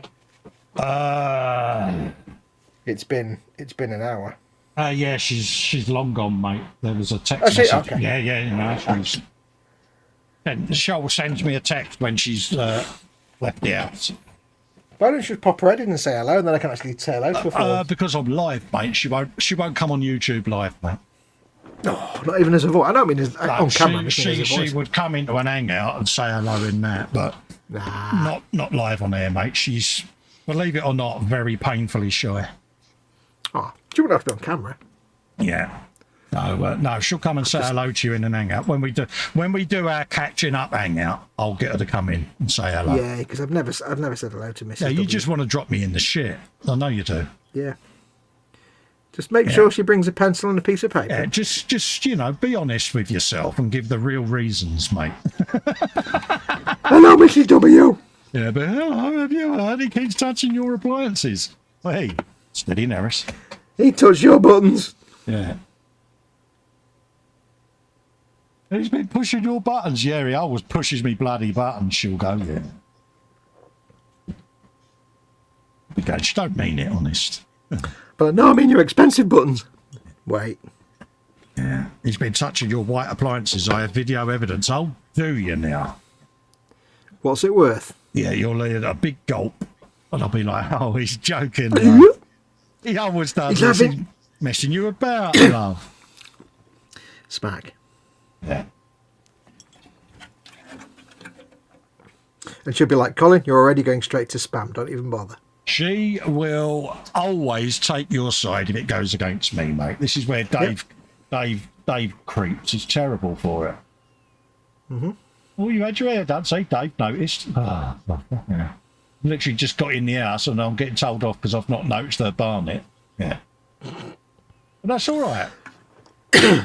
I don't get bitter about it, honest. No. I can tell that. But yeah. By the way, this is all a complete surprise to me. I can tell. And it's like, yeah, he does it every time. Hello, Mrs. W, how are you? You're looking well. And Fox is known as the well-spoken man. I don't quite understand that. Yeah. The nice, well-spoken man. Took me a while to figure out who it was she was on about. Yeah, I wouldn't have pegged me as well-spoken. I'm just a... Yeah, when she finally, said, I'm like, nah, not him. I'm just an idiot. I'm not well-spoken. That's a bloody well-spoken man. Leave him alone, she says. Stop being a bully. Oh, right. Yeah. Still your fault. Hope you don't pick on him. No, love, I don't. That means you do. Oh, here we go. Yeah. No, I don't slap. You're lying. Yes, I do slap. What was that for? You picking on telling me lies. Yeah. Yeah. Yeah. Leave him alone. Stop being a bully, she says a lot. Oh, God's sake, really? I've got this one checker now don't where... pick on him, love. Yes, you do. That's all right. Sorry, mate, you were saying you got one checker. I've got go on checker. I can't get the corner to line up, and I keep going backwards and forwards with the blue and the white. It's doing me head in. Yeah. This is what we told It's you like last that. week. You'll fall in love with it, mate. And did you fall in love with it last week, that Joe? You did, didn't you? Yeah. Yeah, I got there in the end. It's adequate.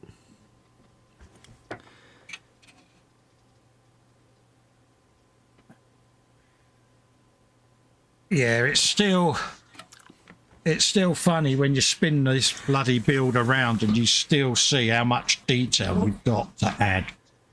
Oh yeah. You wouldn't think a kit this size would have so much detail to go on it, but there's a lot to do. Mm-hmm. Well, it's even simple things like, say, the truck and stuff. You could technically get a lot of mileage out of things like that. Oh yeah. My old truck is still in its base colours over there. It's like remember, it got put to one side to start the stomper. Mm-hmm. Well, it's like the Killburster tank, Forge World tank I've got. That's like this. It's like a big square. It's just a big box, basically. But it's got so many bits of, like, corrugated iron and rivets and things on it. It's got loads of potential. So you've just said the wrong thing to me there, Forge World tank. It's like... You've seen the Killburster I tank have before. I have, but...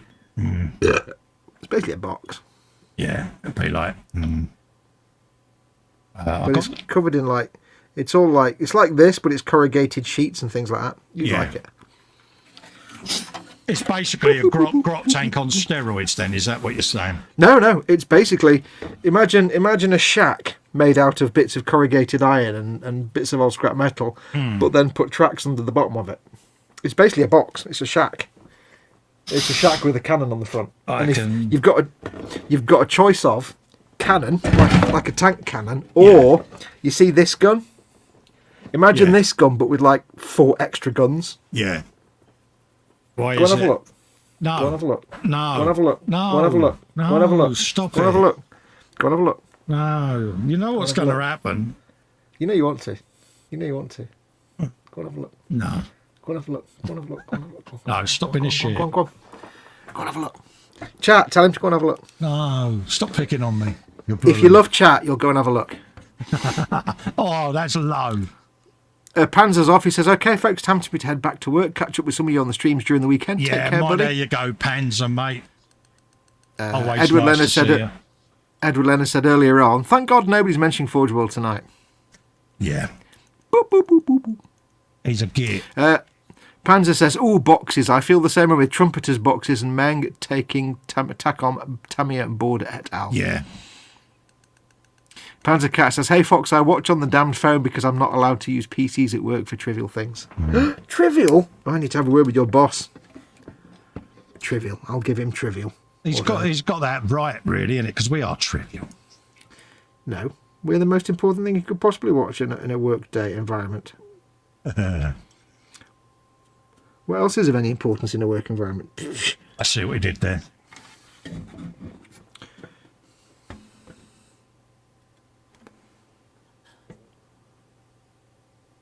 Hopefully I'll catch up with you in the Zoom at some point over the weekend, mate. Me in the Zoom? Yeah, you probably can't even remember what it looks like, can you? I don't even know how to spell Zoom.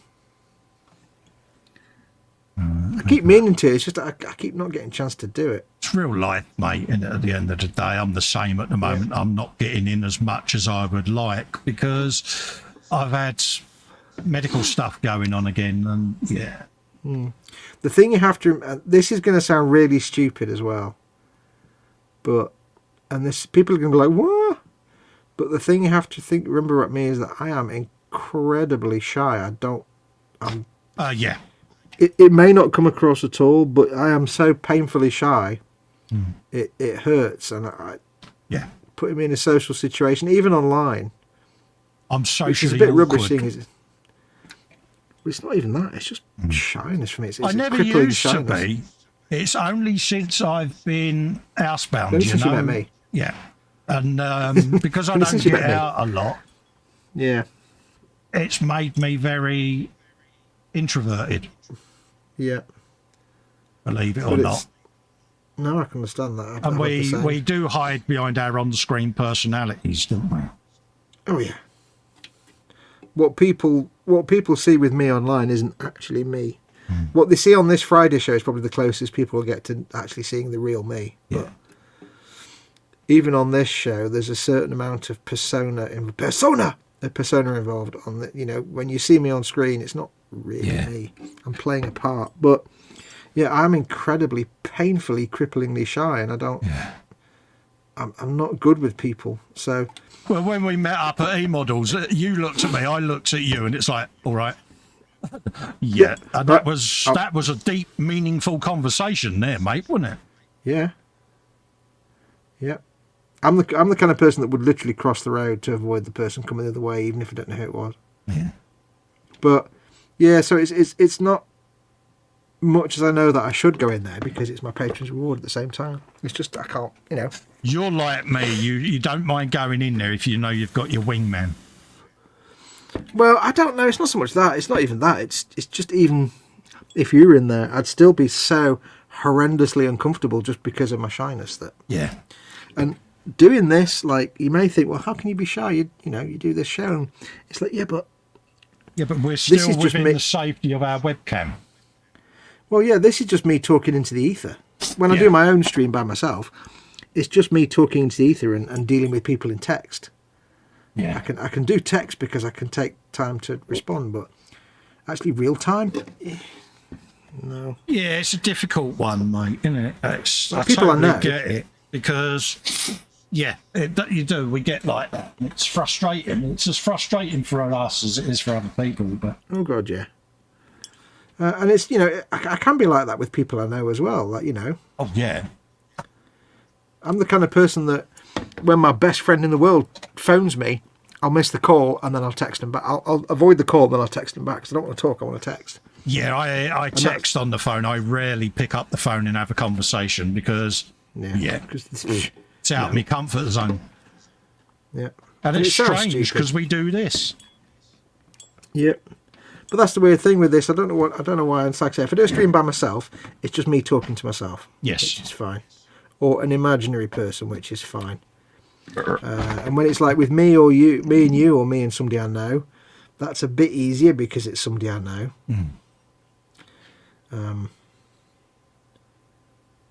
Yeah, it is strange, isn't it? The mind plays that sort of game with us. Yeah, it plays I'm going to make your life a living. It's the same. It's the mind's. It's the way that. The way the mind does that is the same way that your body decides to give you massive acne the moment you get it to a age that you're interested in the opposite sex. Yeah, yeah. The moment you're able to interact with the opposite sex in a sexual way, you also become the most hideous thing on the face of the earth. It's like... yeah. It's the brain's version of that, basically. Yeah, excuse me. It's frustrating because we know we have to overcome it, but you can't overcome it. It's really quite strange, isn't it?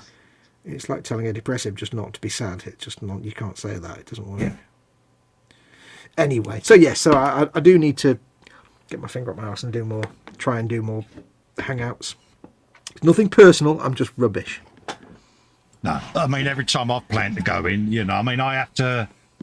I do like the live stream, and then that's it. My day in the man cave's done because I've got to go and elevate my legs. Well, yeah, you've got a valid reason to. It's frustrating because obviously the time I'm in here, I'm either filming, trying to do a voiceover. So if I'm going to go in and do a 2.5 hour hangout, I'm not being productive doing this, and it's even worse on days when you've been live because you've still been in here, you've still been at the bench, and you need to get and stretch and move about. And it is frustrating because this is my lifeline, the hangout, and you miss your mates, don't you? Yeah. And it's an irrational thing as well because I don't have nothing to fear with the people in the Patreon street in the hangout and stuff because they're my patrons and members. We know them all in the live chat. They're all nutters like us and they're all fairly harmless, mostly. Yeah. But it's just you can't. Sometimes the irrational stuff is the stuff you can't beat. Really. Well, we've had it before where I've had to pull shows because I can't physically sit down. Yep. You know, and it's Have like, you done- dude, you know, I can't help it, mate. I can't be sat on my tailbone tonight, mate. End of. Have you been doing some standing up, by the way? I have, mate. I have. Good girl. Have you been drinking your fluids and eating your lumps? I have, mate. I have. I'm nearly out of fluids, but we'll come off at 4 anyway because, yeah, I will need to go and sort me legs out. Fluidate. Yeah, fluidate, dinner, and get me legs in the air. That Just a sounds dinner. so wrong. Yeah, I don't want to know about that. Yeah. That's your personal stuff. Yeah, That's your especially personal with time. Ellen out. It's like, yeah, you don't want to be putting your legs in the air when your wife ain't there. You're wondering what you're up to. Yeah. TMI, dude. TMI. Yeah, I know, mate. As soon as I said it, it was like, yeah, that sounds so rom-com. Don't be like Festa, folks. Yeah.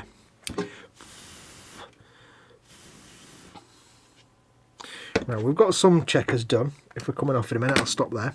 Yeah, I'll put your full screen so you can show people what you've been up to, mate. Put my lid on my palette. Hang on. Well, let's put that away. Let's get that in there out of the way. And then we'll bung you. Next station is Inaba. Yaso Inaba station. There Next you go, station. mate. Right. Bung you on the full screen so you can show your wares. Oh, I Thank like you. that. So we have done the checkers on the back, which for some reason were dead easy. Yeah. They were supposed to be hazard stripes, but yeah, they're not quite square. They're kind of a bit compressed, but they don't really matter. So that's on there. There's lots more to do on these, like shades and highlights and stuff with lighter yellows and lighter greys. But I'll do that later. That'll be one of the last steps, adding things like that. So that's nice. It just starts to give you this idea that, like, it's not just all going to be blue and rust. It'll be like different coloured patches, like that can be there, and there'll be different coloured patches and things. So now I've got this little bits going. It's been really difficult for me to see what I'm going to do. Yeah. Like with different coloured panels, but now I've got a few panels that are a different colour. I can start to feel how it can just be completely random and still make sense. So I've got one panel done there. That's that one done. That's On the nice. shoulder bobs. I've got that one done. That's at an acceptable level. Yeah. That's not finished yet. Yeah. That's all blocked in. And that one's not finished yet. Not quite. Nice. And it's checkers, isn't it? Checkers always works. Yeah. I might do more, but I don't know yet because they're not really serving a purpose. There's no logic to them at all. No. So we'll see how they go. But once I've got these on and blocked in, I will need to dry brush. What my plan is to dry brush over very faintly some of the blue, Yeah. so that like I did on the jaw here, that blue bit there faded into the white and looked like the blue would fade. That's my entire intention, is to get basically to make it look like the white square has been painted on the blue panel. Yeah. And then they faded away. And then I'll dry brush carefully some rusts around the edges just to make it match with the rest of the that's panel. it. And it'll bring it all together then. And that's kind of all I've done today. It's quite a lot really because it's slow Hey, mate, process. isn't it? it's a slow progress, mate. At the end of the day. But the thing is, as soon as you put a shade over that, like just one simple wash of Agrax Earthshade, and it will soften those edges. It'll blend the blue and the white together, and it'll make it look a lot better. It makes it look much neater. It sounds really weird, but especially with black and white, you get your black and your white checkers that look a bit haphazard and wonky. Put a shade over it, and suddenly, bam! It looks like precise edges. That's the thing neither of us have done yet. There's no shading gone on. It's And we're both sitting there, sort of. We need to thing it. But that's one trick if you're doing checkers. Get the base colours down and then do an Agrax Earthshade shade, and it will just make all the edges look much neater. It's hard to explain. Thin down now, Agrax Earthshade, not Absolutely, mate. No, it's looking mint, What have you mate. been doing? You show yours off then, lad. I've been doing. Let's get the camera angle. Yours always looks much bigger than mine. Yours looks bigger and fatter and everything. But Right, moving on. Bit of decalage going on in a few of the panels, as you can see. Decals, more decals. Same on the front, different decals. Some have been scratched and weathered a bit. Started painting bombs, getting different bits on the bombs and things like that. Wait, hang on. Did you? I thought are you not attached them, or have you just cleverly not attached them? No, I knocked them off, mate. This is the set of bombs right, okay. that I knocked off the side there. I wish I could do that, but unfortunately mine are unremovable now. Yeah. So yeah, I knocked them flying, but it's enabled me to get in and paint all the pipes and that. So yeah. More decals. What else have I been up to? Oh yeah, checker on the back there. Good lad. On the back of there at a jaunty angle. Yeah, decals and everything. That one, that checker. That one there on the top of the missile. Trimmed checkers there. Ooh, damn, that looks good. So we got a bit of that. My grot tanks just fell out, so let's sling him over here. Your grot's fallen out. Yeah. What else have I done? Oh yeah, started fading down this decal down the bottom there. Bit of the old buffing, bit of the old buffer going on there. It does work nice. You don't just making it really faded away. Fades it down, and it brings the underlying colour through as it tears the decal. Because it fades your paint layer as well. So see, there you go. There you go. And it just brings the green through. So yeah. Yeah, and you can still see a hint of the. You can see a hint of the film, but it's so subtle that once you put your matte coat over that, it'll just go away. There you go, and you can see the green poking through. And if you're probably pixelated your end, but that was actually it wasn't moving, so it was quite nice. Yeah, so that's pretty much what I've done on there. Pinned his head on, got a bit of checkers going on. Pin your head on. And let's have a look at them checkers on the jaw. There you go. Oh, give us a close up. Get your head off, and let's have a proper look. Oh no, you're going to see how badly they're painted, mate. Nonsense. Yeah, you just want to mock my wonky checkers. I know. No, that's good. Actually, explain how you've done them. At the moment, that's just avalanche sunset over the top of the contrast paint, and then that'll have some Agrax earth shade put on it to dull it down. So that was the green. It was painted green or darker yellow, and then the light yellow. It had the yellow contrast over it like that.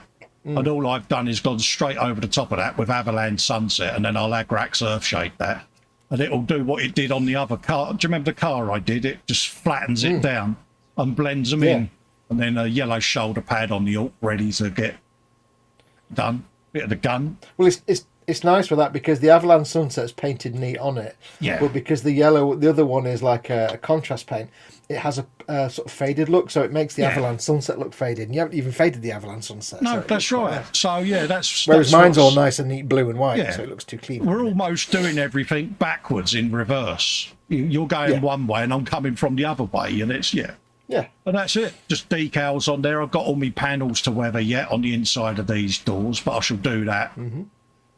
So that's where I'm at, mate. Let's come off me full screen. Fantastic. Getting there, mate. Fantastic. Getting there slowly but surely. Looks brilliant. Panzer's gone. Panzer said, "Okay, folks, time for you to head back to." Oh, done that one. Yeah. That was ages ago. So that's what we're up to, folks. A bit more stock reach. So I think it's a good place for us to finish for the night. Yeah, why not? We can have me bombs out of the way. I do like how that Get your bombs out. Missiles come out with that slightly trimmed decal. I like that, and that's got to be weathered down. It's nice that. Got the little dude to sit on there yet as well. We've got to paint them yet. Edward Lender says, "Thanks for the stream. Night, everyone in chat. Hugs and be well." No worries, Edward. Thank you very much for your company, mate. We love it. We love seeing you all. So we'll be back on Sunday. I will with Fox on the Warhammer Sunday. Oh, you animal! When I finished my stream this afternoon, I pressed stop on the stream. Yeah. I went to the end, and the moment I went to the end titles, I did this trump that went on for about half an hour. You're brutal, mate. The ones you did the other night when we come off air. Paul Lewis says, "Great stream. Until next time, be seeing you. No worries, mate. We'll see you Sunday on my channel with Dave at the bench, and then we'll be back for Warhammer Sunday doing some more educated Festa on the Lemurs and Russ. And I do believe we're chipping this week, aren't we, mate? Chip in if you can find your sponge. Yes, if you can find your sponge. I've got a sponge there. I can just rip some bits off. I've got a box full of bloody sponges, mate. You just can't find them. And I'm not getting any more. You didn't put them in your spray booth, did you, and then tidy your spray booth away? No. Because I've done that before, tied my spray booth away and forgotten there's something in it. No, they was literally in a little brown cardboard box, yay big. Small brown Yeah. Richard III. I mean, a cardboard box. I've got a feeling it's in one of the cupboards, so I'll have a good dung round tomorrow and see if I can find Well, it. you've got the sponge you used the other day, isn't you? That's Yeah, fine. exactly. I should just keep ripping chunks out of that. It's like... Yeah. Yeah. Because I will be back. on the tweezers. You do what? Are you the bits The on the other tweezers? bit is on the tweezers for the e-model, because I'm using that to do me wood, because I've been painting wood, didn't I? Ah, that's right. You had wood out, haven't you? I've had me wood out, mate. Fox saw my Got wood? wood before we went live, didn't you, mate? I know. I had a good look at his wood. I know, it's scary. Wouldn't you believe I got a it? proper rifle. I got a proper rifle of his wood, I did. It was good wood. Not So, good yeah. wood, but good wood. Are you streaming later today, mate? Are you gaming today, or...? Yes, I am streaming today, but it will be another Patreon and member only live stream, because I'll be doing... I did my Dodge Charger yesterday. That's right, yeah. And today I will do my Iron Man, because I've got 3 packs. Yeah. So I tend to build up 3 packs and stream it. So that'll be streaming today, hopefully at 5. It'll be Patreon and channel member only. So keep your eye on the Facebook and Twitters for the links, or Patreon and the channel member newsfeed. And I'll post about that a bit later on. And then that'll go live for everybody else once the stream's finished. Yeah. So it'll be ad-free, Patreon and member only. Oh, you're good, you are. When it's live. Yeah. I have me moments. Yeah. So tune in for that, folks. Look forward to that. And until the next time, then, we'll love and leave you. Yes. And I'll see you on the next stream, peeps. Take care. Yep. Stay safe. Thank you, everyone. Thanks for your support. Massively appreciated. Bye. Bye. Take care, kids.